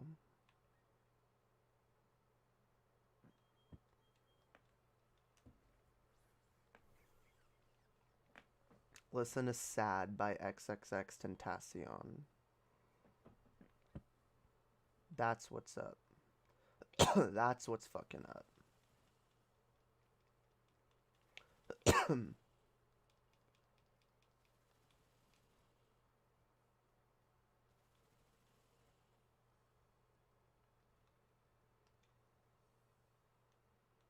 Okay. Now enough of this. Let me fucking catch you. Nah, yo, it's a good quote. So it's a good quote.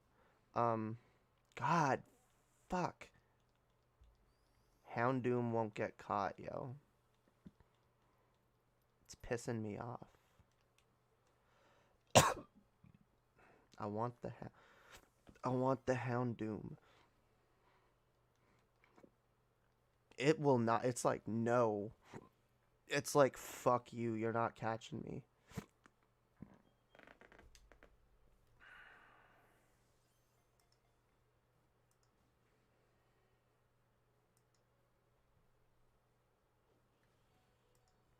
I almost forgot I was using the vampire filter for a bit there. God damn it. This fucker's not gonna let me catch him.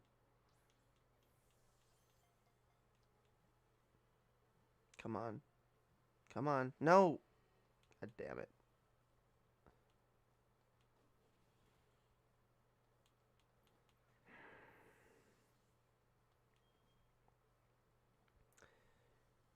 People need to stop, seriously, yo, people need to stop committing to watch movies with me and then flaking. That's the same reason I haven't watched, Lord of the Rings in a decade. I'm sorry, yo, I like watching movies with people.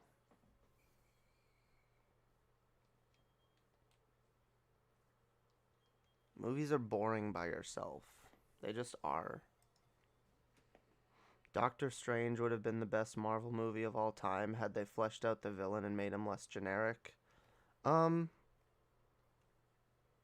might have to agree, because I don't even remember what the, I don't even remember what the villain was in Doctor Strange.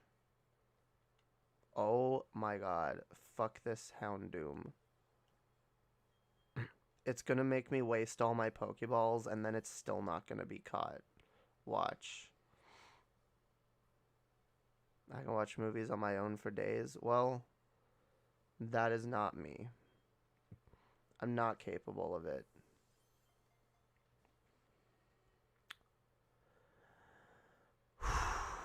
Why am I bothering? Watch. It's gonna... I have...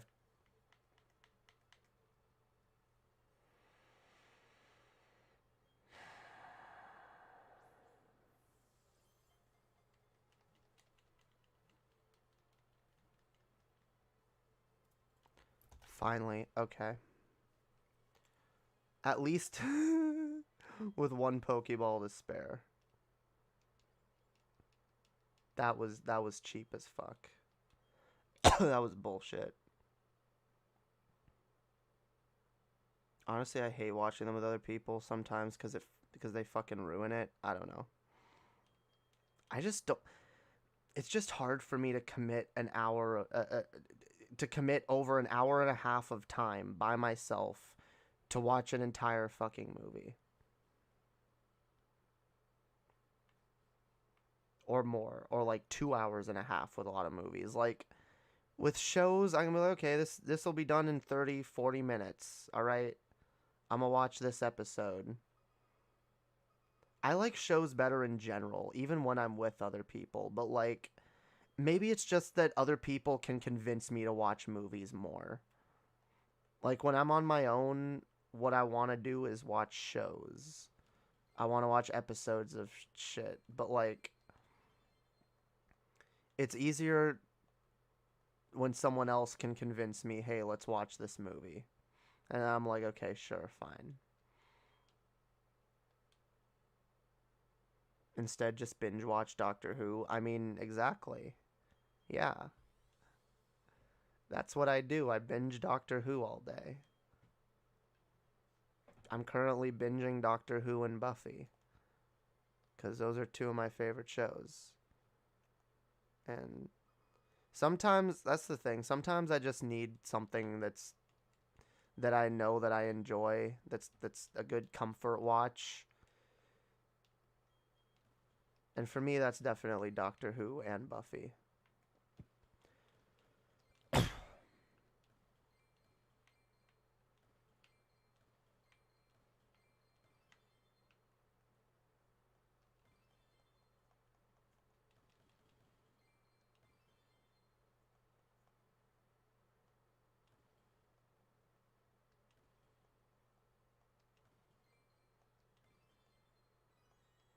Ah, shit.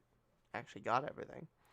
Um, I'm so ADD now because I'm so ADD now. Sometimes I like watching anime because the episodes are only like 20 minutes. Yes, well, this is the weird thing though. I don't really like watching anime either. I have to be in the right headspace for anime, just like I have to be in the right headspace for a movie. I feel like it's way easier to get me in whatever headspace I need to be in for whatever episode of a show I'm going to watch. Because shows are just more easily digestible, and I feel like they're way better at telling stories. Because you have more room to... the stories, the characters, everything has more room to breathe in a fucking show rather than in a movie.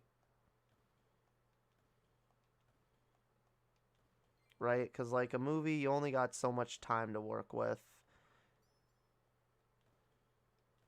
But, like, with a show, you got, like, a whole season to tell a story. Sometimes multiple seasons.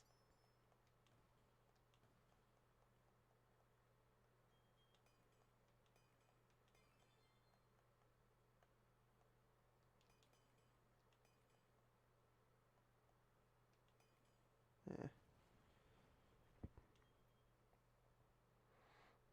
Right headspace snorts? What do you mean? Okay, I know you're joking, but, like... There's nothing lamer than calling someone a snowflake in 2022, okay? Just a heads up. But no, I'm sorry. Yeah, I do have to be in the right headspace. I don't always want to watch anime. I don't always want to watch a movie. But convincing me like, "Hey, do you want to watch an episode of this show?" Like that's way easier. It's a smaller time commitment. And again, I prefer the way shows tell stories to movies. Um,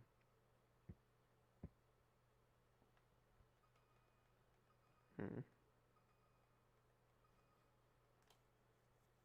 You didn't get it?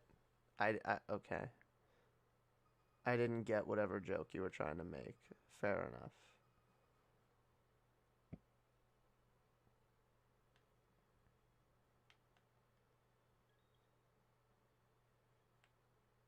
Ah, fuck films, yo. I don't care. Some people are movie snobs. I'm a TV snob. All right. I don't even want to fight you. Go away.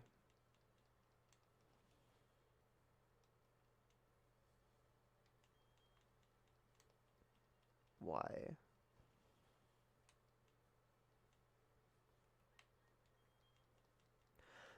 I've said before, I don't like turn-based battle game.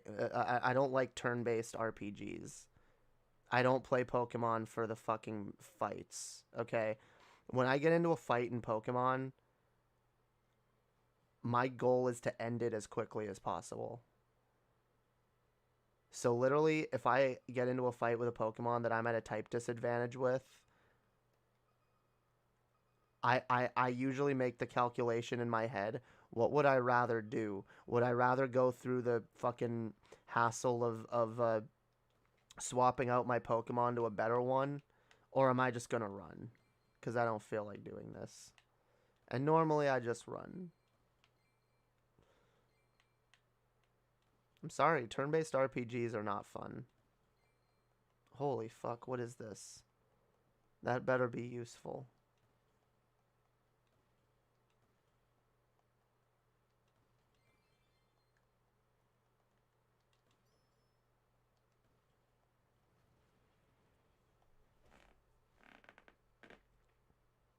I don't play for the gameplay. Exactly. I don't play Pokemon for the gameplay. I play it for the collecting. Turn-based combat is fun. I grew up on it, more strategic. It's not really that strategic. It's just pick the best attack and watch it happen.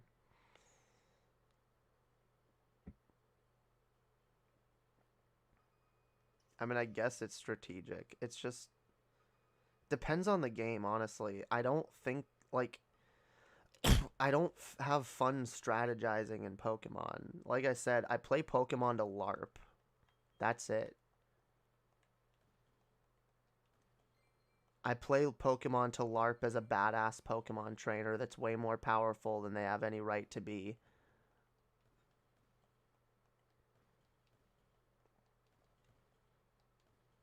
I like LARPing that, like, yeah, I just beat the gym without fucking, like, I just one-shotted everything in the gym.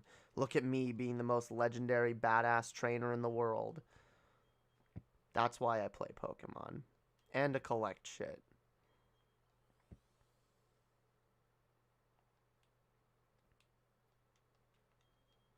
But fuck the battle system.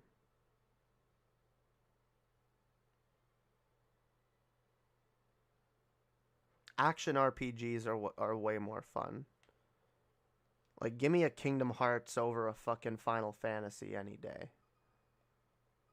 Any fucking day. Give me a Skyrim. Now, I don't even think Skyrim is all that amazing, but, like, give me a Skyrim over fucking turn-based RPGs any day.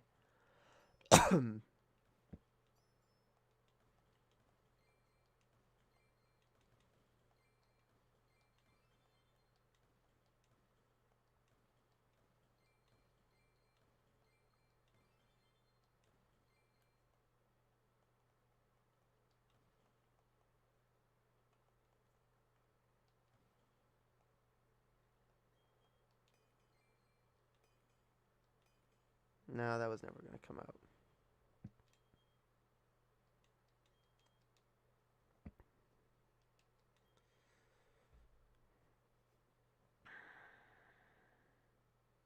I'm very envious of people who can pick up skills quickly. Yeah, it's an enviable skill. See, I feel like I can pick up a lot of things easily, not even most things, but I can pick up more than the average person when it comes to, like, different skill, but it's way more difficult for me to master a skill.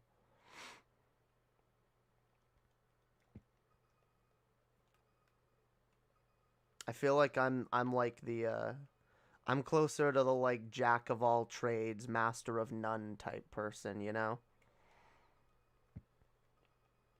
I do a little bit of everything. You know, I have points in most of my skill trees, just none of them are maxed out, you know.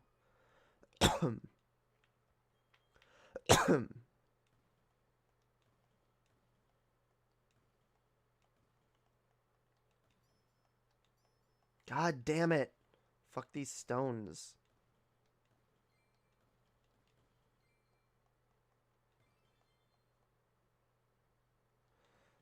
I am aware of the fact that I'm not doing this as efficiently as I could be, but I don't really care. I don't have the patience to do this properly. Meta skill? Yeah, yeah.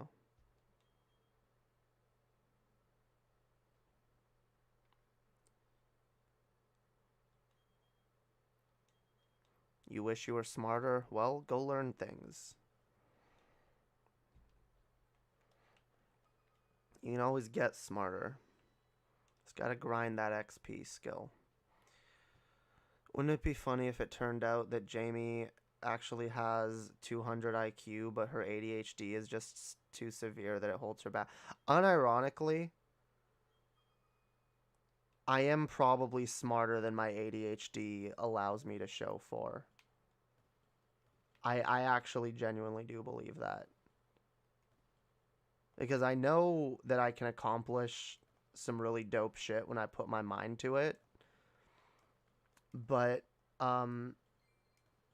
it's hard for me a lot of times to just sit down and put my mind to something. No. No.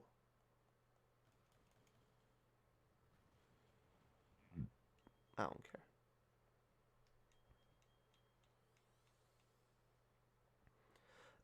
Yeah, yo, I'm actually the most intelligent person in the world, but I just have really bad ADHD. Kinda feels like I'm dying on the inside. It kinda feels like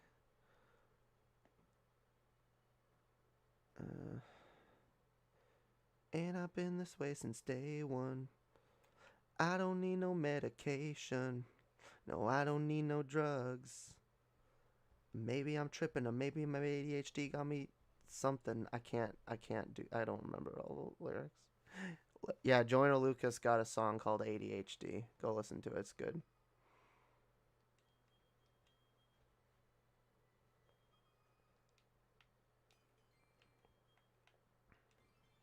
He also got a song called ISIS, which is also really good.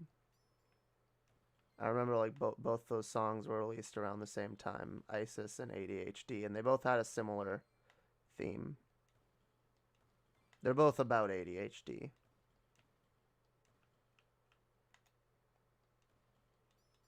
Good shit. No.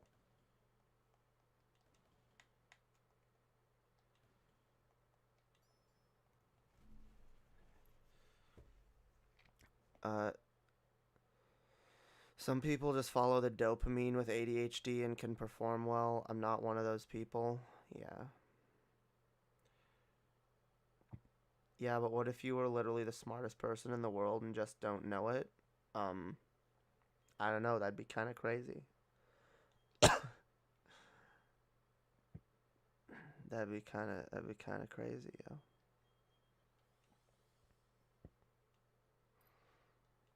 All right. I think we've gone long enough. Maybe even too long. Especially cuz we only reached half of the stream goal, which isn't bad. We got $15 this stream. Good shit. Appreciate all of you. Fuck yeah. And we streamed late anyway. But like I said, I really need to start limiting these to 3 hours unless we reach that stream goal.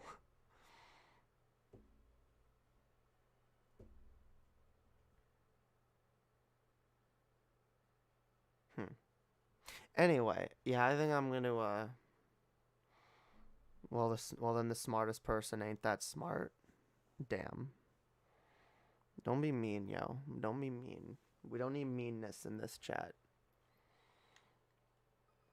Yeah, but anyway, it's been fun. It's been more fun than this game, honestly.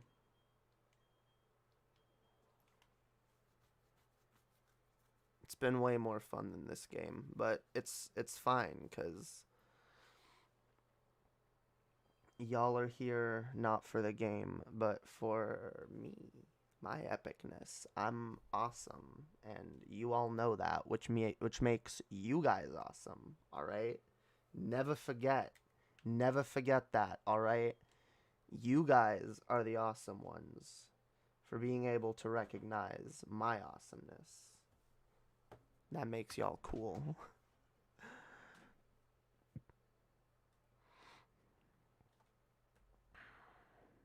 That you bought that at full price. How do you buy a Pokemon game not at full price? Like, yes, I kind of regret buying it, but at the same time, I'm having a bit of fun with it, and, yeah, whatever. I'll definitely get a ton of content out of bitching about it, so it's not the biggest waste in the world.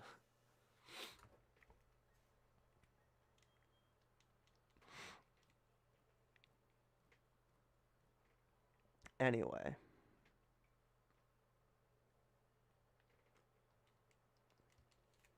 Yeah, what am I doing? I'm trying to end the stream. Okay, I was just getting confused by the game. Anyway, thanks everyone for chilling, hanging out, watching, liking, subscribing, sharing. Remember to follow me on Twitch, follow me on Twitter, join my Discord server. Go listen to my music on all the places. It's in Apple Music, it's in Spotify, it's on Tidal and Amazon Music and SoundCloud and fucking everywhere. Lady Hopium, all over the web. Go find me, go follow me on all the places, and go spread the love. All right, share this shit around. Let everyone know of the awesomeness. And I hope to see y'all back next time for yes, ADHD strikes back. Exactly. All right, ADHD is my biggest enemy in these streams, but it's fine. All right, because we got through it. We got through it, and it was dope. And hell yeah. I hope to see y'all next time, and I hope all y'all have a dope fucking night. Peace out, yo. Peace out.